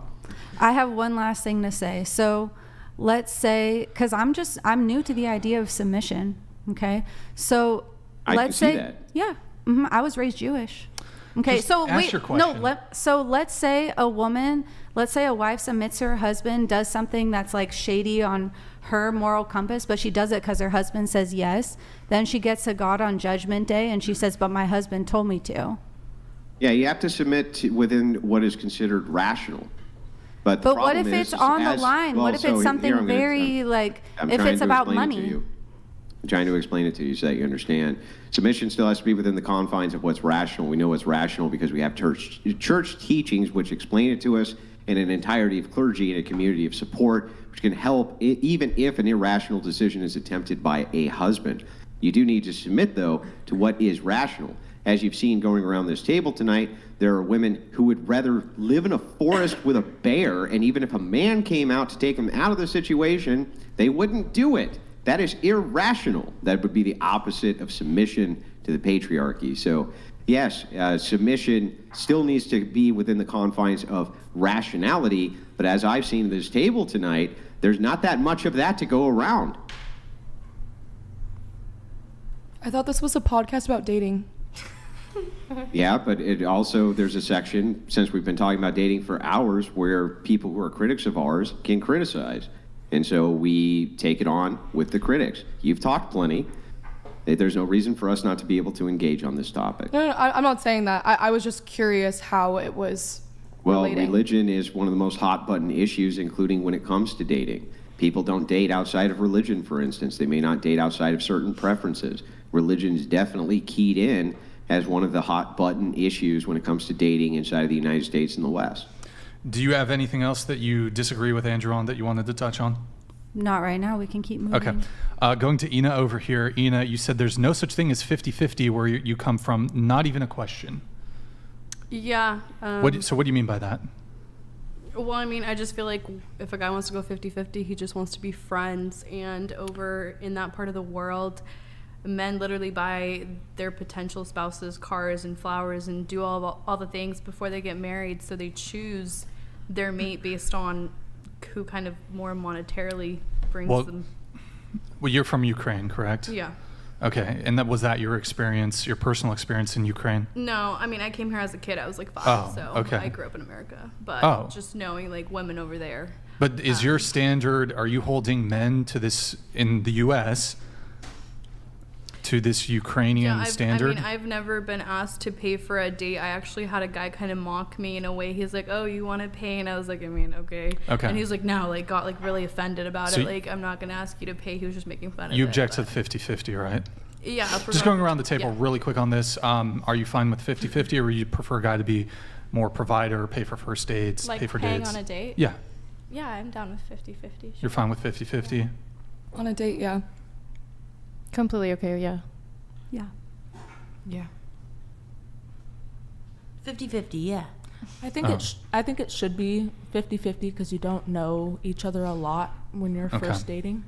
So you seem to be a bit an outlier here, Ina. So you are very strongly against 50-50. Is that correct? Yeah, I mean, that's kind of the point of provide and protect. Men should be able to kind of demonstrate that they can provide and protect before you go any further. I was just curious, though, because I noticed when we were talking about the clergy thing, you seem to have a very strong negative reaction to this, what I assume to be your view of this sort of sexist standard against women being able to participate in the clergy under the Christian worldview. Is that correct? Yeah, well, how I was raised, like my parents' church, there would never be women leaders, and I know people have left who grew up in the United States like me because they did not feel that it was correct that they couldn't lead. Good. Wait, as Did they go to leaders. better churches? I'm sorry? Did they go to better churches? No, I'm saying like the women left because they couldn't lead. Like And you think it was wrong? Oh, great. And you think it was wrong that the women were not able to participate in the clergy? You do. This is a hard one for me. Okay, I do you mean, view I it think, as I think sexist? it's a hard one for me. I still think men should lead. But you seem to have... And in life and in general. Okay, I was just a little confused because you, on one hand, you have the, seems like you have a objection or criticism of the whole, you seem to have been upset by Andrew's assertion that women can't be clergy. No, I don't. I mean, I don't necessarily. The way that I was raised, they cannot be clergy. But do you take a quarrel with that? Do you feel it is unjust? I don't really know how I feel about that, honestly. Do you think Jesus was a feminist? No. Are Like you I said, sure? I think. Do you think he would that he was like Buddy Christ, just like in Dogma, where he was like, and he would do that, and he would be here for the selfies and feminism now? Or do you think that Christianity has always been run under a patriarchy, and it has been since Jesus Christ's apostles ran his church, and it was under a patriarchy? Like, which one do you think? I mean, I do agree that men should lead women. That's all I'm going to really say about that. Whether it comes to church. I seem to remember that you had an objection to the. I'm afraid you're attempting to walk it back now because you know exactly what I'm leading you towards. You have an objection of this standard of, well, women should be able to be clergy, yet you have, which you view as sexist, but your view that men should be providers and should pay for first dates is a sexist view. You're holding men to a gender expectation. I mean, like, what are you saying that I was against what he said? Because I was kind of agreeing with what he was saying, that women shouldn't be leaders. That's how I was raised. My personal feelings about it, it's hard in this type of world, but that's how I was raised, is men should be the ones leading the church. Well, perhaps I'm misremembering, but it seemed like you did have an objection to the whole women can't be clergy thing under Christianity. No, I was agreeing with him more so. Like, I think I was nodding my head to something. One of the. Are you pro-choice? Pro-choice? No, I'm pro-life. Yeah, pro-abortion? No, I'm pro-life. No, and did that come from your parents too?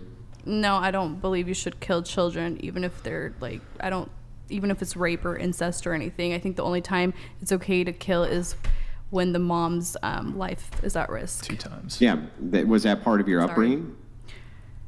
Yeah. Yeah, right. So it sounds like your parents had at least a good foothold on what Christianity is supposed to be, right? Yeah, well, my Which is dad a almost patriarch. died in the Soviet Union because he refused to use a gun and shoot people. at that time. So the Soviets put him in a coma for like 2 months. Was he an Eastern Orthodox? Many of them did that. I'm not sure. I think so. No. Well, if he was in the Soviet Union, he may not have been, but that's a pretty common there. So, yeah, I was just curious. I do want to bring it back to, I think we went around the table on this. Were we talking, did everyone give their answers to if you consider yourself a feminist? Really quick, just a reminder, show of hands, who here is a feminist? Show of hands, raise them high. Okay, all right. So I just want to kind of get a better sense of that one. So those of you who said you're a feminist, do you believe that there is a patriarchy? Starting with you. Yeah. Yes. Yes. Yes. Okay, can you guys just tell me what the patriarchy is? Am I? Sorry. Yeah, just, I'll always start over here. Oh, okay. Hierarchy of people and the order of how, people in power are and who is looked at as someone who can have power and who cannot, or who should not be given power. Does that make sense? I didn't explain that very well, but... Sure. Okay, what about you? I think the word gets overused, but my definition would be that the patriarchy is a societal structure where men are dominant and women are subordinate to men in their gender roles and their expectations and the positions of power that they have access to. Okay. I think the patriarchy has been how the world kind of came to be, men and being in power, women always being, like, I won't use the words always, I feel like that's a very strong word, but women usually being not as powerful as men in social structures, the hierarchy of power in like every scenario in like the family and work, everywhere. Yeah, basically everything they said. It's a hierarchy that puts men in power. Okay, and so under this hierarchy, under this... Jeremy donated $200. Back to the bear. You can reason with man. You can't reason with a bear. Enjoyed the bear. Do you think Brian and Andrew do this for a good reason? Don't you see the logic? Grid 1 Motorsports, my bro.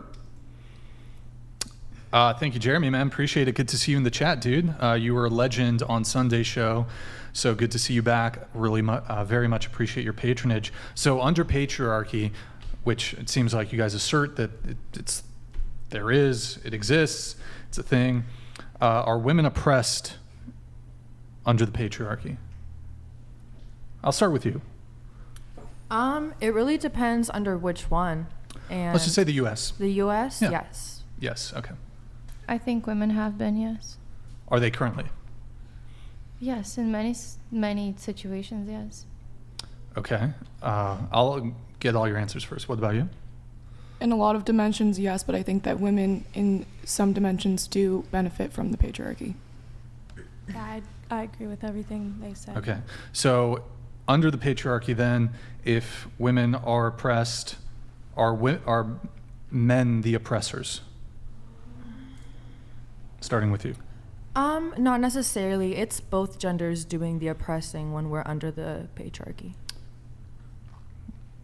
Would it be a patriarchy then if it was... Well, yeah, because women can still oppress other women under a patriarchy. Like, So for if it example, was- an anti-feminist with a feminist. That would be oppression? Yeah. How would that be Can oppression? I just make sure I get this right? Like an From your- anti-feminist making anti-abortion laws, isn't that oppressing women? How would that be oppressing women? Wait, Andrew, ask your original question. Yeah, I just want to make sure, though, it can't be equal between men and women if they're ruling over you and be a patriarchy, right? Yeah.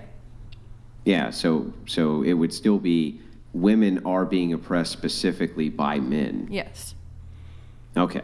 And an entailment of feminism, you would agree, is that it's women who need to dismantle the patriarchy. Not necessarily. I'm not sure how I feel about that, but yeah. Well, if you have an oppressor and they're men and you don't want men to oppress you, then you are trying to strive to get rid of men oppressing you, right? Yeah, but I feel like the male gender could also help with dismantling the patriarchy. Yeah, I mean, they could, but they would be then male feminists, right? Yeah, which we have. Yeah, so the entailment of feminism is to dismantle the patriarchy, right? Yes. Okay. Are men the oppressors? Are men the oppressors? Is that the question? Yeah. Well, if women are oppressed, are the men the oppressors? They are part of the oppressors, yes. Okay. Men are the people in power, so they're the ones that the oppressors, but like she said, women can also uphold that structure. What about you? Yeah. Grid 1 Motorsports donated $200. Me. I am the patriarchy. Feminism's purpose is to destroy the nuclear family and is anti-patriarchy. Feminism is the true oppression, and you have all been subjects of it. The patriarchy endures. All right, thank you, thank you, Grid 1 Motorsports. He is the patriarch, the patriarchy. So a couple of you answered to this question. Yes, women in the United States are oppressed in certain ways, a couple different ways. I'm curious to learn how. Starting with you. Well, one would be access to reproductive health. Okay. Anything else besides that? I'm sure the rest of the ladies can add on. Well, do you want to give me at least one more? One more would be the access to, I don't know.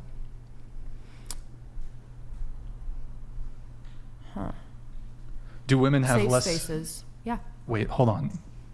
Say that one more time. The access to safe spaces? Women have less access than men to safe spaces. Yes. Yeah. What are the safe spaces that men have access to that women don't? Well, a space where you wouldn't be, like, for example, at the doctors, men are a lot more safer than women. Like, when a woman is unconscious, she can legally get a, what's that thing called where? A hysterectomy? No, I don't think that is. Where when you're unconscious and they check you for like a pap smear, basically they're getting into your genitalia while you're unconscious. They wouldn't do that to a man. That's one type of thing. I think I've heard of... Yes, they can. Yeah. If you're unconscious at the doctor and you're a man and they need to fix you up, they most definitely can get into your genitalia. I don't know where you got the idea that they couldn't. No, not if like the issue doesn't have anything to do with your genitalia. They wouldn't get into. Yeah, but if the issue has nothing to do with your genitalia for a woman, they won't get into your genitalia. No, but what are that you was talking my about? point. That was my point. It's they can legally search it up, fact check me.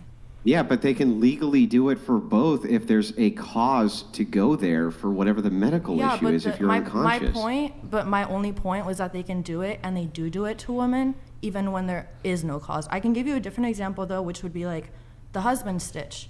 A lot of women after they give birth, they'll get an extra stitch on their vaginal opening. That makes it so that sex is more pleasurable for their husband right after, which doesn't benefit the woman. If anything, it makes it a lot more complicated to feel from. I've never heard of that.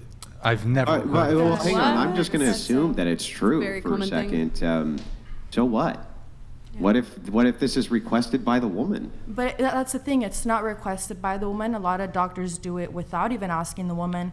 That's dubious. That's search dubious. Search it up, please. Do you want to search it I'm up? sure it's She's happened. right. It's true. You're saying that there's a majority of women. I never said the word majority. I said there's a good amount of women who get that. It's called the husband stitch. That's why without their consent. Yes. This seems dubious. I would like to hear from perhaps a nurse or someone who's involved in the healthcare field. It can't be without your consent. I'm sure Wouldn't it's you be able to happened. sue This if that seems happened? very dubious. No, because they're already stitching you up. They just add an extra stitch. It's called the husband stitch. You guys gonna search It also up? doesn't happen. The husband stitch, also known as daddy stitch, is an outdated medical practice that involves an extra stitch during vaginal repair after childbirth. The procedure is not medically necessary. The idea behind the husband stitch is it makes sex more pleasurable. It's only available on request. No, it's not. I know people who have had it. I have aunts who have had it. That's why I know Okay, it. so your aunts are a lot older than you, right? Yeah, I never said Okay, that so doctors could are it be doing this on a possible day-to-day that this basis. no longer, hang on, so this could be possible that it no longer is standard operating procedure, even if it was for your aunts? Yeah, that's very possible that it's not as common anymore, yeah. The husband stitch is rarely performed in the United States. Healthcare providers should never perform it without a woman's consent. It goes against medical ethics. She just said she had a friend who's had it, so that kind of. But do Well, they I mean, suggest? I think that she's not telling us the truth. Do they So all of my friends haven't had it. Oh, now we have counter evidence, huh? Did they ask for it? No, it has been like a legal battle in between them, but like that has happened, and that was recent. But that is fucking like right. obviously. Your friend did not get the husband stitch. You're full of shit. It's basically never done unless it's on request. You made it up. It's an anecdote that you made up. You could never demonstrate your friend had the husband stitch and is in a legal battle. If you could do, you know what? I'll tell you what. If you can demonstrate that you have a friend that you know who had the husband stitch against their will, I'll send you $250 right now. Call your friend up. I will not do. I don't need to prove that, though, but that's just odd. I have a question. I'm wondering what Andrew and Brian, like, what you guys think about the patriarchy. Well, hold on. I'm not done with my question, so we can perhaps answer that later. But I did want to go around. So you gave 2 examples of how women are oppressed. I gave 3. Yeah. Can you give any examples of how women are oppressed? I think in workspaces, sometimes at school. I feel like it's just like, I'm not sure if it's like, how can I put this into words? Like the oppression of just like sometimes this like speech, like having like fear of speaking up because you don't know how people will react, keeping quiet in like workspaces, things like that, like how the system has like pretty much like created this, I don't know, like, how do I say this? Like this like sphere, this like kind of bubble like pushes us down more than men. I feel like it's not encouraging to women to like step up sometimes and like just be more open and things. I feel like By the way, Brian, I want to let you know, just an update on this. Conducting the husband stitch is considered malpractice. All doctors, other healthcare workers can be sued for performing this surgery. It's considered malpractice. Literally considered malpractice. It is not a thing which women are subject to. Even with consent, it would be malpractice? Unless it's with specifically a woman's consent, which in that case, why would they have a problem with it? Right, okay. So women feeling like they can't openly speak, or that would be oppression, but that would be how you feel. Like, I'm looking for something a bit more concrete.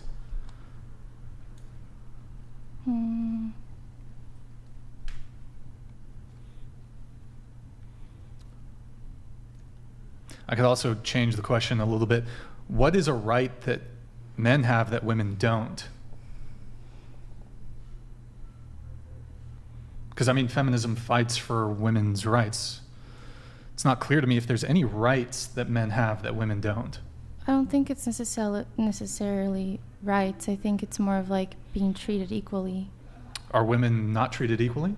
Not really. Could I answer this, or could I speak Sure. on it? So I was researching about the origins of patriarchy, which is a system. So patriarchy, it started back when they were making civilization, and people who had the most wealth were people who could get the most food, and that was men. So men were able to... Men have a faster metabolism. No. Well, men were getting the most food for their civilization, so they were getting the most wealth. I have it on my phone. They still are. Yeah, I know. They still are. I know. Yeah, I'm just saying, just let me finish my point. So patriarchy is a system that's been started ever since then. But feminism is sort of like the way to catch up. So back in the day, women could not vote. Women could not do a lot of the... Neither could men.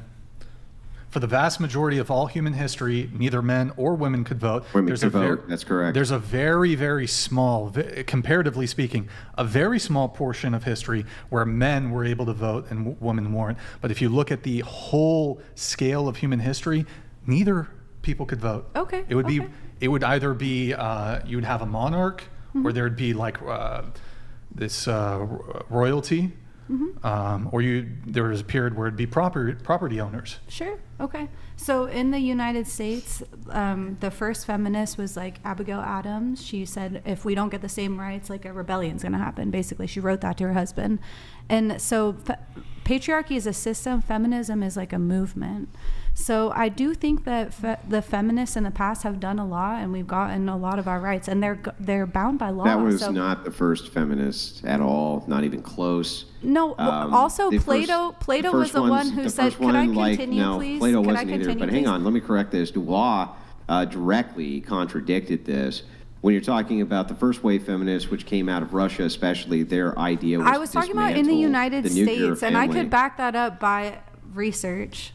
I was talking about in the United States by multiple research. I could back that up. That Abigail Adams was the first person. No, that's not even true. But even here. So what's your we haven't even point? gotten Just to make my your point. point. Just make your point. My point is that patriarchy is a system. Feminism is a movement. So feminism has caught like females up to males to a certain point, but there's still underlying things that are still happening. And like, I don't think that females are oppressed. I don't call myself a feminist. I think that we have gained all our same rights, but I do think that patriarchy is still a system that still has its underlying layers in the way that we govern ourselves. I do want to just point out one thing when it came to the right to vote, and this is speaking within the United States. Only a 50-year period passed between the ratification of the 15th Amendment, which gave all men the right to vote in 1870, and the 19th Amendment in 1920. So 50 years. There's only 50 years in America that all men could vote, that women could not. Jeremy says, do you know how many DV shelters are accessible to men in the U.S.? 0. We need to bridge the gap to make progress. I don't want my daughter to live in a world like this. Plato, he dead. I'm assuming. Okay. All right. Thank you, Jeremy. Appreciate that. Really quick. Just going around the table, I think I was asking the question, how are women oppressed? Can I ask a question? Okay. What's your motive in asking us this? Because we want to probe the worldview to see if we have potential disagreements with your worldview. Okay. I mean, I think it's pretty obvious that at least you and I don't agree on a lot of things, but that's fine. I would say that the traditional view of feminism that many people have, that the idea is the movement for women to have the same rights, to be viewed as equal to men in the eyes of society, would be like a pretty generic view of feminism. Correct me if I'm wrong.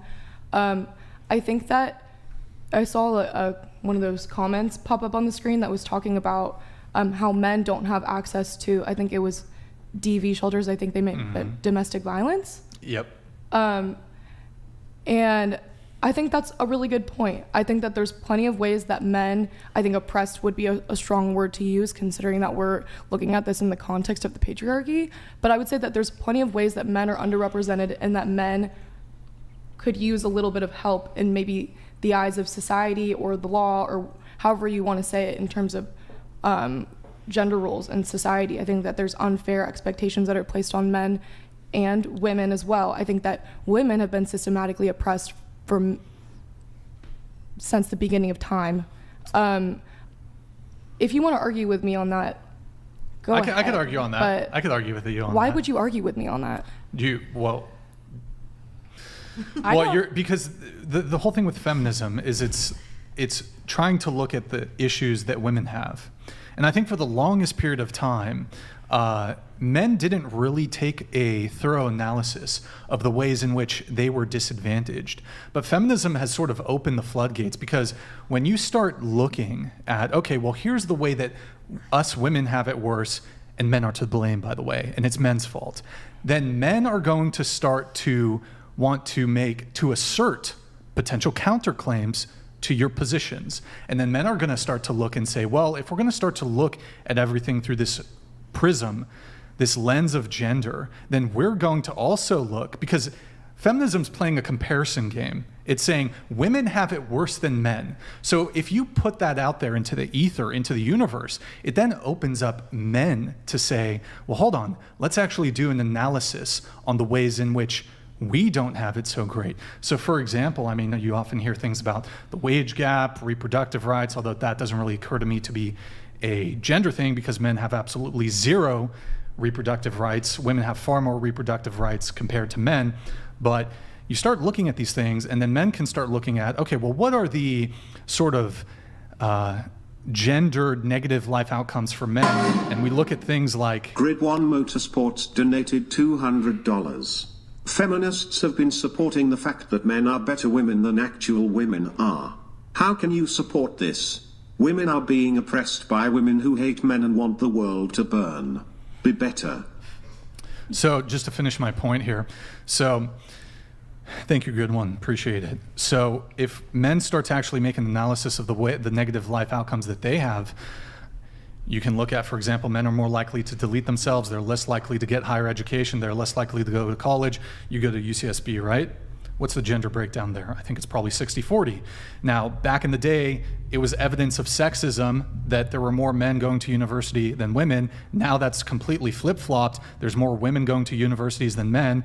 Are you prepared to argue that that's evidence of sexism towards men? I would suspect not, because anytime women become overrepresented in some area, that is still equality in the eyes of women. It's never inequality if it's 80% of women are in this desirable work field. That's never viewed as for sexist reasons towards men.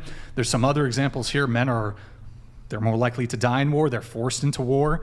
They're more likely to die on the job. They're more likely to be incarcerated. They're more likely to be victims of police misconduct and police killings. They're more likely to be homeless. There's a whole bunch of other scenarios. And in fact, immediately upon birth, if we look at within the first 24 hours of birth, men are immediately have their genitals mutilated. That's an instant. Are you talking about circumcision? Yeah. Yeah, I mean, you laugh at it, but it actually is a barbaric practice. Oh, sure. Yeah. You're right. Actually, I haven't viewed it that way before, but sure. Yeah, most women are the ones who are opting to have their male sons have their genitals mutilated. But there's all kinds of ways. Maybe we'll call that the mother's stitch, maybe. Almost all men in the United States have a circumcision, and the reasons are dubious at best. I'm not in favor of it, but we don't have to get into a circumcision conversation. So I mean, didn't that initiate, like, a lot of the things you mentioned are kind of initiated by men though, right? I mean, not the circumcision thing, but so women were the ones that first started circumcision? It's from the Bible. Well, actually, you know what's funny? When it comes to female genital mutilation in some of these other countries, it's not something that's in the U.S., but it's actually women that tend to uphold that specific tradition against other women. So as you're about to make a "but it's men's fault" argument. So are they less victims because the perpetrator of the cause of this is because they're men? No, I wasn't about to say that. I feel like it's like the opposite. Like women will, like, remember how I mentioned that earlier, that women uphold the patriarchy. Like that kind of goes with my point. Like if a woman is mutilating another woman's genitalia, it's because of like patriarchy at the end of the day. It's okay. Anyways, so to kind of put the final point in what I was saying here, I'm actually prepared to just disregard actually most of my points that I made and focus in on just one. So you said from the beginning of time, women have been oppressed and men haven't. Oh, I knew you were going to bring up this one. Okay, that was a really big blanket statement that you could probably poke holes in all you wanted. I think that, sure, maybe that was a bit of like an absolute.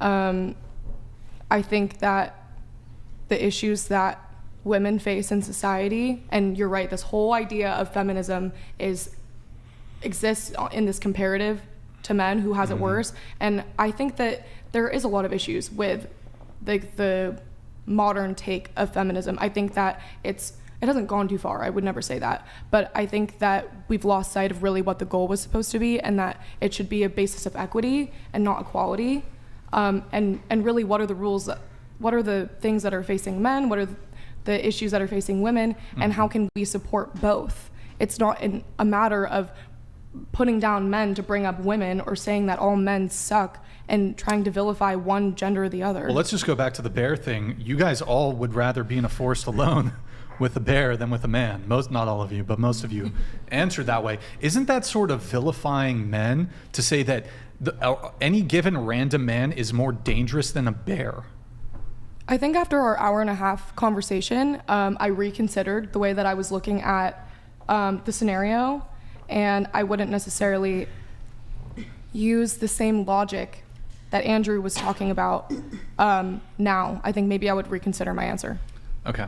I'll just say one last thing then. So just going back all throughout history, I would argue that the burdens placed on men, and this actually comes down to one sole male-specific grievance. I think that all feminist arguments about oppression are dead on arrival. In fact, men have been more oppressed than women, and here's precisely how. So all of women's collective grievances fall flat in the face of just one sole male grievance, and that's forced military conscription.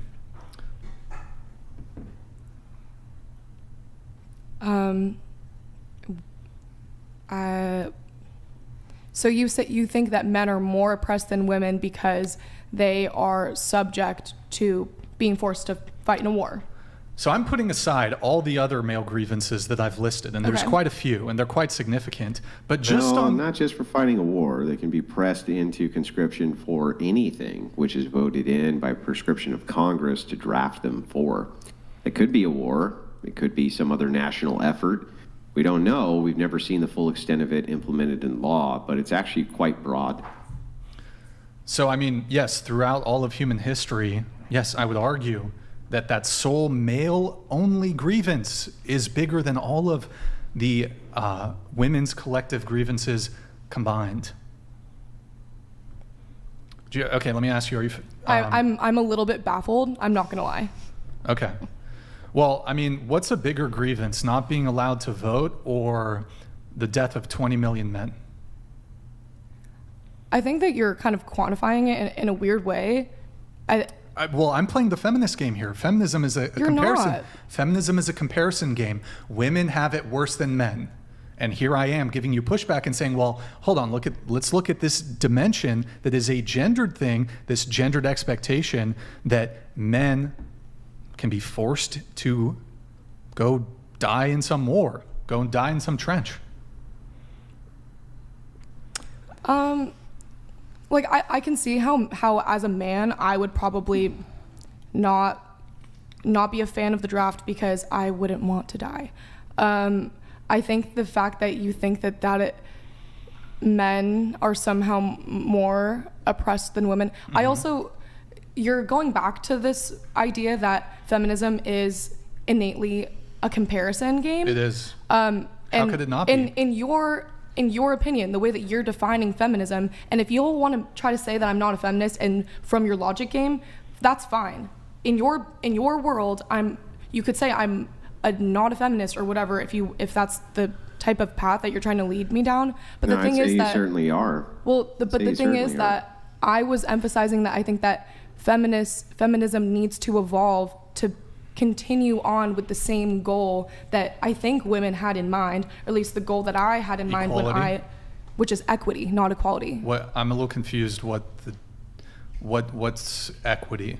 What would be an example of equity? So the way I learned about it is that there could be a series of boxes. Yeah, and I'm familiar. So do you know what I'm talking about? Where in this sense, equity would be measures to have women have the same rights in the eyes of society and also men. So the ways that women and men would be upholded would be in different ways.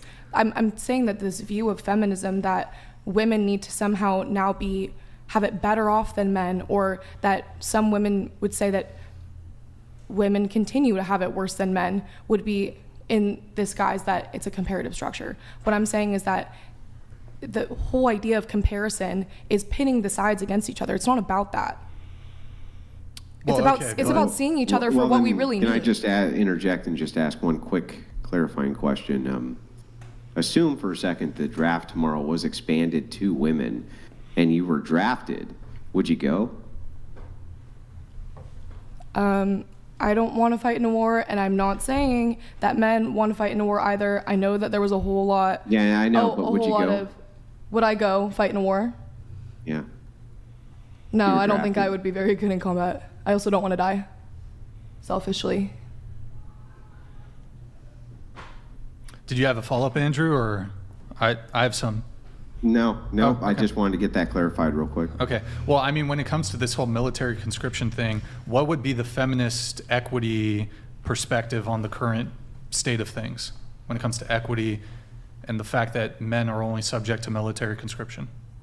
I'm not going to say that I have an answer, but I would say that if women are against fighting in a war and being subject to the draft, and you're using a feminist agenda to try to uphold that, it would be a kind of a weak argument. It would have holes in it, because you would say, well, if you think that women and men are equal, then get on the battlefield with them. But I think that men also love to uphold the idea that part of the gender expectations that are held upon them is that they are the protectors and they are physically stronger. And so if you're physically stronger and you want to protect me, then go do it. Well, what if a man doesn't want to be drafted? That doesn't really change the fact that in the event of a draft, he would be drafted. Can I ask something? What's up? I don't know the historics of it. Like, how did that come to be?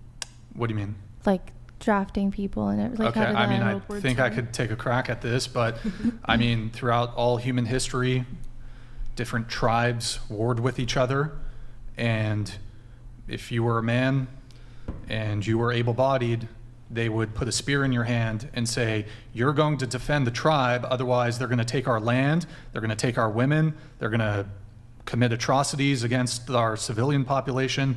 So I would imagine it just goes way back into human history of there's warring tribes, there's different. Well, I would actually even go a step further and just grant, I think, what you're angling at, which is, I think the patriarchy brought us the draft. Yeah, exactly. That it was a system of patriarchy which brought us the draft here in the United States. Do you guys disagree with that, or was that kind of where you were going with that? No, that's so valid. Yeah, totally, right? So I got to ask you a question. How in the world could we ever repeal any of these things which the patriarchy have imposed upon us without appealing again to another patriarchy to do so? You can't. You can't. Another patriarchy. Which means that grid one is correct and patriarchy is inevitable. What's your other version of a different patriarchy? Like a matriarchy? What could you appeal to which was not a patriarchy and would not become a patriarchy by necessity in order to overthrow a patriarchy? I've never been here to necessarily overthrow the patriarchy. I think that's kind of a combative way of looking at the whole situation.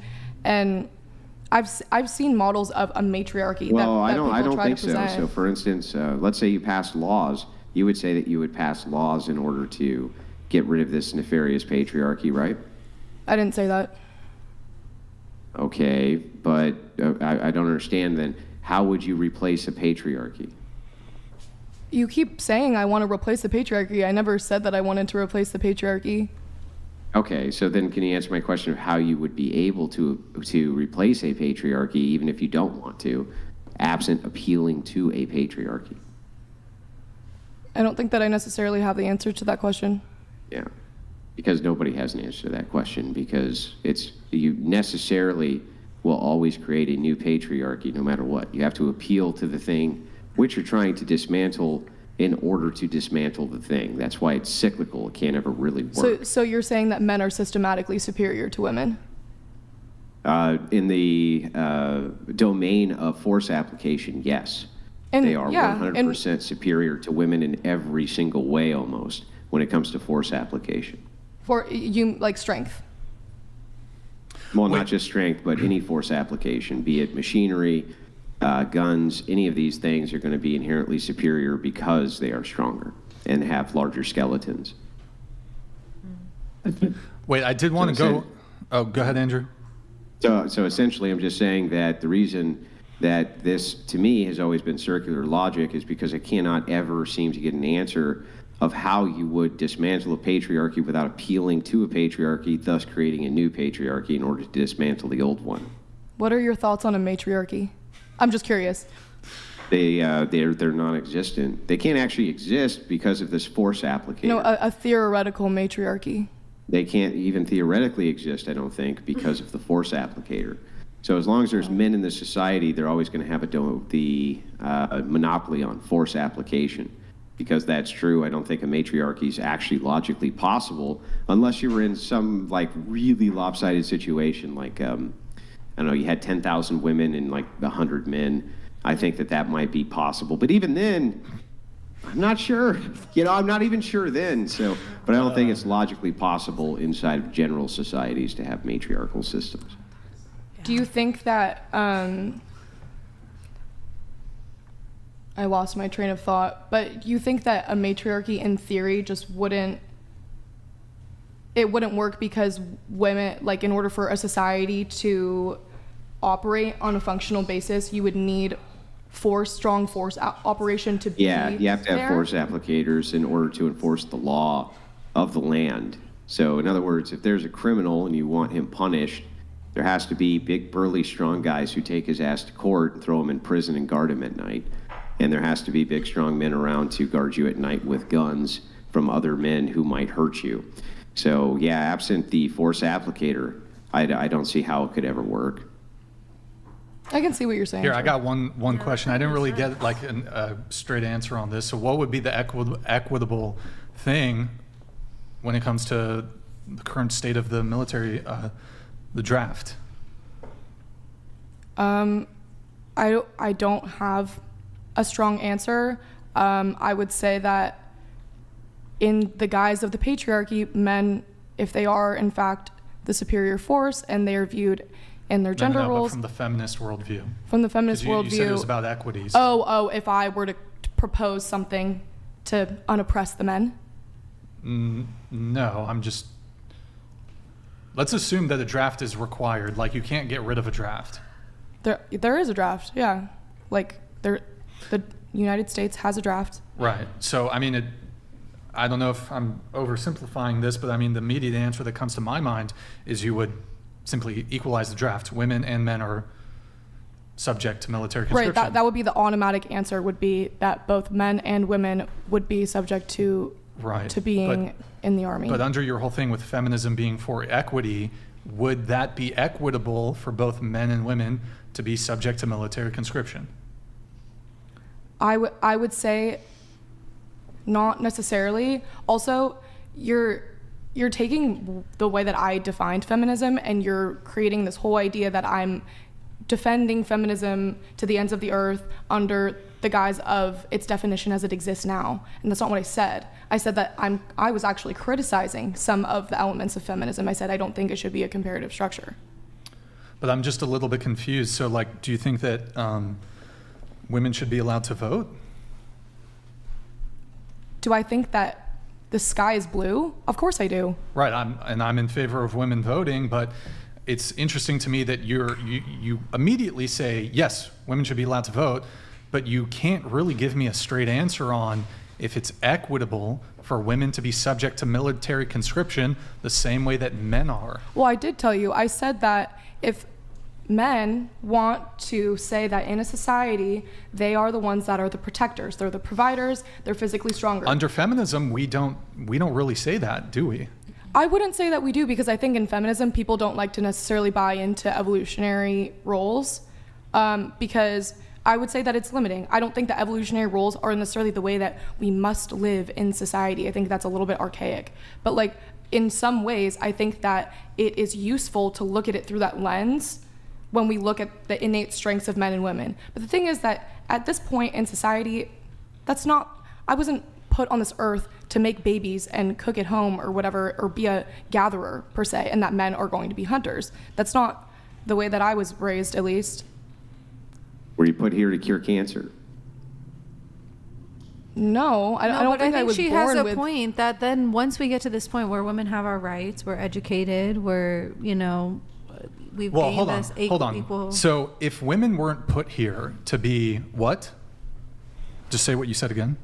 To be baby makers and gatherers. Right, and men weren't put here to be disposable parts of the military industrial complex and just be put define through, it in the same way, hold please. on. Don't to be, say that No, like I'm to be just put through the meat grinder of war. Well, if you were to parallel the logic you're saying, and you're saying women are baby makers and gatherers, men would be providers and hunters. And protectors. And part They of are. that But I entailment. mean, hang on. But how can you say that they're not? Men provide the food. Overwhelmingly, they provide basically all of it, in fact. Women provide almost none of it. Men provide all the infrastructure. How are they not providing and gathering? Seems like that's exactly what they're doing. What do you I mean, don't know if money-wise? that's in every household. I don't know if that's true. Now that feminism has, like, Well, you can buy the food, but Well, it's made by men.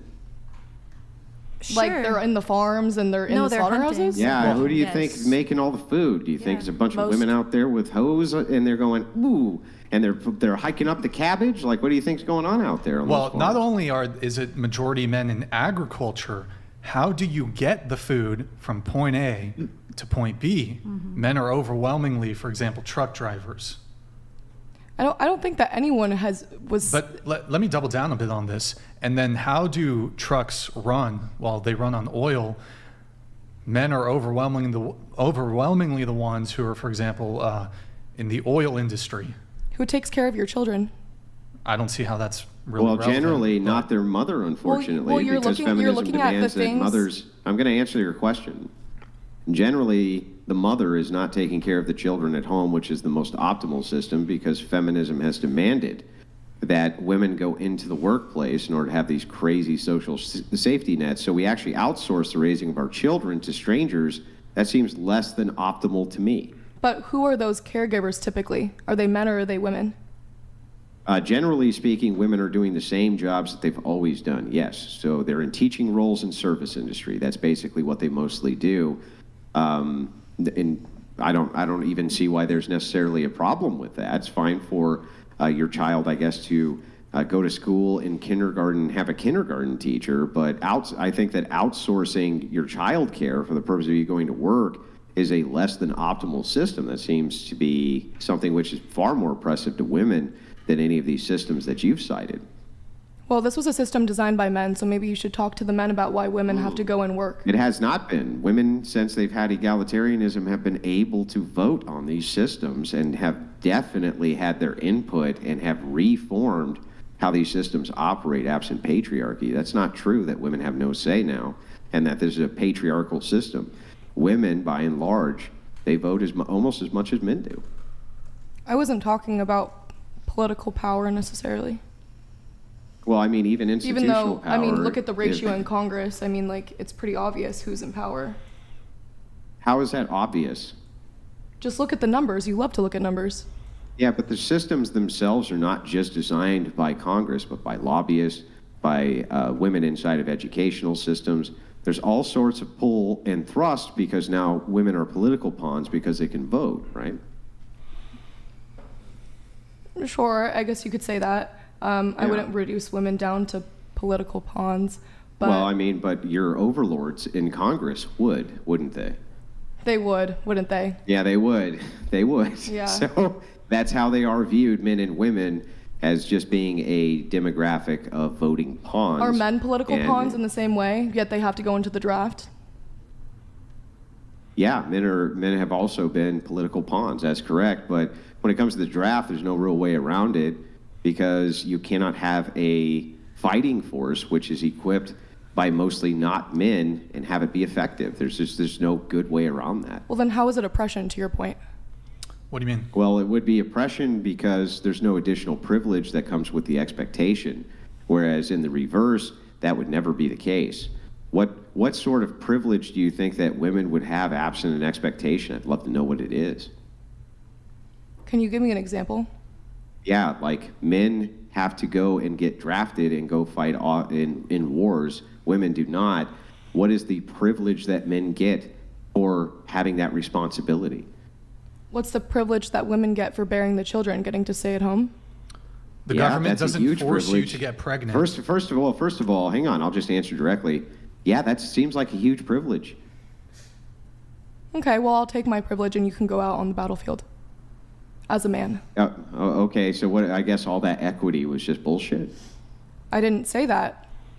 Well, then I thought that's what we wanted was equity. Does it sound like we have that tall box so that we have that equity that you're talking about so we can both see over the same fence? Look, I'm not saying that the draft would be probably one of the more contentious points that you could bring up when you talk about gender roles. I don't want to bring up reproductive rights because I know that you all would love to destroy me on that one, but women die in childbirth, and also child rearing Yeah, but it's rare. Well, rare that women die They in die childbirth. after abortions too. Okay, respectfully, I'm not going to get into that whole thing. My point is that child rearing is not, I would say that the roles that women take in society are not necessarily as valued as the roles that men take. Why should they be? What do you mean? I just asked you a direct question. You said that women's value in society is not as valuable as men. Why should it be the case that it is? In under the eyes of equity, it should be. Yeah, but you just got done saying you don't care about equity because I never said that I didn't care. Well, then I don't understand. If it's a privilege for you to stay at home but not a privilege for me to fight a war, how's that equity? I don't think that it's an innate privilege for me to get to stay at home. In that context, I could have the privilege of my safety, and you don't. It's not. But you have the privilege of walking home at night and not being afraid that you're going to get attacked. Hang on. How is it not a privilege to have somebody else providing for you while you stay at home? Because I'm raising kids, and so what they're if you're not providing? raising kids? Well, if I'm not, then sure, then I should go be a Then it's a productive member of privilege? society. Okay, But so if you're going is to that sit here and equity? try to, because if you're staying at home and your hubby's taking care of you and he can be drafted and you cannot be drafted, how's that equity? because there's other responsibilities that I would have as a woman. What? Well, under this societal structure, if you're saying that that's the expectation, I'm not saying that women should have to go and be child bearers if they don't want to, but if you're going to look at the patriarchy and you're going to analyze gender roles to try to justify the draft or whatever it is, then... Yeah, but how is it not a privilege, again, back to the question, how is it not a privilege for you to be able to stay at home and raise no children at all, and he is still subject to the draft and you are not? How are you not privileged, and how is that not equity? How is that equitable in any way? Well, women can still go to war, they're just not obligated to. And Yeah, so I that think, wouldn't be equity, would it? Well, let me finish.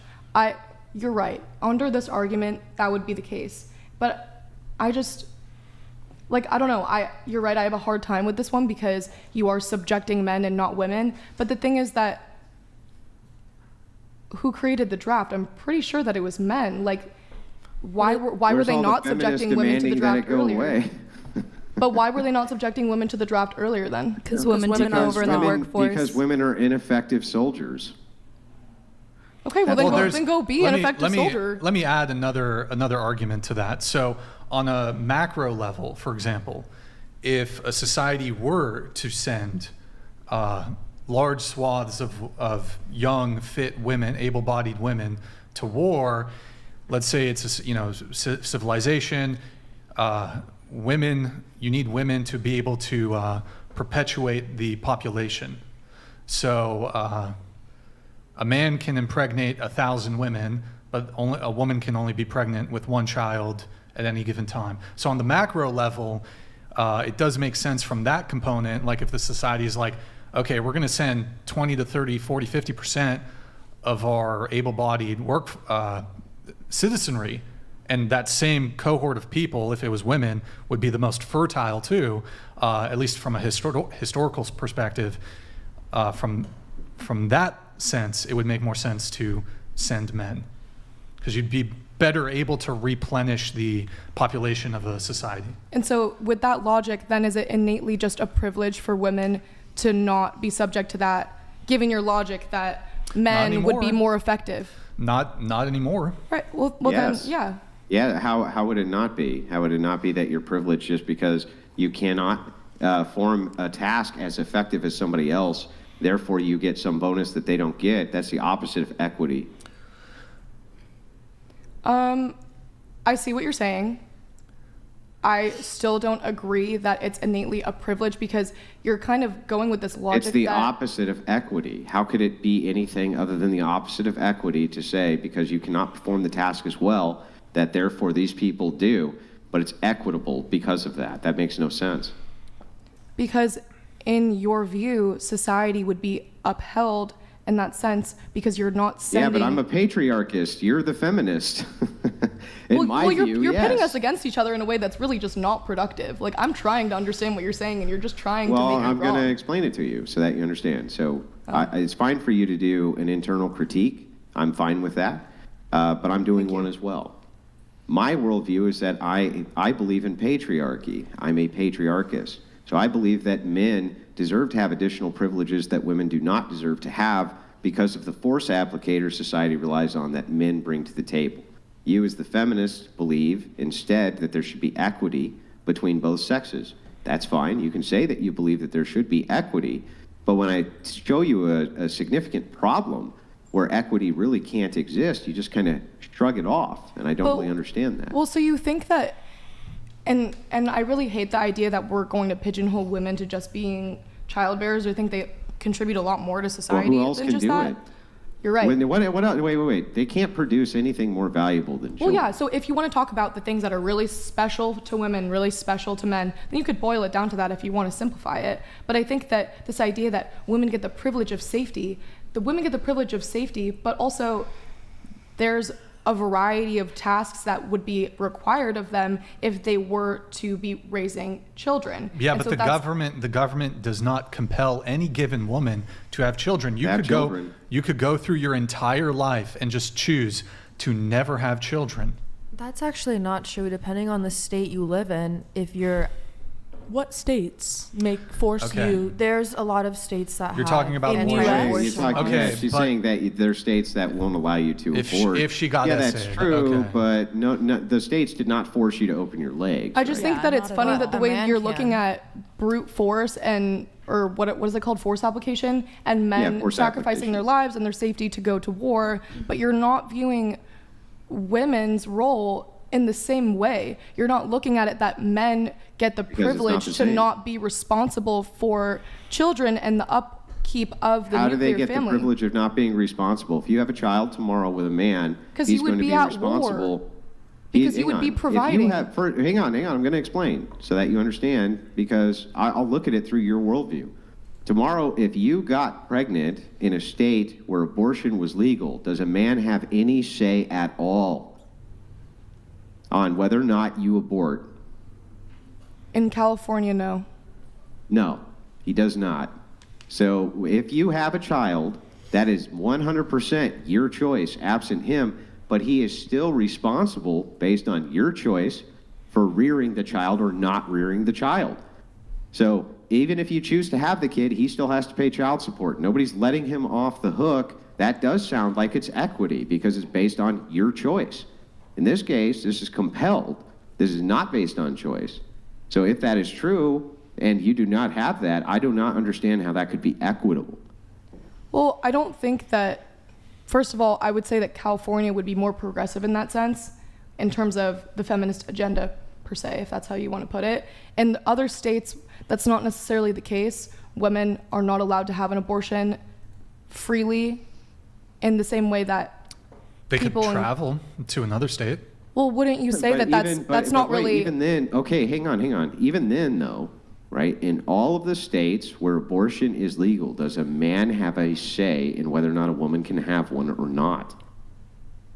They're the ones that are making the laws typically, and they are restricting women's access to abortion. No, they're not. Women also make laws and vote on laws. Yeah, and I'm not for those women. I don't know where you get the idea that it's all men who are voting on these laws. They most certainly are not. It's women in the context of the patriarchy, though. Might as well be a man at that point. Okay, so even if it's the patriarchy who is giving you abortion rights, we'll just grant it for the sake of argument, is there a single state which you can be in where a man that has abortion which is legalized, where a man can tell you, no, you can't go abort that child?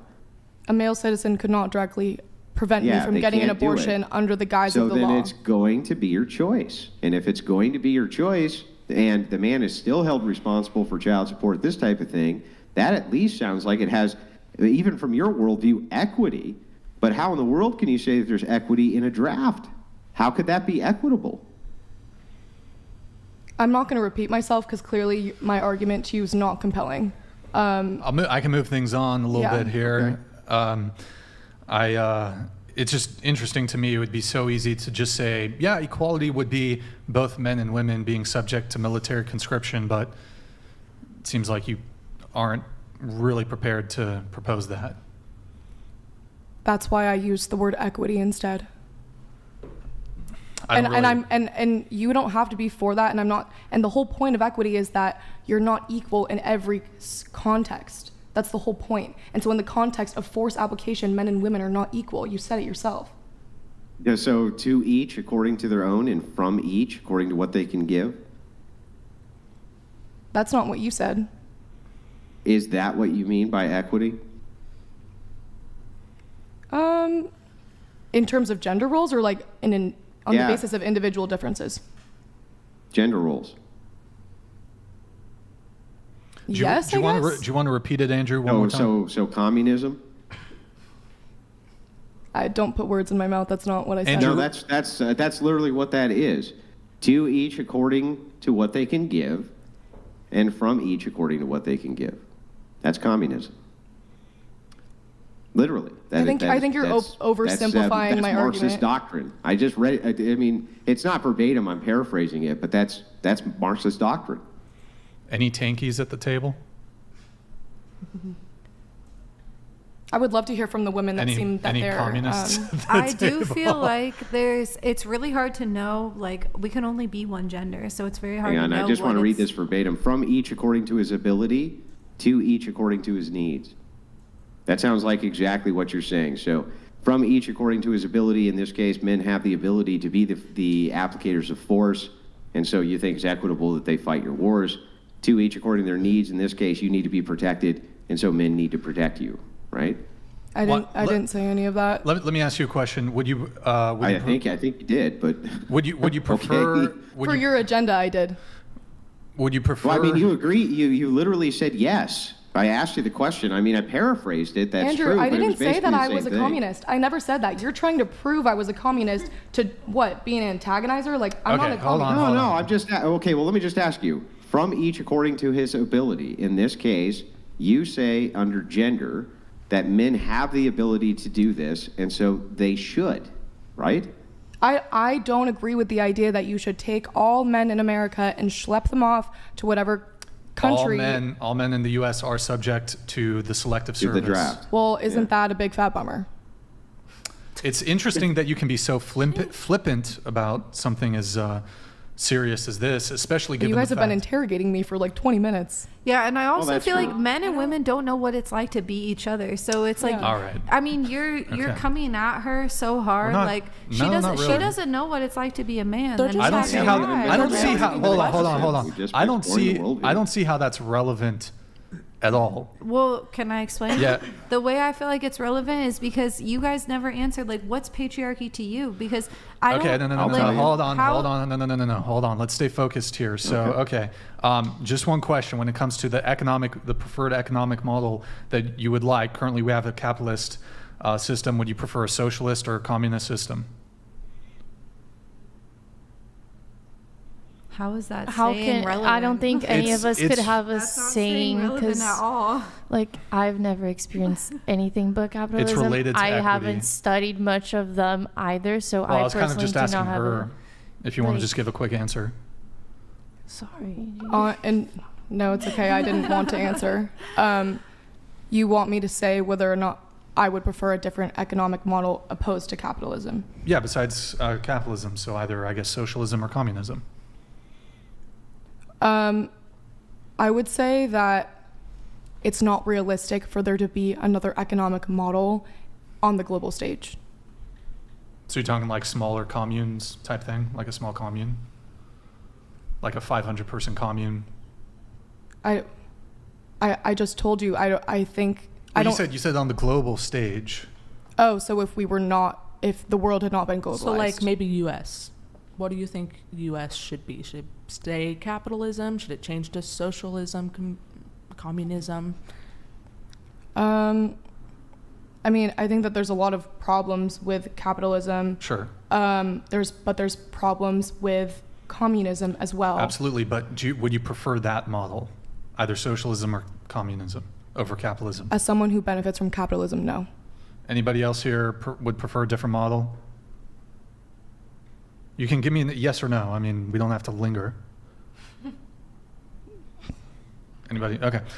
Just a couple things here. So you did mention one thing about men don't have to feel scared when they're walking alone at night. This actually isn't true. One, this is just proved by statistics. Men are more likely to be victims of violent crime. And then in addition to that, men can absolutely feel scared to walk alone. So you brought that up earlier as a sort of a counterpoint of, well, women feel scared to walk alone at night. I mean, I'm sure men get jumped more than women would, like walking alone out in public.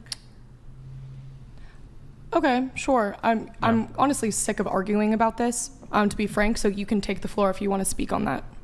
Okay. Well, I mean, I just wanted to give you a little counterpoint there, because you did mention that as a rebuttal to, I forgot precisely what he said, but you mentioned, I think it was, I'm trying to think exactly what you were doing it in rebuttal to, but... So you just wanted to argue about my point then? Well, you were using that argument, and I just want to point out that men can also feel scared walking alone at night. I didn't say that men couldn't. You're continuing to lie in this comparison. I didn't say that men, just because women feel scared at night doesn't mean that men can't. But somehow to you it's offensive for us as women to say you seem like maybe you're offended. No, I'm not offended, but there's this idea that you think that men just move through the world like very blasé and infallible, when actually we have just as the same concerns as you. Did you not hear the argument that I said about how I think that there's a lot of societal pressures that men face? You're acting like I just said that men get it easy and that there's no problems. I didn't say that. But this is a common argument I hear of, well, us women, we're scared to walk alone at night, which would indicate to me that you're doing a comparison argument. I wouldn't necessarily say that. What you got? No, it's fine. No, just say it really quick. I'm not going to linger on this one for too long. No, it's just the fact that we're afraid to go out at night because of men, the same way that you're mentioning that men are scared to walk alone at night, also because of men. Okay, the men are scared of the men. We're scared of the men. Yeah, we're not scared of all men. We're scared of just the dangerous men, the possibility that it's a dangerous man. That's that. Okay, so sure, but it's a very small proportion of men who tend to perpetuate these violent crimes. Very small percentage. Why are you men scared of men then? Yeah, especially if you're in the patriarchy and you're the ones on top. Like, why are you scared? Okay. A victim is a victim no matter the sex of the perpetrator. So we can always point to, it's men's fault.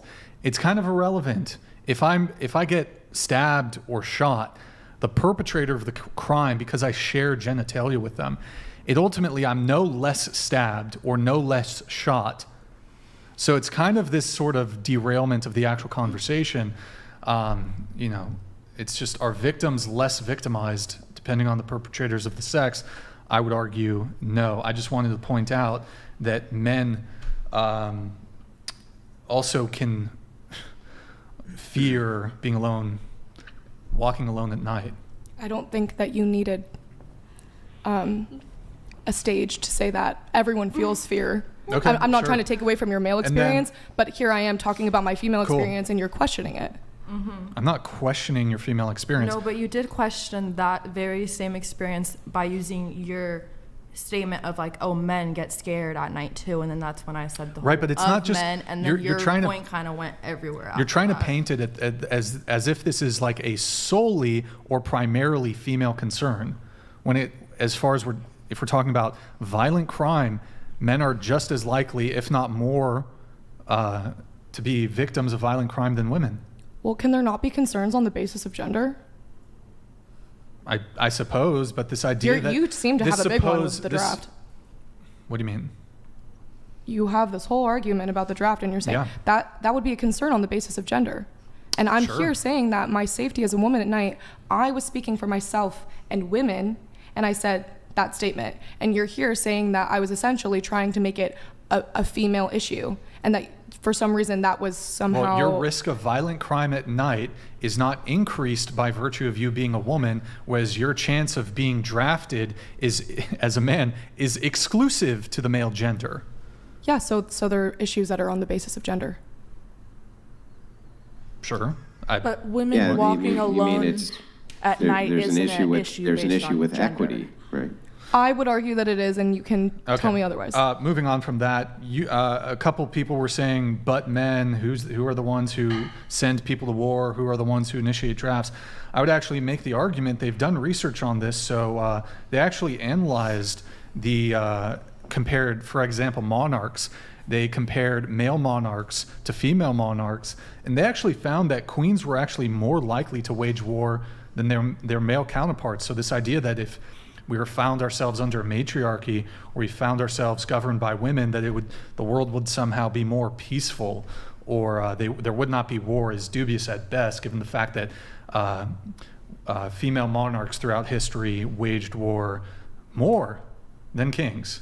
So I just wanted to bring that up. I did want to go around the table really quick on this. We were talking really quickly about strength. I don't suspect there'll be, well, we'll see. This is related to the whole warfare thing. Generally speaking, are men stronger than women? Yeah, that's scientifically fact. On a biological basis, yes. Sure. Well, what do you mean, sure? I'll just agree with it. What do you? No. Yes. But don't just agree just Yes. because you think it's what I want to hear. What do you actually think? Yeah. Does anybody feel like that's not? Sounds like you just want to argue with her. No, but I want people to answer honestly. Yeah. Okay. All right. If that's your honest answer, okay. Physically. Yeah, yes, physically. Yes. Yes. Yes. Yeah.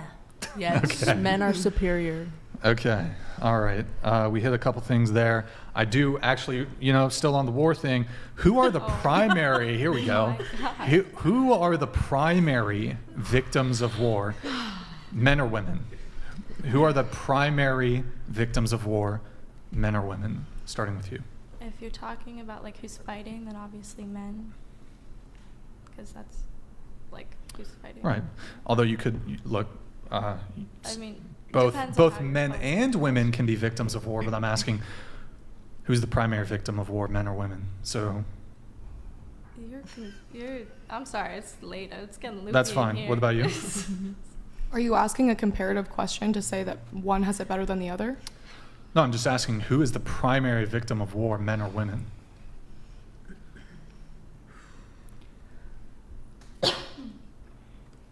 I don't think that it should be on the basis of gender, but statistically, I think more men die in war. Okay, so they would be the primary victims then. I think victim has a certain agenda that underlies it, but... Let's say you're killed. Are you a victim? What's so funny about that? Well, I mean... Just don't worry about it. Okay. Yes. Sure. Okay. Do men die in war? I think that this idea that men are victims of war is kind of funny, considering Funny? that Okay. it's funny to me because, in my opinion, the perpetrators of the war end up being whatever the gender is, everyone else who is subject to that decision ends up being the people that are victims. I don't think that it's just one sex. Well, he's not saying that it's just one sex that's victims. They can all be victims, but who would be more victim, if that makes sense? Can I ask you a question? So let's look at World War I, World War II, just within the United States purview of those two conflicts. For World War I, World War II, who were the primary victims of war for those conflicts of the United States population? On the basis of who died. So men or women? I don't know the statistics, but I think that more men died. Okay. I'm just a little... Okay, so you said it was funny that we're painting men as victims when it comes to war. Could you explain that a little better? I don't know if anyone else wants to speak on this. I mean, when was the last draft? Vietnam. And how long ago was that? Well, I'll paint it this way. When it comes to the Vietnam War, there are men that would still be alive today that aren't because they got drafted, and there are men that are alive today that were drafted who have substantial injuries, who are maimed, who lost limbs, who have post-traumatic stress disorder, who developed probably drug addictions because of, either what they saw, who are homeless, et cetera, et cetera. So yes, even today in the United States, I can give you a more recent conflict. If we look at the Ukraine war, for example, so every single woman in the country, if they wanted to, could leave. They could leave the country. They could leave Ukraine. Actually, we got a Ukrainian here. So all men between the ages of, I believe, 18 to 60 or 65, I forget the exact number, no men could leave the country. Most men were enlisted in the war effort, drafted into the war effort. All women could leave. That's an example of a modern conflict where there was a draft. So, yeah. I hear you. Forced military conscription, still a thing. Can I just say one thing? Go ahead. I think what she was trying to say is the poor man dies for the rich man's war, being that men are still kind of pushing the war and the ones dying. So wouldn't that be more? Wouldn't that have more to do with? It's not that it's a man; it's a rich person. So that's not about gender. That's now about class. Yeah. So social economic status. Yeah. Go ahead.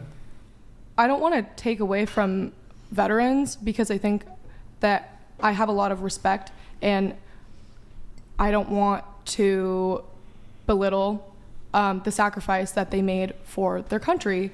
I will say, how many holidays do we have to commemorate the men that went to war? You're right. We should have more. Wait, what's your point? I'm just saying you're acting like this is some type of sacrifice that's gone unacknowledged. Do you think all those men who died, do you get to take Veterans Day off? I do, thanks to the men. But you're not a veteran, right? I'm not. So it's not just acknowledging veterans then. Everybody gets to partake. Yes. Wait, do you think the contribution? Is there a Women's History Month? Yeah, the Pride Month. Hold on. Do you think that is there a Veterans History Month? Is there? No, but it's not about quantifying the amount of time that we think about it. Is it really? That seemed to be your argument. That wasn't my argument. Hey, it did seem to be that, but we set aside days to remember them. My point is that isn't that a quantification of time? I took it as, it sounds like you were saying that the sacrifice that men make for their country goes unacknowledged. The sacrifice that they are obligated to make. That's not my argument. Okay, well, what were you saying? But I'm not sure if the fact that there's a couple of holidays is I don't know how that's really relevant to the conversation at hand. Maybe it's not. I took it as you were kind of suggesting that the sacrifice that men make goes unacknowledged, or that it's undervalued, or that their sacrifice that they make is sure. I think that in some ways it is, but that it was somehow proportionally worse. How come women's history gets a whole month? I don't know. I didn't make the rules about why we get a whole month. Do you think that women's history should get a whole month? I think there's a lot of history there, and the rest of history is man's. Well, this was. No, wait a second. That's weird. What do you mean? Isn't history just history? Yes. I think that there's history that is relevant to women. I'm not going to sit here and say that Women's History Month should or should not exist, or if we should just get one day, or if we should get 1 month. I'm not saying. Is there a Men's History Month? No. Why would there be? Why wouldn't there be? If there's a Women's History Month, equity, it doesn't sound like it's very equitable. I don't think that under the guise of equity, men need a whole month. I don't think under the guise of equity that women need a whole month. What do you need it for? I didn't make Women's History Month. I don't know why you're asking that. Yeah, but you just said that you would keep it, right? I don't have really strong opinions on Women's History Month. No. I just was born a woman. Okay. So you had issue with me framing men being involved in warfare as them being victims of warfare. Like you said, saying that men are victims of war is a funny frame. I don't know. I don't want to put words in your mouth. You said it was funny or something. Originally I did. Jeremy donated $200. Seriously? 22 veterans each day self-delete. There are 17 million veterans in the history of the USA, and you want to reduce our sacrifice to 2 days per year. Let's go. Let's be equitable. I would argue that the contribution of the veterans is goes well beyond just us now having a couple holidays or whatever a year. Thank you, Jeremy. Appreciate your message. I'm going to read one more, and then we have a few more chats, but I will get back to it really quick. David says, back $69 BMGA and respect. This is a dating show. Be nice, people, please. I've been to Kiev and dated Ukraine. Question is, Xmas or NYE, bigger deal there? Best to all, grid, crack me up. Xmas or NYE, bigger deal in Ukraine? I think overall New Year's is, but if you're religious, then Christmas for sure. Okay. Yeah. And, New Year's is Christmas is actually after New Year's in Ukraine. Okay. Just going around the table, I don't think I got everybody's answer on this. Who's the primary victim of war, men or women? Everybody. Children, men, women, everybody. Or wait, I'm trying to remember if everybody's, no, but who's the primary victim of war? Men die more because they're in the front lines. Okay. So I was just asking if you had to choose one, because initially you said everybody. Yeah. I still think everybody suffers. Big Sass Energy donated $200. As a Marine combat vet who has seen the all the death, for holiday, I'd much rather the women of this country submit and both genders can commit to their biological gender roles. It's inevitable. All right, Big Sass Energy. Amen. There you go. Oh, she agrees with you. There you go. There you go, Big Sass. Thank you, man. Appreciate the message there. Wait, so you said everybody? I think collectively everyone will suffer. I think Sure, men yeah, will war's definitely terrible die for more everyone, and but- will be more traumatized when they go and if they are able to come back. Okay. Who's the primary victim of war, men or women? Men. Men. Men. Men. Men. Okay. All right. Let's see. We have a few final up. No, not yet. Well, guys, go to twitch.tv/whatever. Drop us a follow. Drop us a Prime sub if you have one. Twitch.tv/whatever. Drop us a follow and a Prime sub if you have one. A couple other questions here. Moving on from the war stuff. Can you be sexist towards men? What do you mean? Like Can- as a woman, like me? No, not you specifically, but like, can women be sexist towards men? Sure, yeah. Yes. Yeah. Yeah. Yes. Absolutely. Yeah. Oh, sorry. Yes. I won't grill you if any of you change your answer. Are any of you just saying yes because you don't want to argue? I will not grill you. I promise I won't grill you. I will move right along, but you... Anybody? You? Yeah? Okay, all right. Just want to check. Just wanted to check. How about this one? Because it's kind of related, sort of a little bit. Can you be racist towards white people? Oh, sorry, I keep forgetting I start. Oh, sorry. Yeah, maybe, yeah. Respectfully, how does this have anything to do with dating? And no. Doesn't actually have anything to do with dating. I just felt like asking the question. I'm a goblin. Okay. Do you want to answer the question? Do you want to answer the question? No. You can't be racist towards white people? Well, hold on. Let's get everybody's answers first before you. Okay. So no. What about you? I'm not going to talk about this. Should I just assume that your answer is no? Just go. You can just Come on, just answer the question. I don't need to. I'd say yeah. It's Yes. Okay. No. No. I think you can be racist towards anybody. Okay. Yes. Yeah, absolutely. Okay. Really quick. Promise we won't linger so long on this. Why? For those of you who said no. Does anyone else want to answer? How about you answer?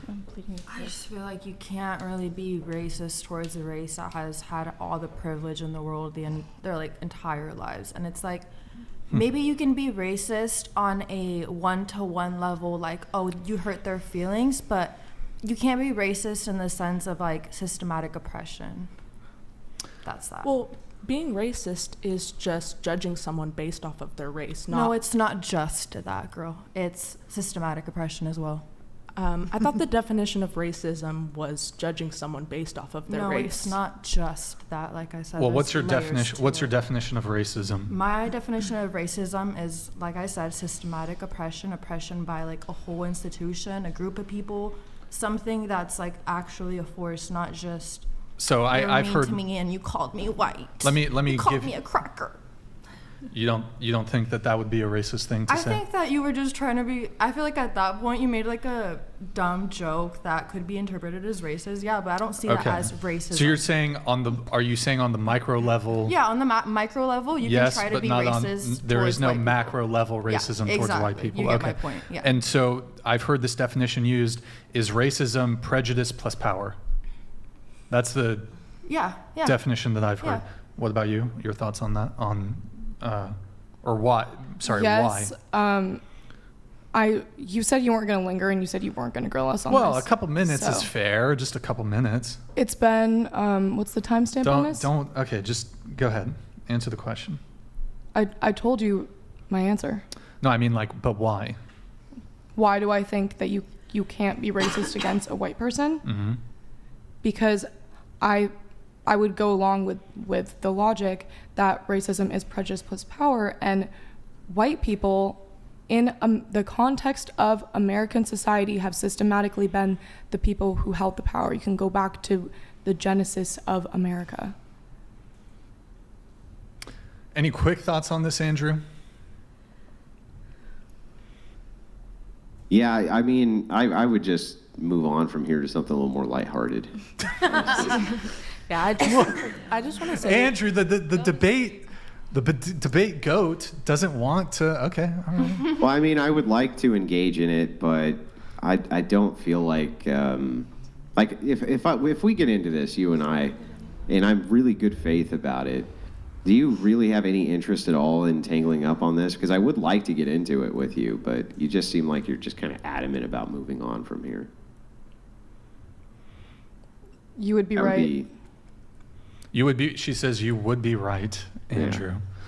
I just want to say I think it's stupid to talk about race. Why does race matter whatsoever? I mean, it's based off of someone's actions, not the color of their skin at all. I agree. I mean, the way that you can't control your race. And exactly. So when why you does put it matter? into the mix, it creates a... Go ask the colonizers why it mattered. Like, Yeah. I don't know what you mean by that. Well, I just don't think it wish should it didn't matter. to them. I wish it didn't to them. I just Like, don't it think was wrong of them to care I don't think about race it, in my should opinion. matter. I think that it's something that's still drug on to this day, and I don't think that. I mean, there's a lot of. I think it's hard to be racist today. Well, so is there white privilege for those of you who said no to the race? So I assume you guys would agree that there's white privilege. Yeah, I mean, just even by hearing her speak on the fact that she doesn't think racism is a thing anymore, I feel like kind of speaks on like white privilege. Well, I don't think that's what you said. No, I wasn't saying that. No, not at all. I'm just saying I think it's harder to be racist in today's society just because, like, in a workplace or something, you can take that to court. Like, it's not something that... I think it's around a lot, yeah. I mean, you're just looking at it through an intersectional worldview, right? From an intersectional worldview, you think that racism essentially exists because there's systems in place which favor one perceived social constructed race over another perceived social constructed race, right? Is that correct? Is that for me? Yeah. It's your argument. No, not her. I'm sorry. The gal sitting dead center. Racism. Die. Stop using it. Period. Amen. Okay, thank you, ACL. Appreciate it. The one who said that you thought that that white privilege must exist just based on her speaking about race at all. Sorry, what was your question? Yep. What was your question? I was asking you if you view this on an intersectional basis based on systems of power, and you believe essentially that whites are at the top of that hierarchy, and so therefore they cannot be racist. Only other people can be, or I'm sorry, only they can be racist, not other people. Yeah. That's how you view it? Yeah. Yeah. So where would you fall in that hierarchy? Would you say that you couldn't be racist? You can only have people be racist towards you? No, I don't think so. Well, I mean, so then do you consider yourself in that top threshold then of basically whites who are in control? No, not that either.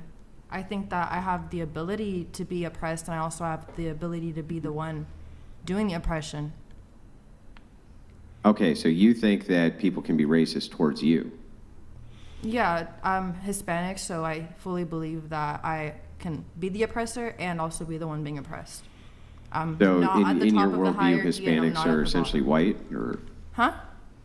in your worldview, you consider the power dynamic of Hispanics to be that of the power dynamic of whites? No, I view it as a lesser than. Then I don't understand, because I thought that you said that the only people who could be oppressors are the people at the top of the racial hierarchy, in this case, whites. Yeah, but I feel like if I was in a position of power, even though I'm Hispanic, I can still be an oppressor, especially because of the fact that I have like certain privileges that come with like being white passing, for example. So that's why I speak on that in that sense. So then, how can people be racist towards you then? That's what I don't understand. I can give you a direct example. No. Hang on. Before you give a direct example, I want to make sure you know what I'm saying. Yeah, I understand. It is your worldview that whites cannot have racism attributed towards them because they're at the top of the hierarchy, right? Yeah. Okay. And you agree that you are not at the top of this hierarchy? Yes. Is that okay? Got it. So you're underneath what you think is the traditional white hierarchy. Yes. Okay. Now, can you say that people can be bigoted still towards whites even if they can't be racist? Yeah. Okay. Can you tell me why it would be more immoral to be bigoted than racist? More or less moral, you said? More immoral. Why would it be more or less immoral to be bigoted versus racist? Or are they morally equivalent? I don't know. Well, like, if you're bigoted towards a white person because you can't be racist towards them, is being bigoted towards a white person just as bad as being racist towards a black person? Maybe, I don't know. Well, because if it is, and bigotry can still exist, and bigotry against whites can still exist, then I just want to know which is worse than the other. I think both are very bad. I don't know what you want me to say about that. If they're both bad, then if we just replace racist towards with bigoted towards, then wouldn't that still create kind of the same dynamic that other races can still be bigoted towards white people? No, and it's so not the therefore same just as dynamic. bad as when whites are racist towards those races. No, it's not the same dynamic because then other races are still experiencing that systematic oppression, that actual racism. Like, for example, getting So killed would by whites if you're cops bigoted against them. that the white people who are getting bigoted against wouldn't be facing. You get what I'm saying? No? One final thought from the both of you on this, and I do have to move things on. Yeah, no, I don't understand what you're saying. So you're not saying that you don't understand how systematic oppression can be worse ACL than being 2008 bigoted donated against? $200. Imagine living in the country that bestowed those privileges upon you. Anyone can live the highest perceived success level possible. I came from poverty to the middle class. Any quick final thoughts from the both of you on this, and then I have to move things along. Yeah, I'm just saying to hope that to wrap up if soon. morally one's not more reprehensible than the other, then other races being bigoted towards whites would be morally equivalent to whites being racist towards other races. There are moral equivalents in your worldview. So, I mean, one isn't worse than the other. On a small scale, no. On a large scale, yeah. So I stand by my own point. Okay. Well, moving on. Let me just check here. I'm going to pull up a couple chats. We have Player 11. When I was young, I wanted a career that would be both rewarding and fulfilling as a provider. Is it wrong for me to expect a woman to uphold her motherly roles? I spent my life trying to build this. So he wanted a career that would be rewarding and fulfilling as a provider. Is it wrong for him to expect a woman to uphold her motherly roles if he's the provider? Any thoughts on that from anybody at the panel? Not at all. I think it's perfectly fair to want a woman to take care of your kids and stay at home with them. Just you three really quick on this. Is it wrong for him to expect a woman to uphold her motherly roles if he's going to be the provider? No. Is that woman his baby mama? Sure, let's assume they have 2 children. In that situation, I think that it's if he wants to be the provider and the woman wants to be the one that takes care of the children, that expectation isn't necessarily Could I have wrong. you tilt your mic down just a bit? Tilt it. This? Like tilt How it do I down. move it? Just Like from this? no. Yeah. Pull it. Oh. Okay. What about you? I plead the fifth. Come on, just answer. This is totally benign question. Just answer the question. I plead the fifth. I'm really tired. I'm not mentally here anymore, unfortunately. So I don't think any real Okay, sentences I'll and just skip you thoughts for at everything all. then. Yeah, he's fine for thinking that.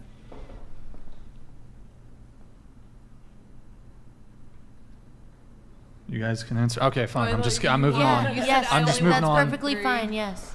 All right. We have women have the power of creating other humans. With great power comes great responsibility. Okay. Hey, thank you, Ben George. Appreciate it. Thank you, man.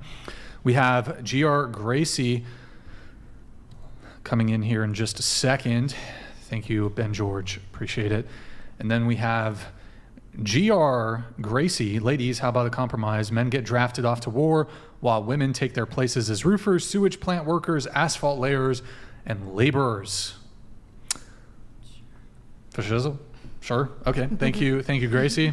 That's the trade-off. Rosie the Riveter or whatever. She did stuff, I guess. Okay. And then we have ACL 2008. What gender of American citizens are required to register for selective service? All male, female. Are you asking this like...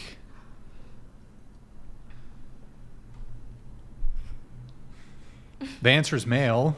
So, yeah, answer is male. Just male. I don't know if you were trying to ask the women that question, but yes, it is male. Women are not subject to military conscription in the United States and the vast majority of other countries. We have Desert Joe, Shite Panel. You can see the points in several topics. When they realize their arguments were wrong, but they are incapable of admitting it was wrong, now they've just tuned out. Move on already. Okay, that's from Desert Joe 3 minutes ago. All right, thank you, Desert Joe. Much appreciated. And then we do have Matt here. Matt says, is there a very manly wooded area?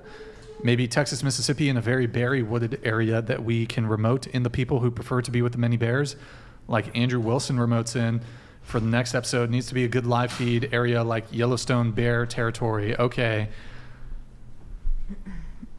Yes, we will get in touch with the park rangers and we will set that up, Matt. We will have them do a, what's it called? Okay. Oops, fuck. Can somebody fix that? Can you go grab it?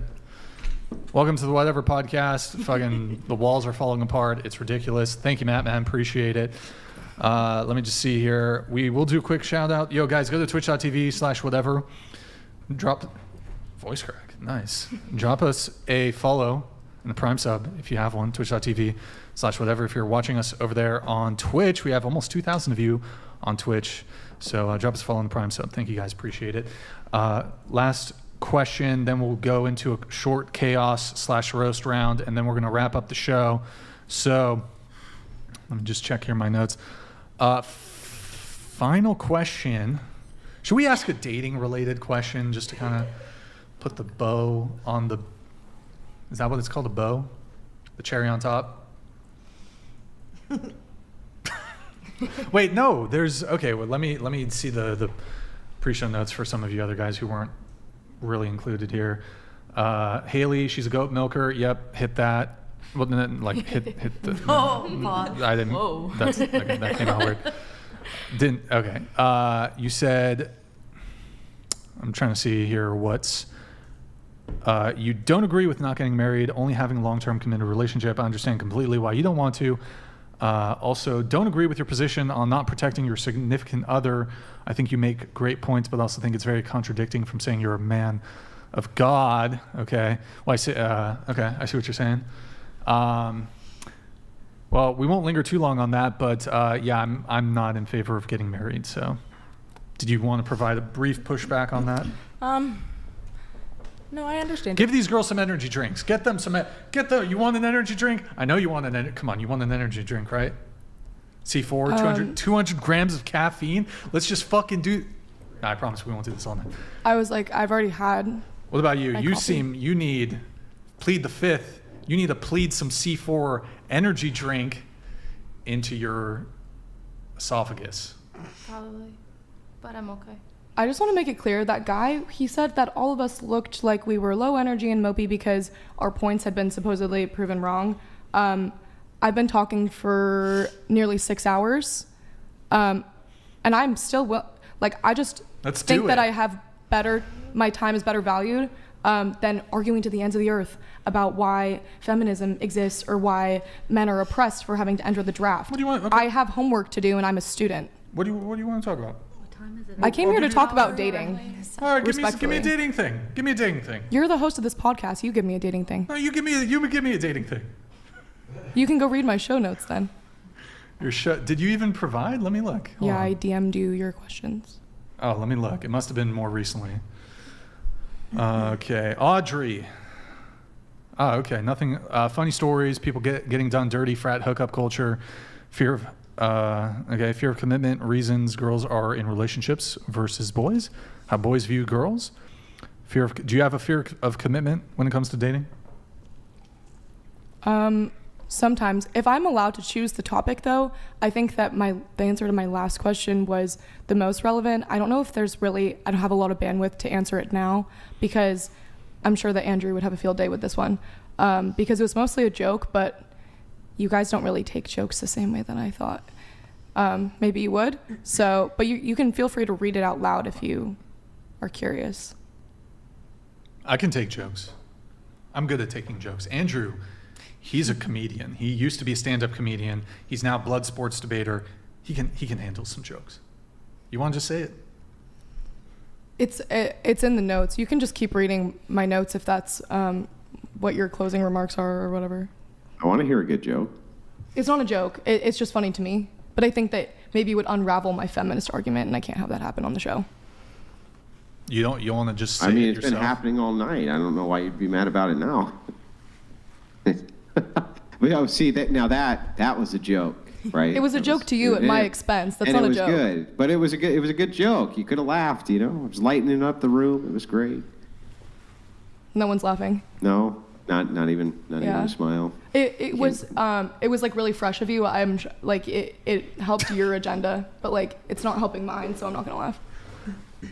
Is that? Oh, that's fair. I'll make sure that when you tell the funny story, then that I won't laugh either because it'll help your agenda or just whatever goofy shit you said. Yeah, that's fine. I didn't ask you to be my cheerleader. Well, that's good because I'm not going to be. Perfect. I'm glad we're on the same page. Yeah. Okay. So you can make a homework assignment about it. Your thing was, you said you have this evolutionary hot take about men being natural-born hunters and women being gatherers as to why girls and boys act the way they do in relationships. Also, lots of men want the intimacy of a relationship, but not the commitment it entails. So there's kind of two parts there. This evolutionary hot take, men being natural-born hunters and women being gatherers, to why girls and boys act the way they do in relationships. Do you want to give a bit of a nuance there? Sure. I think we touched a lot on gender roles through the lens of evolution today. And if I were to expand upon it, how would I put this in a way that's not... I think that it's a good way to understand the way that men view like sex particularly in a relationship compared to women. Mm-hmm. Women tend to, in my experience, view sex as a lot more of an investment compared to men. And I can't speak for men on this. This is my perception from their behavior. Okay. And so I think that in hookup culture might, I would say that maybe it advantages both sexes. But as someone who sometimes had a hard time grappling with the idea that if you were to, why men wouldn't necessarily invest in the same way, I think that when you put it through the lens of evolution and men wanting to innately spread their seed, I think that there is a way that you can argue it. I don't think that it's necessarily true now, because I think that it's kind of a crude argument to make. That was my hot take, is that men commit in a way that's differently than women do, in terms of what's the basis for their commitment. I think that women are more easily willing to commit sometimes. At least I know that I am. Are you? I mean, it depends on the relationship. I think I've kind of learned a lot now. But I mean, you said you've been older. single for 4 years. Yeah, I would commit to someone that is a worthy investment. What do you mean a worthy investment? Like, he wouldn't cheat, he wouldn't leave me. There's not other factors? Yeah, there are other ones. So a guy, in order to get a relationship with you, a guy just has to be loyal. And what was the other thing? Well, I'm not saying that loyalty is the only one. I'm sure there's plenty of guys that would be loyal to you, but you wouldn't be, for example, physically attracted to them. Yeah. So Sure. I'll find one that I'm physically attracted to. Okay. Yeah. But I mean, so you're saying that lots of men want the intimacy of a relationship, but not the commitment it entails. So are you, when you say intimacy, do you mean sex? No, I don't mean just sex. Other things? Emotional intimacy. Okay. I find that a lot of men can tend to choose to be emotionally vulnerable in the moments that are convenient to them. But in terms of what it means for a relationship in its entirety, I don't think that they like that. I think that they choose to be emotionally vulnerable, but without actually the contingencies and the commitment that a relationship entails, if that makes any sense. What's going on over here? I'm just waiting. It's just really late. Look, let me ask you a question. Have you ever worked a job? Oh, I do. I have Do two you have- jobs do you at the have- moment. you have a full-time and job? I'm a full-time student, yes. Right, yeah. So you're currently in an air-conditioned... It's fine. It's fine. You're currently in an air-conditioned penthouse apartment, talking about dating topics, culture war stuff. I kind of want to just say, like, sack up. Like, you've had sourpuss on your face for the past hour. Like, it's not that hard to remain chipper for the duration of the show. I mean, we've been pretty chill about you, like, going back there, being on your phone, whatever. We get it. You have TikTok brain. You're bored. Cool. We get it. It's not that hard to just, like, put on, like, a, you know. Do you not normally stay up late? Bro, it's so funny. These girls will complain, oh, it's 11 p.m. Bro, you party? No. You don't party? No. You've never been out till 2, 3, 4 a.m. drinking, dancing, When I was walking around, younger, doing all this I shit? didn't have two jobs. You're and 21. full-time. You're When still I go young. out, I don't get grilled by misogynistic men all the okay. time, and I'm motivated to go out because it's fun. And you guys for me. won't answer the questions back. So hold on. So is Andrew the misogynist? Are we both the misogynist here? I guess, like, you guys, what do you guys call yourselves? Patriarchists? I didn't say that. Andrew said that. Andrew. Okay, but you said misogynistic man, so I'm going to just assume you were Yeah, referring I don't understand what patriarchy has to do with Oh, this. sorry. I didn't mean to use a buzzword here. That's not what okay, so I assume you were also referring to me. I feel like I've been super respectful to you. I didn't even know say what that the you were complaint is. disrespecting me. I didn't say that. Well, I then don't how think, am I a misogynist? I don't get it. I'm not going to argue about whether or not about why you think that I am or am not correct in my take of you. It's my take of you, and you can take it or leave it. It really doesn't matter. Well, I think you're a misandrist. Oh. Okay, I don't really care what you think. Yeah, I know, Okay. but you should because Why should I care apparently what you you do. You must care what I think because you had to comment on it, right? You had to say, well, this guy over here who's been nothing but respectful to me the entire night is a misogynist. Well, you I don't criticized us really for know where being that came mute. You from. just grilled the shit out of her for not talking. No, that and was now me. I'm talking. Oh, I you. Sorry. didn't do That was shit. me. Okay, sorry. I've been Andrew. sitting here quietly You listening. just grilled her for I not don't know. I talking. don't know. Is that misogynist? This is why I've I never didn't say really that. thought that me being mean on this podcast or what is perceived as mean or tone policing has ever been a problem. I think that women basically just get upset if I disagree with them. That's it. Well, you I disagree think on you guys every just get count. Don't you think it's actually kind of mad. exhausting to be disagreed with for 6 hours? So what? Good thing I'm getting paid for this, am I right? Oh, I don't know if you are or you aren't. It's not my show, but I can tell you this: that what does it matter if you're grilled for 6 hours? If it's an adversarial dating talk podcast, there's going to be arguments. I mean, Because I wouldn't do that for fun. by the way, I don't even feel like you were really grilled. Um, Like I've had some women what on were the we hot doing seat for all this bad. time? I think that's fine. Okay. And honestly, I've really valued talking to someone who has such starkly different opinions than I do. I think that you have Doesn't helped- sound like it. It sounds like you're super upset. I'm not Sound upset. like you're super mad I'm just because kind we of had a- we had a agitated that back you and guys are forth. grilling us and it's been this long. I'm just saying, like, can you try to find a common ground instead of trying to always be right?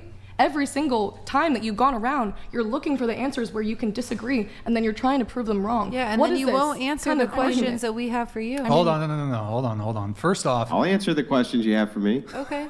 First off, I no, have no. one Hold question. on. Hang on. I just want to see. Do any of you actually? I bet none of you actually have a single question for me I do. that's relevant to any type of argument, topic, anything. Did any of you actually have one? hold on. No. Hold on. Let's stay focused here for a second. You levied a very serious accusation towards both me and Andrew. You called us both misogynists. Just want to make sure that's your position.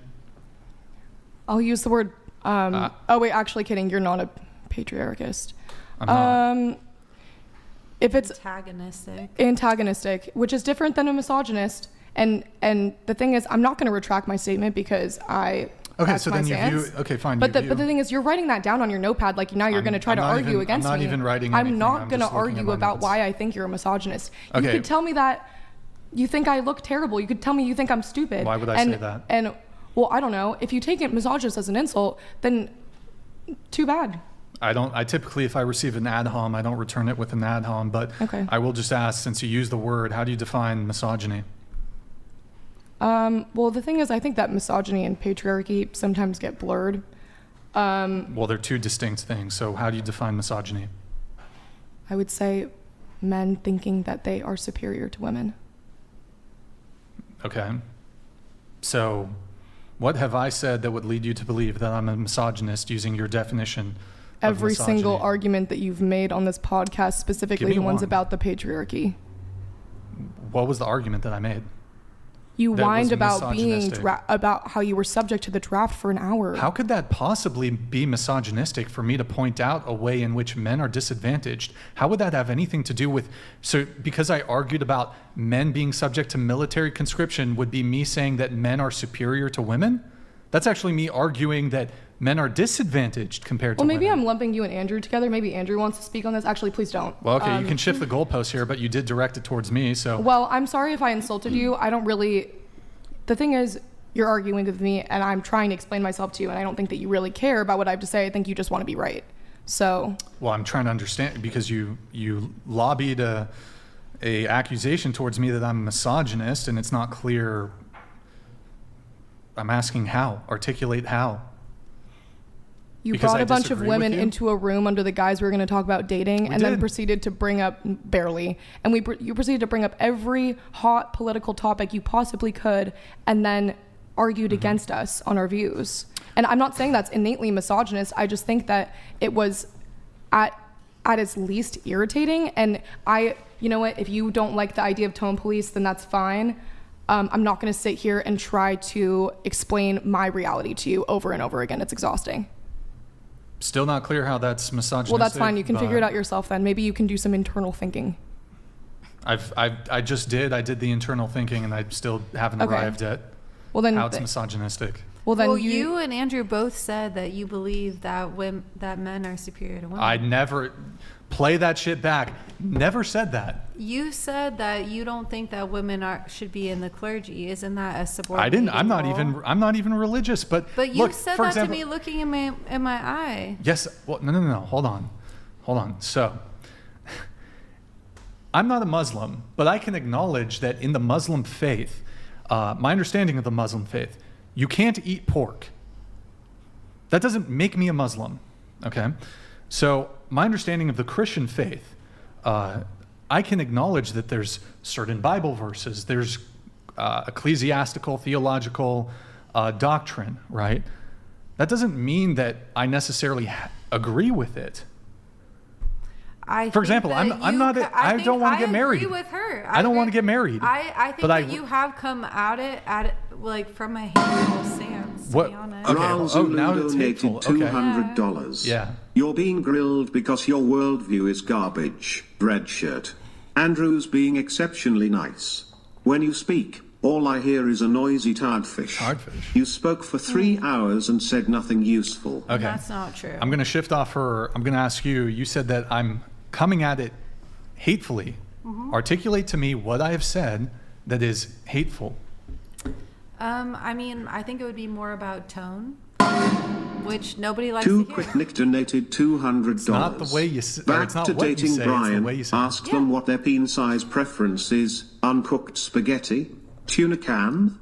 Let's get the party started. Tuna can? Hold on, I can come back to that a little bit, but okay. What precisely have I said that's hateful? I think that the way that you bring up arguments is in a hateful way. Give me an example.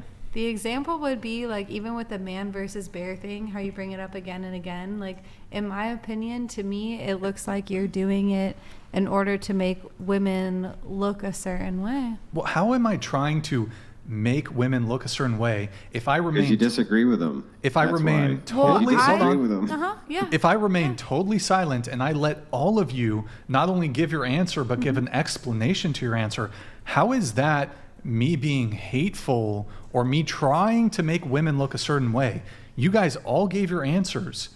And I would actually, let me turn this around at you. Okay. I can make a stronger argument. So your argument is, by virtue of you bringing up this man versus bear debate, that's hateful. I can make a stronger argument that your answers to the actual question when it comes to your bias and bigotry towards men is more misandrist and more hateful than your perception that by virtue of me bringing it up, that is hateful. What's my bias towards men? You would rather be alone with a bear versus a man. No, you're not remembering correctly. I did not say that. Oh, you said men? Okay, excuse me. Then the other women and the millions of other women who said bear. Even the way you say it right then. It's hateful? That's hateful. How is it hateful? You seem honestly rather emotional, I would say. How is it bringing men and women together? Emotional or passionate? How is it bringing men and women together? Like, in my opinion, like, men and women are strongest together. And What's your point? That is my point. Like you're getting all That's my flustered now. I'm not flustered. That she's getting I'm just speaking passionately. I'm No, not flustered. I'm saying maybe your memory is a little off, Brian. I'm saying maybe your memory is a little bit off, but it seems like the intention when you bring up stuff like that, like especially to her, you're bringing up stuff to be intentionally. The bear thing? No. It's a lot of other things that you brought up towards her specifically. Was hateful. Give me I one thought example. it was hateful. Give me one example of something hateful that I said. Go ahead. Or even the way I said it. Yeah. Even the way I said it. Okay. Go ahead, tell me. I think the fact that we spent an hour and a half talking about the man versus bear debate and you trying to pull out of us how we feel scared about men, like over and over. How? That is hateful. That's hateful. It's disrespectful to give you pushback. I don't think it. I think it's hateful. No. Hold on. I think it's hateful. It's disrespectful and hateful. Did you say evil? No, I said hateful. Oh, sorry. Excuse me. It's You're just looking for any goddamn buzzword you could possibly use. No, you guys are the ones who are using buzzwords. So it's disrespectful. Your word. It's disrespectful and it's hateful to give you the most milquetoast, benign pushback. You think, bro, Andrew is the debate goat. I'm like milquetoast. I suck at debating. I'm not that good. Do. Oh, thank you, babe. I'm terrible at. I'm not a Okay, great all right. debater. I'm very milquetoast. I give a little. I'm a bit impassioned at times. Mm-hmm. But you think I'm bad? No offense, Andrew. I think I'm the bad It's guy? not that I think you're bad, but I think in the way that you bring And it up. just to be clear, I don't think Andrew's the bad guy. I don't think you guys are bad guys. I just think that it comes off very hateful. How? What's your definition of hateful? My definition of hateful is when you come off in a way that's antagonistic towards the other gender. It's like, when are we ever going to talk about what men and women getting along today? Like, are we ever going to talk about that? Or about our Well, terrible how dating can we- experiences. I think Like, the are we entire ever going time- to, is that just, Yeah, is but that the- just but the whole moot? Is time that we just, have been. like, why is it men versus That's women? the whole point of the conversation, though. Don't you understand? Well, The whole I don't time know we if it are was. talking about- Why? How is that Hang on, helpful? I'm gonna answer your question. Chill out, okay? The whole time we've actually been talking about ways in which men and women can get along better. It's subtle, but you don't see it because you don't understand it. But that's really what we've been talking about. The entire point of this is to show you there's a huge contrast in views. You're trying to find common ground through argumentation, logic, hoping that we can find some common ground. Doesn't matter if I I'm nothing but don't see respectful, that. still a misogynist. Hang on, doesn't matter if I'm nothing but respectful, still a misogynist. Big Sass Energy Doesn't donated matter $200 what I say, still to evil. intellectually Right? engage Doesn't in matter the disagreeing tone with I women use, it's is still hateful. bad. It Wait, hold doesn't on. matter because How ultimately. embarrassing of an answer for all women. Why won't you answer my question? Wait, let me Because just read this. ultimately, Let me it's the disagreement that matters. I'll answer your question. Ask it. Wait, let me just Okay. to intellectually engage and disagree with women is hateful. LOL. How embarrassing of an answer for all women from Big Sass Energy. Okay, go ahead That's with fine. your question. What's your question? My question, yes, I'd love for you to say something. You want to go? I was just gonna say, if that was your guys' true intention, like you claim, then why didn't you guys bring, I don't know, maybe like 2 or 3 men of like different views, maybe like a conservative man, a Republican man, a liberal man, and ask us all these same exact questions? Then it would have felt We exactly did. like Me that. and Brian disagree on most things when it comes to No, I'm grounding not talking foundation. about I'm a Christian. 40-year-old He's men. not. I'm talking about guys our age. Like, we're all. I'm not you know. 40. Oh, Well, I'm my sorry. God. I'm sorry. We bring on 40-year-old women, and this is a mixed age panel. There's women here Yeah. who are closer to our age than your age. Yeah, we have 32, 30, and 27. I mean, that's. So I don't even understand that criticism. Half the time, there's 40, 45-year-olds who are sitting there. Sometimes they're So 20, you don't sometimes see how they're it can be 28. a bit sometimes uneven, where it's 2 4-year-old men and then majority against younger 8 women. women. Boy, you're sure disadvantaged. Yeah, this I know. is this is like a it's 2. literally 90% woman and then 2 older men. How is that not a bit of a disadvantage? Wait, 8 women against 2 men, No, and it's not you guys, fair. It's your show. It's literally your show. You guys don't understand It's how not it's my show. different I'm a guest than like you. 2. He's a guest. He's a guest. Andrew's a guest. Oh, I wasn't aware of that. First Yeah, of all.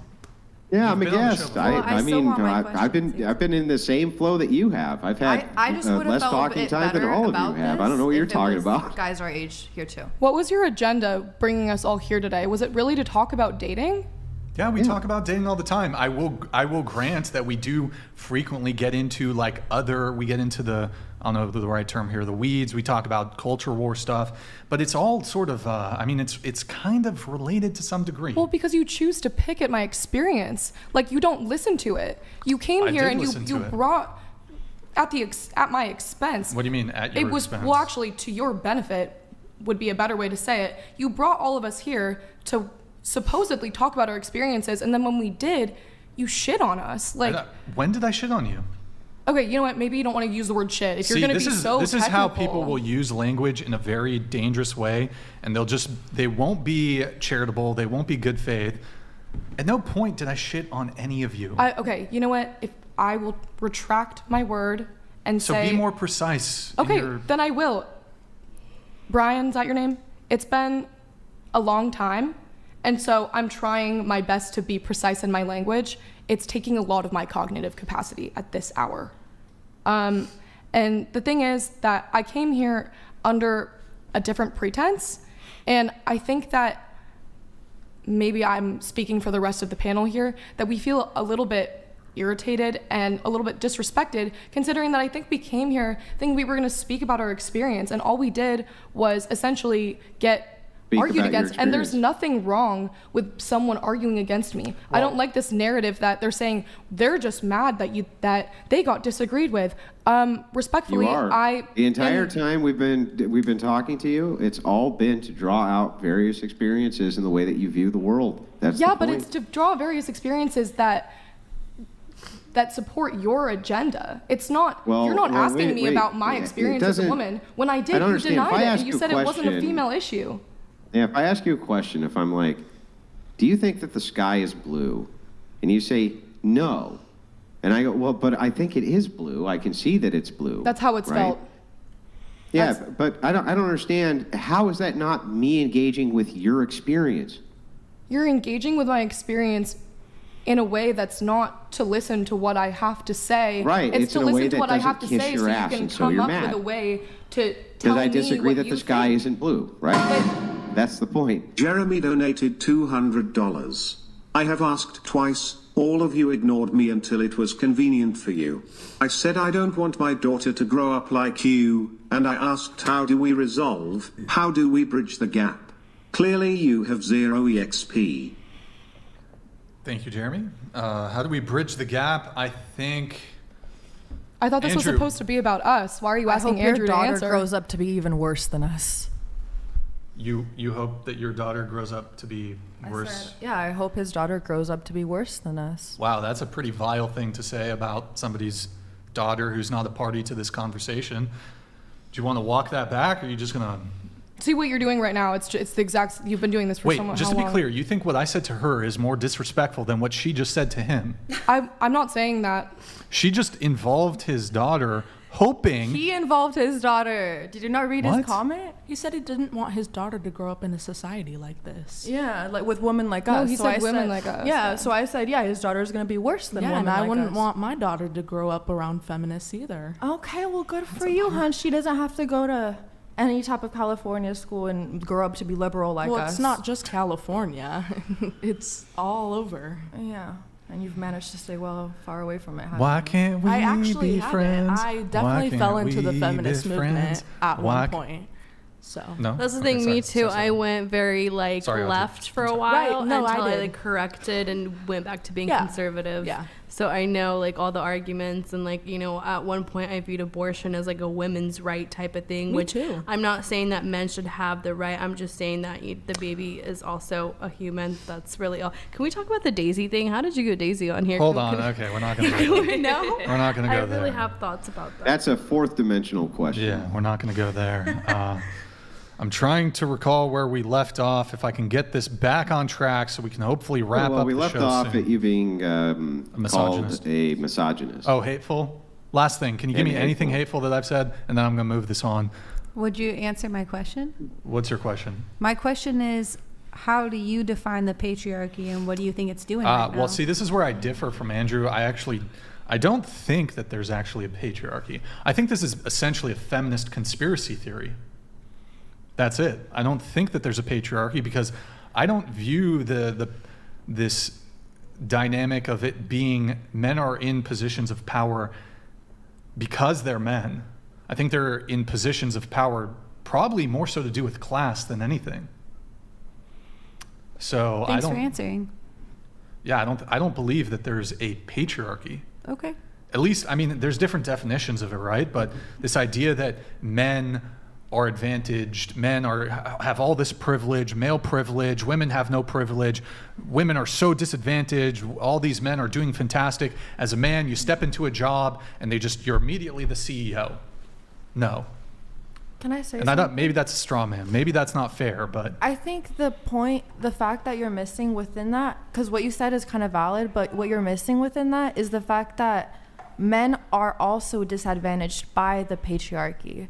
it's not clear if it's Like, how do you not because see of that? the patriarchy, though. Yeah, like men that created the patriarchy disadvantaged other men below them. Like it's a whole class thing too. It's not just. I don't think I think that it's more of a hierarchy thing than, well, okay. Because, for example, super quick example, the patriarchy doesn't like men being really emotional and crying, for example, right? Neither do women. Neither do women. But that stemmed Women from... are repulsed actually by it, and you can lie and say, I want a man, let's bring it back to dating, I want a man to be vulnerable in front of me. This is actually just You might say that. It's the politically correct thing to say. It sounds good to say it. I want a man to be vulnerable, but the reality is you actually don't. No, what we don't like is when men they weaponize that vulnerability and they'll cry just when it's convenient. Like, for example, you catch them cheating and then they're bawling their eyes out. For example, Not what I'm talking about. Well, that's the only time when it's relevant. Men cry when they get caught cheating. Yeah. But besides that, like, women don't get mad at men's emotional side. I feel like that's literally the opposite, right? Isn't it usually women who, when they get caught cheating, cry, or women who use crying and emotional manipulation? GMD Jim donated $200. Holy shite. These spoiled little girls finally have a man pushed back against their bad ideas for once in their life and they melt down. We need a Frank Castle moment. Hello, Peyton. Good to see you. She's at the bathroom. She's in the bathroom. So to respond to this, though, isn't it usually women who are the ones who cry to get the things that they want? I don't see a lot of men crying to get the things that they want, to be perfectly honest with you. I just don't see it much. Do you see it a lot? Do men you're around cry to get stuff? In college, sadly, that's the new thing I've seen. Grid 1 Motorsports donated $200. The patriarchy is in the home, not a class thing. As patriarch, it is my job to lead my family. Failures are mine and mine alone. I am the patriarchy, and you strumpets know nothing of my work. So to get this right, the patriarchy oppresses men by telling them not to be in tune with their emotions. And you say, unfortunately, all these men who are in tune with their emotions at my college, they suck. No. Did I get that right? No, you really twisted my words. Hold on. Let me bring it to dating really quick on this whole vulnerability thing. Let me ask you guys a question. Would you prefer a man to approach you in a really confident manner? Like, I don't know if you've been at a party, a lot of you guys don't seem satisfied with dating apps, so maybe you'd prefer a guy to approach you organically, maybe after a class or at a party. Would you prefer a man to approach you confidently hold on, let me change the framing here. Would you prefer a man to approach you in a really confident way, super confident, or a guy who was like a little bit bashful and shy, his eye contact was a bit shaky, not being creepy, but like uncertain of himself? Which do you prefer? I feel like that's kind of hard to say, but I don't know. Is this... To me, I feel like confidence can come off as cockiness sometimes to me, and I Let's just assume it's not cockiness. Let's just assume it's confidence. I kind of think it's cute when they're a little shy. So that's just me. Okay. Sorry. Like, where's your curiosity in this? Everyone likes confident people. Well, you think so? She just said that she likes shy. Okay, well then talk to her. That's my answer. What is your answer? You prefer a guy to step to you confident, right? Yeah, but again, it's not on the basis of gender. Okay. Yeah, well, it's not often that women ever do the approaching, so men don't really have the opportunity to give an analysis of if they prefer confident women or shy women. But which do you prefer? Confident. You prefer a guy to be confident? Confident. Confident? Confident. Confident? Shy. Oh. Okay, what about you? Confident. Okay. I would argue the vast majority of women would prefer a man to step to them in a confident manner instead of a sort of bashful, can't even hold eye contact, a little shaky, a little nervous. Brian. This would be a man being vulnerable to approach you, being scared, nervous, etc. Yet most women do not respond to men being in a vulnerable state of being either scared to approach you, being nervous. Most women, a lot of the women here, prefer a guy to approach you confidently. Therefore, this whole, we like vulnerable men, it's kind of bogus. It's kind of bullshit. But your example was like the worst you could have possibly. How is that the worst? That's from the first time That's meeting. the initial encounter. You're like Once totally you get to know someone, it's misconstruing. different. There's a lot of confidence in vulnerability. You're having this argument that vulnerability is innately weak. And sure, there are women that could look at a man and say he's crying. What a less of a man he is. But I'm not even making that argument. I'm just saying from first approach, the very first opportunity you get to meet a man, he's immediately being vulnerable by not being particularly confident. His eye contact is shaky. He's nervous. Maybe his speech isn't on point. Wouldn't that be a man? Would you agree that that's a man in a vulnerable state? But why would you have to say yes to a man just because he's in a vulnerable state? You're not obliged to. But Yeah, you're putting it in the wrong context. Women aren't asking, again, that's vulnerable, but it's also vulnerable for someone to go up to someone confidently and ask for their number or speak to them or whatever it is. You're acting like they exist in different continuums. They're the same thing for women. You can be a strong-headed person and still be vulnerable. Like the two aren't different is our point. And well, the differential here, I think you see vulnerability as like a weakness in someone. I think women don't want men to be more emotional. I think they want them to like open up more, if that makes sense. So like say what they've gone through or what they're going through. That seems emotional. Hold on, I do got to move things on a little bit. I'm very sorry. We have ACL. Yes, that was the point. It's males. I think this is in response to the who's the primary victim of war. There's a reason our government mandated men to have to enlist at 18. It's not to belittle women, but to protect women from war, from ACL 2008. Hey, thank you, man. Appreciate your message. We have Banril, son of Bartek, okay? To Snow White in the Blue, would you date a man that is a single father? Yeah. Okay. There you go. There you have it, Bartek. Thank you, man. Appreciate it. And then we do have Ben George coming in here in just a sec. Thank you, man. Thank you, Ben. Appreciate it. One sec, guys. There's just a time. There we go. Women hold all the power. You grow all humans. You need men whom you give no power to after the fact because patriarchy. So why are you also insecure and afraid of men? What? I'm a little confused too. We can agree on that. Why are you also... There you go. Common ground, right? Audrey? There you go. Common ground. We have common ground. Never mind. Okay. Do you guys want to answer it? Why are you afraid of men? No, I don't want to answer that because I don't need to explain the nuance to you and spoon feed it to you. The nuance exists and you can believe it or not. Sorry if that sounded rude. It's just true. Okay. Good times. Good times. Let me see here. Well, time-wise, let me just go over some of my notes. Let's see. Just want to make sure time is limited, and we do have to do the brief chaos roast section. So we're going to do that for 10 minutes, and then we're going to wrap up the show. So let me get that changed. Let me see here. Brian, could I say one thing? Yeah, go for it. Hi, GMD. Good to see you. All right. Let me just check a couple things here, guys. Hold on. We're going to switch it here in just a sec. We're going to do the chaos mode for 10 minutes, and then we're going to wrap up the show for those of you who do want to get chats in who can't do it at the higher rate. So let me just double check, make sure that's all enabled. Any thoughts from you guys over here while I'm doing that? Just any thoughts? Yeah, go for it. It's cool being on the show. Dating thoughts? Oh. I don't know. You guys complain we haven't talked about dating. I'm saying talk about dating. Give me something. Weren't we gonna answer peen size preference? Okay, fuck it. Starting over here. Go ahead. I'm cool with average. It's dating related. Yeah. Go ahead. 8. Oh wow. I don't really want to answer this. It's kind of weird. All right. Yeah, I don't really care to answer. Me either. I don't care. It's a really superficial dating question. I'm just going to pass on answering that. Yeah, I saw Nick. Yeah. All right, it should be changed, guys. If you want, we're going to do... Well, did you show it?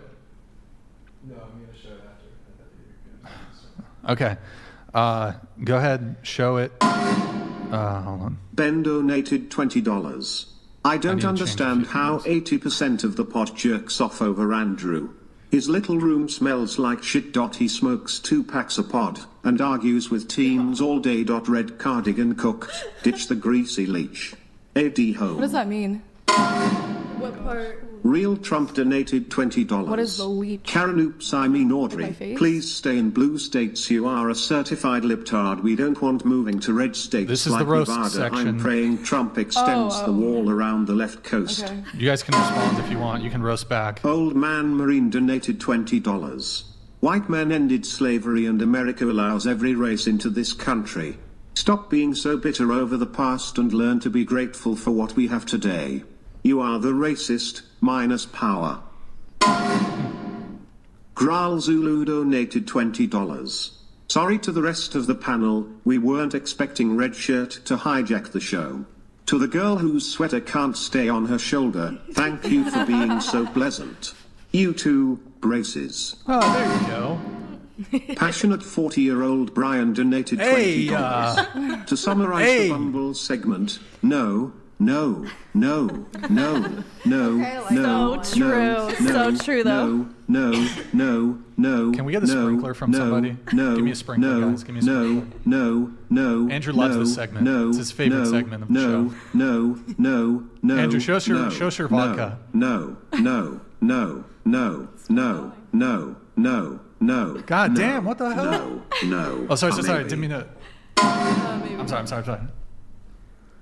Wait, could you read this one? Oh, it's okay. Who can I read it? If you want to be a good sport and read it. Girl in red is an entitled beach, anti-veteran, daddy paying for her BS feminism degree. He is actually. Donated $20. Thanks, Dad. For the girls whining, did you not all volunteer to be on the podcast? Do you know lucky you are? You spoiled entitled little. Life on easy mood. You've never been physically disciplined and IT shows. What the fuck?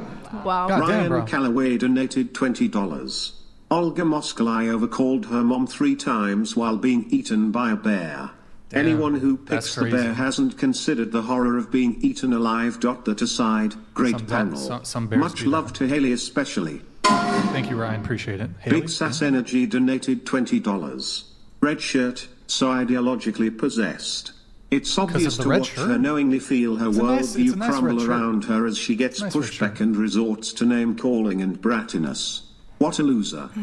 Hey, be nice. Real Trump donated $20. Be nice. To the woman who believes females can be preachers, I wouldn't trust a woman to teach me how to heat up a Pop-Tart, let alone preach the Sermon on the Mount. You misogynist. You fucking misogynist. The chat is absolutely blank. All of them are virgins. Andrew is still abusive. Troglodyte. Red cardigan cooked. Andrew's the leech, not you. I will say, even though we disagreed on stuff, I appreciate the pushback. Donated $20. I appreciate it. It's good. Red shirt is you're crazy really like smart. how Wait, what do they mean by cooked? Does that mean like, oh, she's being good? Cooked is cooked to is find good. common ground like you didn't have to be on the podcast, so that attitude is 0-10. Jeremy donated $20. Andrew for president. I will show my daughter the clip that you don't care what she thinks, feels, or deserves. Brian for VP. Andrew, any political ambitions? You're going to run for president, Andrew? Thumbs up. Thumbs up, Andrew. $20. President. Baby rage mad grinning red. Nuance this, nuance that. Throw a harder tantrum about not being agreed with. Won't even give her opinion. Coward. No balls. Enjoy your sins. She is a woman, to be fair. You'll never truly love them. Jessica Elodie donated $20. If you insist, bro, my sprinkler goes like this. Oh my gosh. Wait, why does it actually sound like It comes back like this. It sounds like it, right? That was beautiful. Thank you. Colonizer donated $20. Brian, ask Musk to install his brain chip in these broads like he did with his monkeys. Huh? Since you're evil, maybe it'd help them communicate. 2 and 5, you should be making B&A sandwiches and smile more. Various crazy people donated $20. The ladies are triggered. You try walking through the logic of their arguments, then they get angry when their arguments are dismantled with logic. The ladies are more concerned with the tone. Real Trump donated $20. Excuse me. Andrew, I have been trying to keep up with your drinks and I'm officially sourced. I know I'm a lightweight, but damn, your liver must be made of steel. I see you rocking the Superman curl haircut. Andrew, any thoughts on that? Anonymous donated $23. The intelligence of the ladies on this podcast tonight is proof that they need to get out of college. You're being brainwashed. Oh. Brian, Gustavo, and Andrew are brave and decent men. Maddie, They're take pioneers. please. Old Man Marine donated $20. Who? Let's weed out more spies. Question for the panel, is Taiwan a country?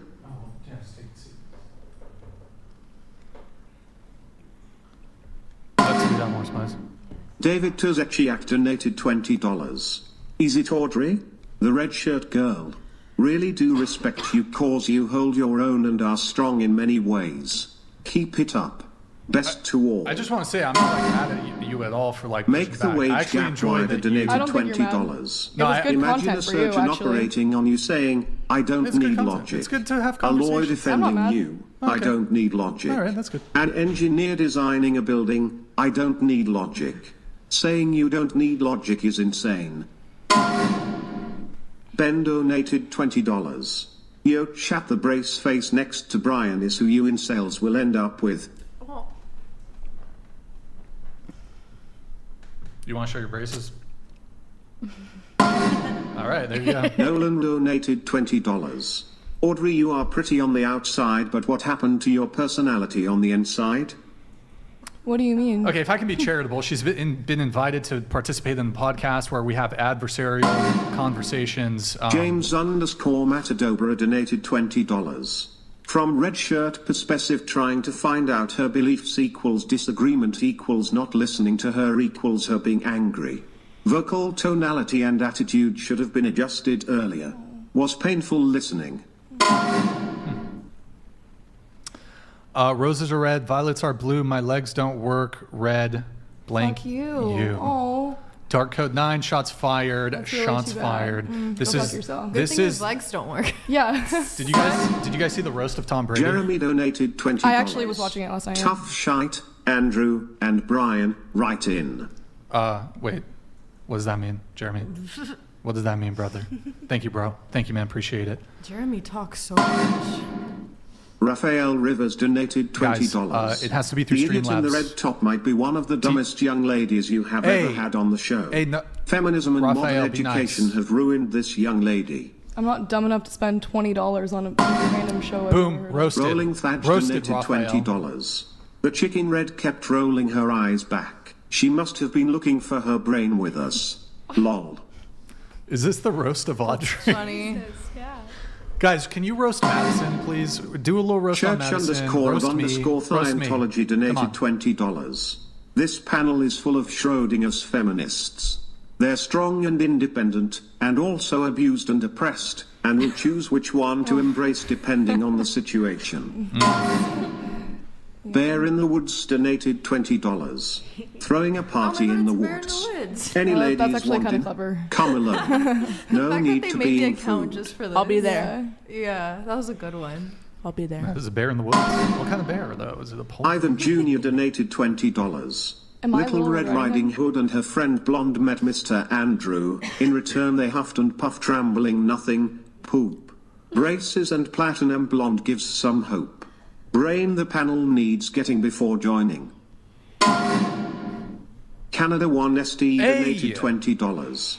Brian looking good for 45. The chick in the red is such a disrespectful booter who should keep her mouth shut and never speak again. Best place for her is the Gaza Strip. Whoa, See if she speaks like that there. Too soon. Too soon. Whatever donated $20. The red shirt is a classic gaslighter. you gaslit She me. called you a misogynist, then backed out when pushed I think back. you She gaslit then me called you first, hateful, but- then backed out. These are Do you know what that tactics means? straight Do you from know the what gaslight gaslighter's means? playbook. It's like a mutual gaslight. It's like 696 sextillion back hurts. 969 quintillion 696 These hoes are quadrillion 969 trillion 696 billion That's crazy, 969 million 696,969 donated $20. Number 1 equals 7. number 2 equals 0, number 3 equals 2, number 4 equals 1, number 5 equals 2, number 6 equals 2, number 7 equals 1, number 8 equals 1. We got a lot coming in. One of the worst panels. These halls are trash. I thought it was a good panel. Mr. Buller Yarkaslive Rule donated $20. So women cry to get their way? Okay then, if I cry hard enough, will I get a Bugatti? Yes. Hashtag pineapples in the chat. No one. Pineapples in the chat, boys. I want Ryan's spam the Fatter Dump pineapples. Truck donated $20. I enter the room 5 minutes after Brian does. What? Bro, what the fuck? It's a compliment. Why everybody? Last show they're talking about my dump truck. The Common Sensible donated $20. Shit. The women that believe in somebody this roast insane Gustavo? wokeism wonder why men and women are internationally hyperpolarized in dating and politics now? It is only widening. In the end, men hold the authority, not women. Bob Saget donated $20. Red Shirt had such a bad attitude the whole pod, then smiles and laughs when the simps show up. Brian, what do you bench? About Tree Fitty. Tree Fitty. The man you thirst for donated $20. Red Shirt, it's no wonder you've been single for so long. Bad decisions, bad thoughts, arrogance, truly ugly inside. You are your own punishment. I can fix her. I can fix her. Alt 10 donated $20. To the feminists, you are being lied to. Feminism I'm was my own created punishment, by actually. white men I think that's a angels good and line, Karl yeah. Marx. Feminists are part of the communist movement that divides us all by race, gender. The enemy of freedom. Ben George donated $20. You were taught what to think, not how to think. Money well spent by your daddy. Even when told you hold all the power of creation, you still blame everyone else for your insecurity and argue. The guy with rodents donated $20. Still no one answered my question. WTF is 10 plus 15. I consulted various 25? annals of history, also virgin sacrifice for God to give me an answer. PLS answer. PS I couldn't find any virgin for sacrificing. Okay. Larson donated $20. Better watch out, Brian and Andrew, both of y'all might catch the misogyny. Ooh. Ooh. Ooh. That TTS voice just ooh. Yeah, I've caught this. I've caught it. Termiatops 4 donated $20. Audrey, why Wait, don't what? you like hookup culture? It's brought to you by feminism. A Clyde Tard suck. Wait, and we missed a 200 chat, Nick? Do you know what Amazing it was? Larry 7272 donated $20. Can you try to I figure really out which enjoy show, but I do have a question. Would you ever consider getting some closed captioning? I'm hard of hearing and it would make it easier to follow. Well, after Thanks the show, for the consideration. After the show, there's automatic Stochastic transcript Decay after like donated 24 $20. hours. Hey, There's a Brain. transcript and it'll You and do closed Audrey hyped up a captioning. joke You have to wait from her 24 hours though. notes. What was the joke? Men are hunters and women are gatherers? Rito, Yeah, please donated $20. Like- The Wait, husband stitch guys, does read happen. this one. When my son was born, the doctor looked at me and winked and said, I'm gonna throw in an extra stitch for you. Okay. Deforngeclo 5 E Must be donated true. $20. Brian, after asking the bear question, you need to play a short clip of 2 bears fighting. Oh. Get real, ladies. I saw that clip. The 2 brown bears. So true. That shit's crazy. Scared. Small pit of They energy poop while donated they're fighting. $20. It's Well crazy. on son. red shirt. Yeah, they shit I while they hope you fight. change your mind about Just men and give them weird. some Some of these real comments are value actually in a your joke. life. Last thing, we, men, we are not disposable. BTW, give more spotlight to Kiki. Hashtag where's Kiki. She's back. She's back there, man. Real Trump donated $20. Feminism, because not all women can be pretty. If only the feminist Audrey put all her passion into cooking. And I'm a millionaire, so spending $20 to roast your ass is well worth it. Real Trump, I have both. Hello donated both what? $20. Brian, have Intelligence you and ever beauty. hooked up with okay, one of your guests? What? Oh. Tea?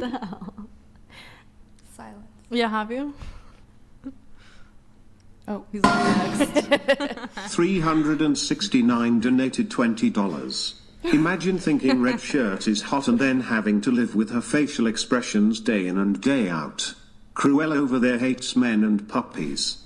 Which one's Cruella? Sean_in_Carly donated $20.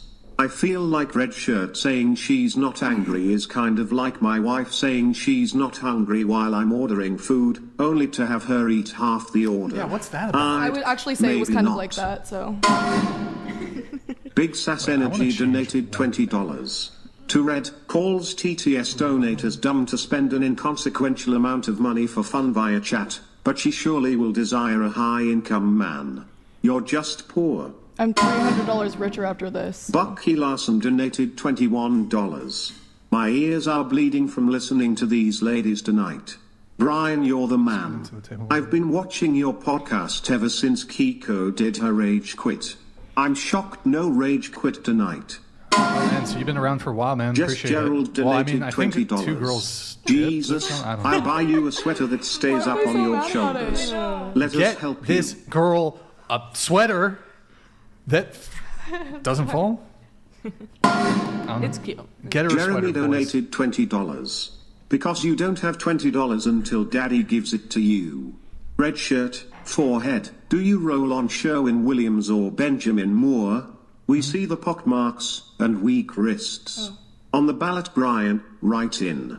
Okay. Charlotte Tilbury. Big Sass Energy donated $20. Brian, stand up and spin so we can see Yo, that how you dumper. not- how you LOL not- at another $20 stupid being spent. Come on, boys. Please Let's don't see the objectify dumpy. me, boys.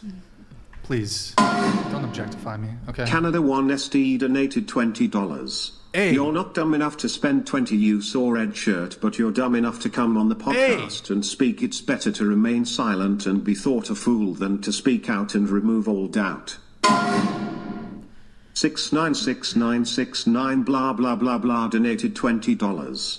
So if number 1 is a 7, then how is number 5 a 10 when she looks like shit? Hey. Also, this scallywag strumpet Audrey should do us all a favor and go find a bear in the woods and die. Daniel donated $20.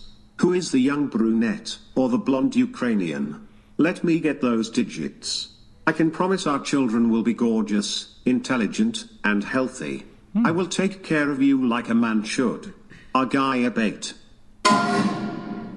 Imphetus donated $20.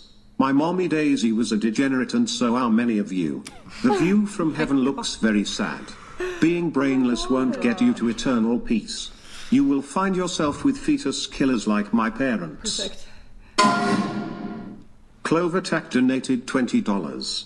Brian should have to buy every guest an AR-15. Damn, You that'd get a be rifle, expensive. you get a rifle, everybody gets a rifle. Woohoo. Everybody gets a ride. It's like Oprah. Ryan Calloway donated Yo, $21. thank you, Ryan. Appreciate it, man. Love what you do, Brian. Maddie, I'm looking forward to you hosting the in-between shows on Twitch. And Audrey, $20 is well spent on this podcast.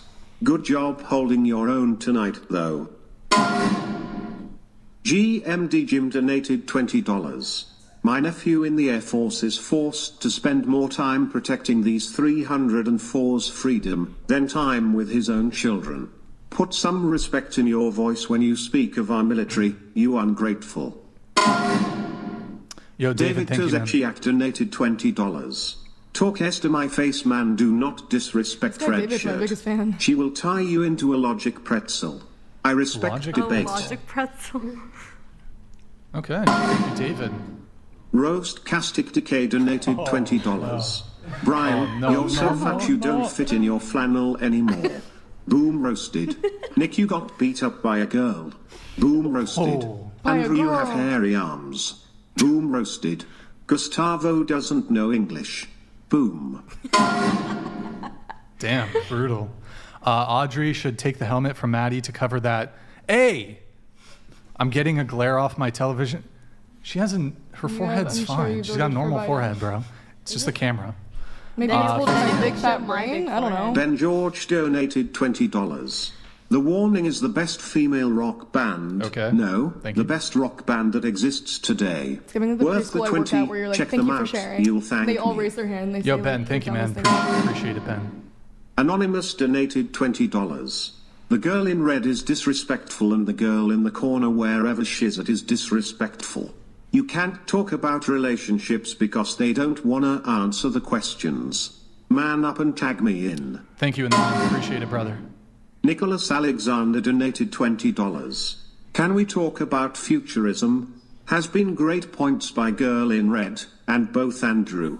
But you guys didn't go deep enough.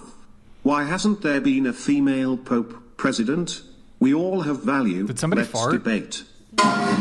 Did you fart? Cal Luo Game Somebody donated farted. $20. I'll take the silence as a yes. You sure it wasn't you? Oh, I'll take the silence as a yes. Did that not? Maddie's huge head donated $20. Brian, the pod becomes religious boring as shit pod whenever you bring on the dorky captain save a single mom.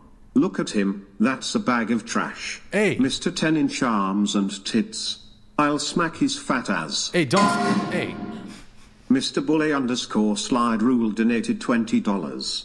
Ladies, if you wish to get back at Andrew, send him pineapple pizzas. It's his favorite hashtag pineapple pizza in the chat. Pineapple pizza for the win. 696969 blah blah blah blah 69 donated $20. Beauty and intelligence, Audrey? Nah, you have neither.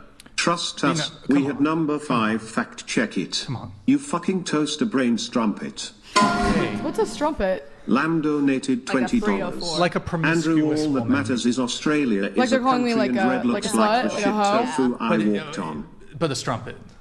It's like, Oh, it's a a promiscuous. glorified. It's like an a archaic. glorified whore. No, it's like an archaic. Real Trump term donated for, $20. promiscuous Girl woman. next to Audrey Oh, is the maybe that's why we hottest don't one use on it the anymore. panel. Definitely hotter than that tiny wrist hen. To top it off, she was pretty quiet. I'm sold. Want to get married? Big Sass Energy donated Hey. $20. The girl in red shirt definitely farted. What do you want to? Yes or no? Was it? No, it smells like sulfur in Santa Barbara because we're by the water, idiot. Yeah, big sass energy. The misogynist donated $20. All you feminists Hey. suck and are degrading this country just so that you can delete babies and work for a living. Oh. You will have a miserable life because no real man will want to be with you. I farted. Jeremy donated $50. Oh, it didn't trigger. Please give her G1 a whatever hoodie that fits. Lady in yellow, thank you for speaking up. Maddie woke up from her nap. 22 per day. 22 per day? I do take naps a lot. I mean, wait, what does he say? I'm not sure. That's okay, me too. Up PR Aquatic donated $25. Yeah, thank you, Aquatic. For the panel, does pineapple belong on pizza? Raise your hand if it belongs on pizza. Yes, delicious. That is disgusting. Delicious. You guys need to be put on your own island or some shit. That's crazy, son. Delicious. Well, I think that's it for those. There might be a few more that trickle in, but I will give some closing remarks here. Oh, here we Lloyd go. Christmas donated $20. Wanna hear the most boy. annoying sound in the world? Andrew's. What's that? Oh, yeah, it's fine. I'll get it in a sec.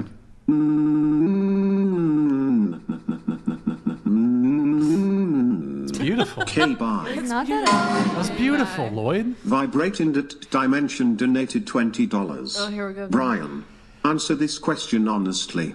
What is Kiki's body count? My sprinkler goes like this. Kiki back there. She's Nice. a virgin. Her chastity is intact. Her knees are broken. Knees are fucked up. Oh, yeah. She's not had Impetus carnal donated knowledge. $20. There's been no carnal knowledge. Red shirt okay? and feminist cry baby God just told me not to procreate. Your thinking is flawed beyond the moral compass, the way a natural human is supposed to be. You will suffer alone like my delusional mom. No, come on. gosh. Don't say that. That was not very nice. She's going to find a nice liberal feminist guy. And maybe, do you want kids? Do you want kids? Or Yes. no, I was just asking. Yeah. I was just asking. Yeah. I wasn't trying to like come at you or anything. No, it's chill. Do you want the guy you date to be a liberal? Like, do you care about his politics? Yeah, a little bit. Okay. Dark Code 9 donated $20. Sorry, Gustavo. She's not Pineapple doesn't belong on pizza. Heresy. Oh, you're okay. Oh. Aubrey, would you? It's Audrey with a D. Oh, sorry. What do you think of Gustavo? He's fine. He hasn't Face said Soap anything. donated $20. Girl in red, it's nice to meet you.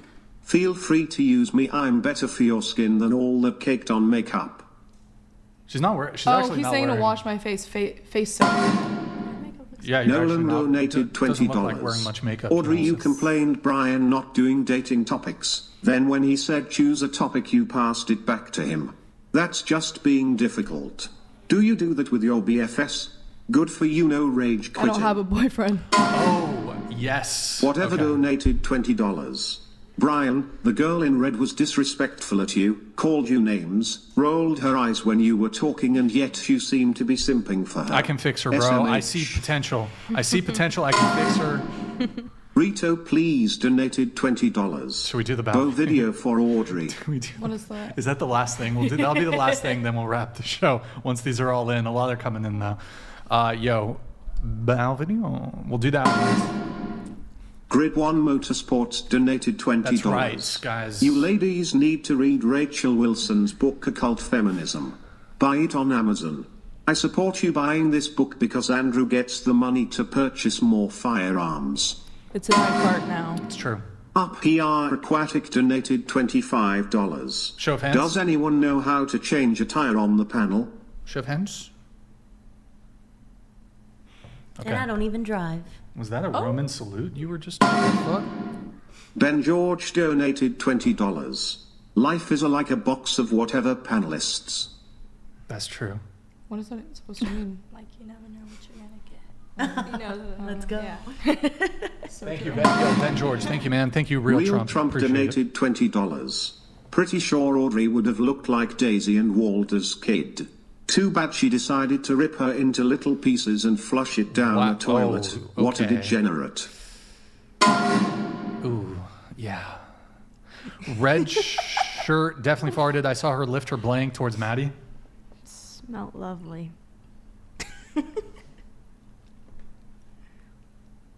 I didn't fart. Okay, just Yeah. Bucky Larson donated $20. I'm learning this new word, strumpet. A woman who has many casual sexual encounters or relationships. We should call sluts/hoes strumpets from now on. I'm bringing it Gustavo, back. you're a brave and a high-value virgin. I You're a reintroduced pioneer. it. Right? Make the wage gap wider donated $20. Okay. Question for the panel, raise your hand if you would date a guy who donates to the whatever podcast. Hashtag justice for Nick, hashtag mute Gustavo number 8 at 18.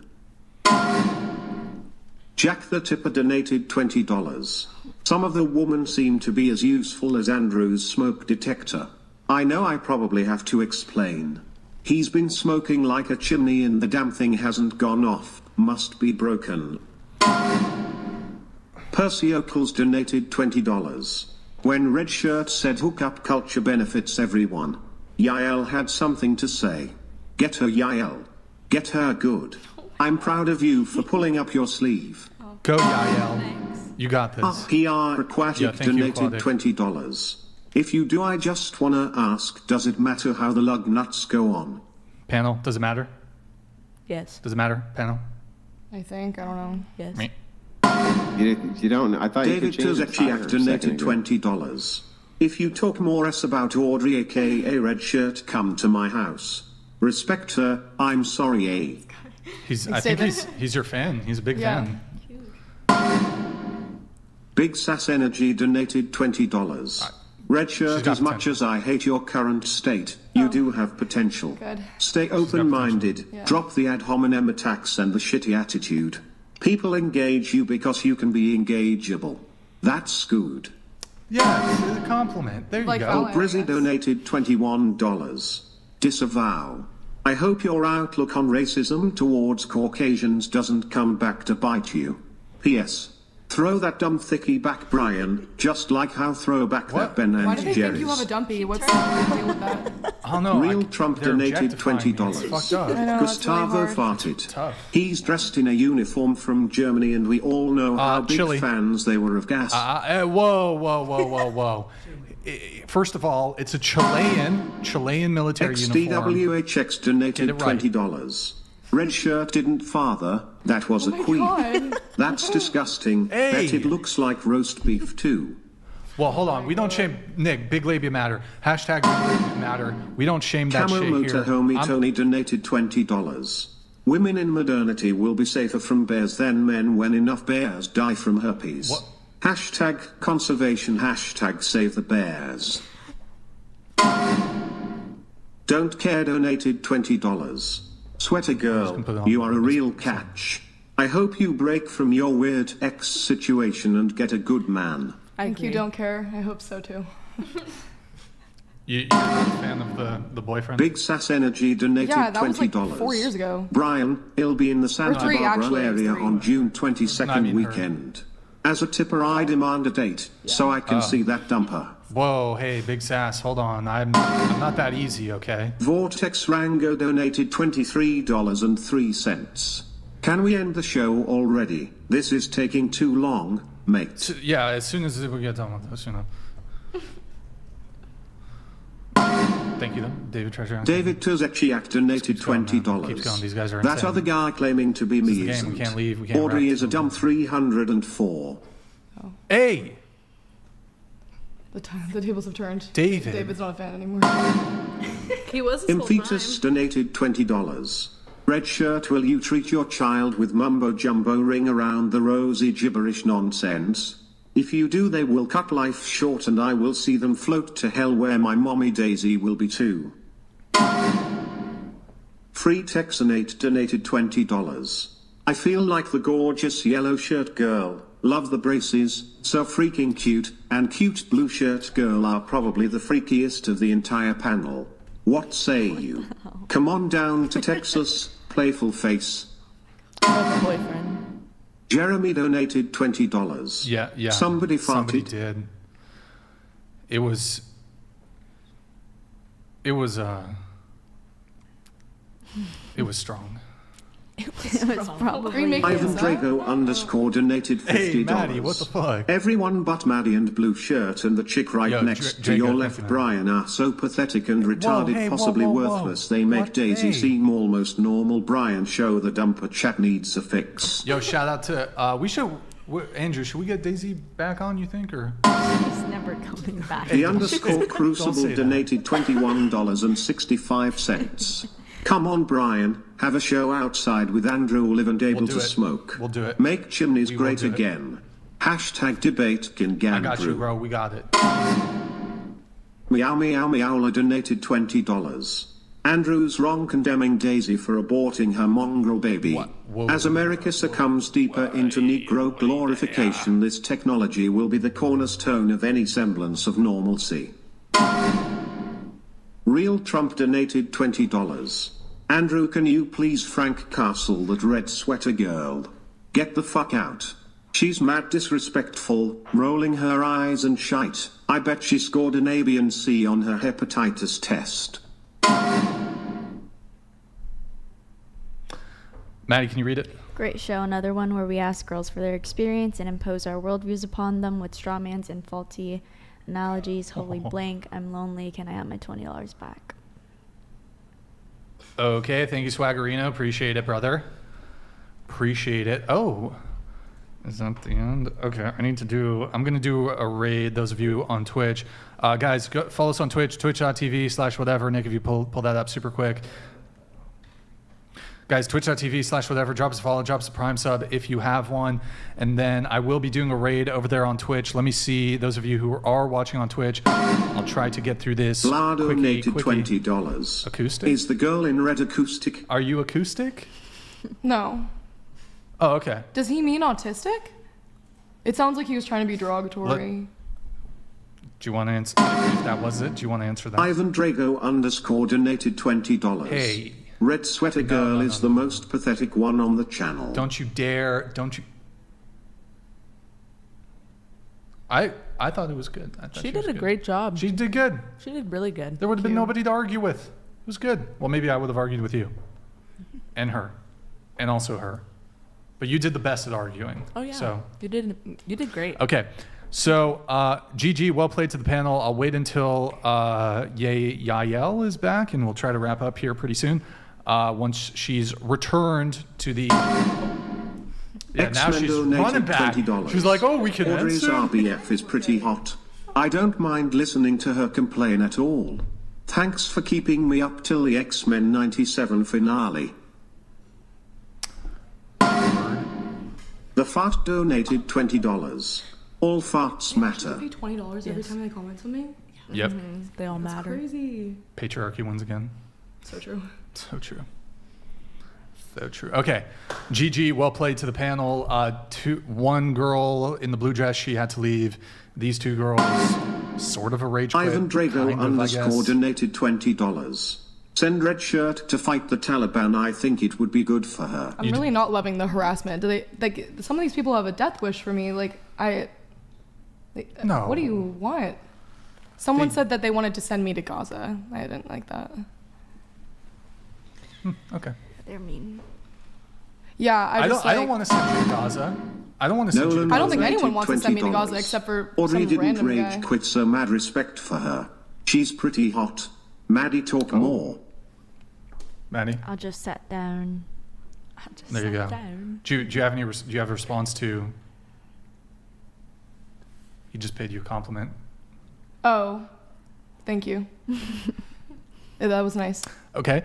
So, guys, GG, well played to the panel. Last call, hit the like button, please, on your way out. We're going to do Twitch raid, then we're going to raid Andrew. So, you guys, he's probably going to do... Andrew, you going to stream for a little longer? Okay, we'll do a redirect on YouTube, whatever the fuck it's called. So, thank you for tuning in tonight. You could have been anywhere in the world, but you're here with me. I appreciate that. Thank you to everyone who super chats, donates, and supports the show. Anonymous donated $21.21. My helicopter goes soy soy soy soy soy soy soy soy soy soy soy soy soy soy soy. Is that really what helicopters sound like? I'm not sure, but thank you. Leviathan donated $20. Happy Mother's Day, How are these murderer. people calling me and other people dumb when they're like wasting their money doing this? I don't And understand. then they have typos. Okay, actually, I didn't mean to antagonize. Sorry. No, I'm just... If you invoke their wrath, they will respond in turn. Doesn't it make the podcast more money though? Yeah, but don't y'all want to get out? No, I do. That's why I'm saying. Don't. That's what I'm saying. I don't mind. Shit, I'll sit here all night. It's Shit. fine. Shit. You Talk win? some more shit. Talk No, some more no, shit. it's chill. It's Let's chill. go. All right. It's chill. All right. So thank you to everyone who super chats, donates, supports the show. Appreciate everybody who tuned in tonight. Really appreciate your patronage. Thank you guys. Ivan Drago _ donated $20. I've got money to spare, you dumb broad. Hey, that's not very nice, Ivan. Be nice. Okay. This was the roast section of the podcast. Everyone was good sports. I appreciate that. XDWHX donated $20. Hey, whoa. Spell check sucks. Hashtag, there you go. She Yes, farted with her yes. Arby's roast beef sandwich. Red shirt is a 304. Please don't shame David women is for a their cut / Audi sin. labias. Audrey won't bang you, bro. What? W. Hey, Andrew, David. Brian, and Gustavo. Hashtag Trump 2024. Wait, David? Fuck Biden and David feminists. is a... Damn, bro. Big Sass Energy donated $20. You think that's Riz? $20 is cheap when you're a multimillionaire engaging in lols. Yo, Big Sass Energy. Just want to let you guys know he owns like multiple... he owns multiple Arby's restaurants. Does he actually? Throughout the Pacific Northwest. Yes, he is a Arby's millionaire, Big Sass Energy. No, you're lying. You're lying. No, I'm dead fucking serious. He's my Feet homie. Studio donated No, $20. stop trolling. I think No, they all he's- did he's an fine. entrepreneur. He's an Check entrepreneur. out DH3D Studio for 3D printer You just said something filament. about Smile hashtag shameless Shameless plug. plug, my dude. Okay, check it out. Check them out. Here, I'll even give you a click. Check out David Tozechiak donated $20. Audrey, massive respect to your debate skills. Respect. I really respect you and don't respect any people that talk S to you. I'm not wasting money. Hey, David's a big fan. He'd like to see you back on the show. Would you come back on the show if we talked about dating? Bear in the Forest donated $20. Oh my God. All you whatever incels are so easily triggered. It's not their fault that women prefer to date tall, masculine, dangerous bears. What is it? On the Edge donated $20. Red sweatshirt girl is on the edge of going ballistic is someone says one more mean comment and I am here for IT. For IT. Information technology. Big Sass Energy donated $20. Hey, please don't Audrey, please, as an Arby's owner, hashtag big I labia know matter. roast beef. I hope the owner of Big Arby's labias knows I don't matter. have a roast beef vagina, but it's I'm okay. no longer interested. Yeah, it's not. I don't say that doesn't need to be public information. I only date women Ivan with large Drago lips. underscore donated I'm sorry, Aubrey. $20. What could I Like how you respect abroad with the IQ of a raisin. Hey, come on. It was actually 133. Ivan but Drago. that's different. What is it? 133? Um, Like you took an IQ test. like I've like taken a lot. Like I've taken Yeah. IQ tests before, and it wasn't raisin. No, what was it? You said 133? Yeah. What? I'm not trying to come at you. I'm just. No. I didn't hear you. That was it. It's fine. Okay. Thank you for the. Thank you. Okay, so thank you to everyone who super chats. Like I said, we will be live again Sunday, 5 p.m. Pacific, guys. We got. I'm just going to announce it now. We have Andrew's wife, Rachel Wilson, coming in the end of May. She'll be here for 2 shows. Those are going to be very good. Perhaps we'll try to squeeze in a debate if possible. We do, I believe, have Andrew joining us again next week. We will be live again Sunday, 5 p.m. Imphetus donated Pacific. $20. Brian in heaven, I was falling asleep on these clueless bimbos. Just reminds me of my killer mom saying she loves me but then killed me. Red shirt and Carly girl are the same. Please seek a Carly? psychiatrist. Are you in therapy right now? No. Dark Code 9 donated $20. Red is the same tan as an impact lumper. It's actually hula bronzer. Okay. So, any girls who want to be on the show, DM at whatever on Instagram. If you can make it to Santa Barbara, I'm going to do a quick Twitch raid. Nick, we're just, I don't know if we have time to do a quick react. We'll do a little feel good. Woe grandma really quick.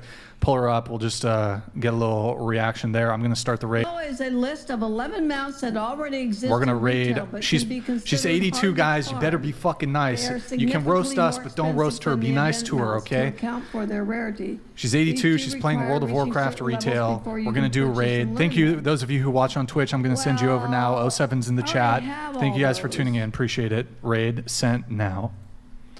Boom. So I don't need those. Raids. That should be coming through in just a sec here. Below we have a list of 30 so mounts cute. you can purchase through the event. You can check their appearance on our new post.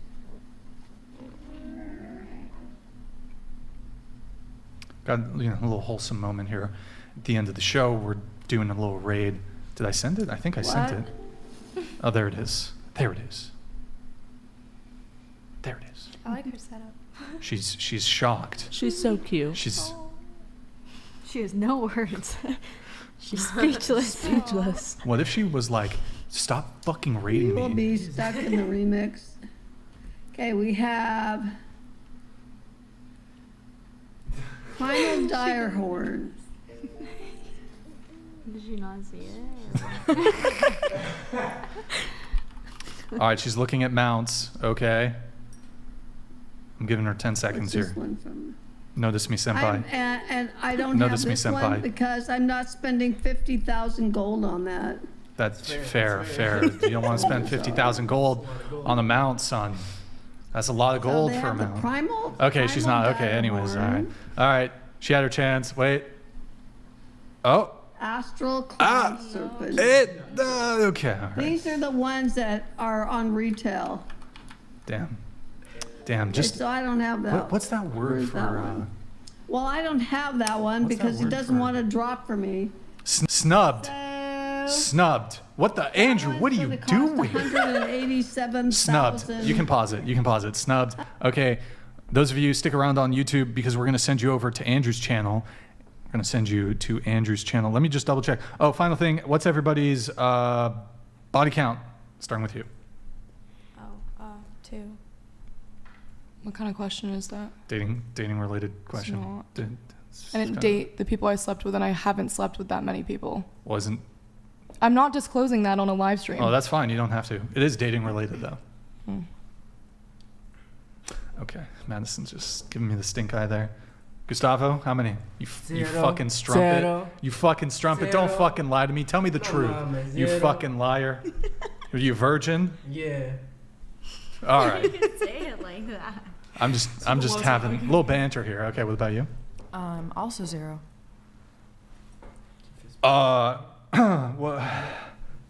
What? Wait. 0?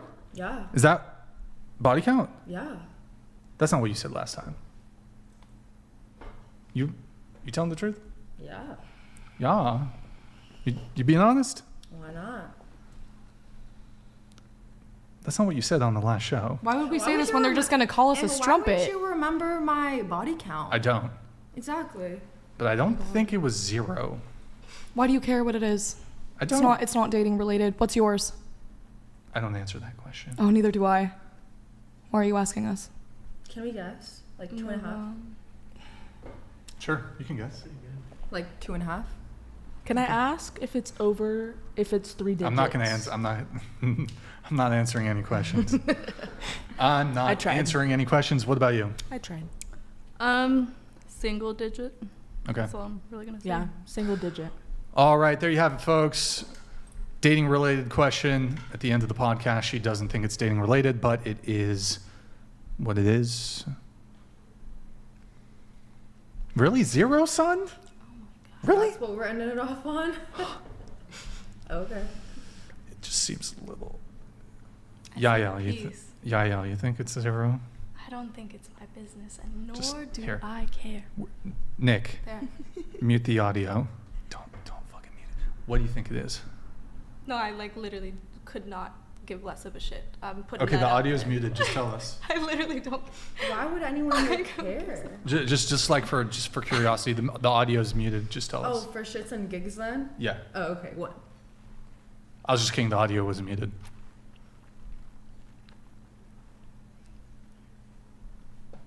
So, next. All right. Okay. Oh my god, bro. Okay. Wait. Okay, we're good. All right, guys, we're wrapping up the show. Guys, I'm sending you over to Andrew's channel. Thank you guys for tuning in. Really appreciate it. Was there anything? I feel like we're forgetting one thing. Nope. Okay, all right. They're all pissed at me. All right. 07's in the chat. Good night, guys. Thank you for tuning in.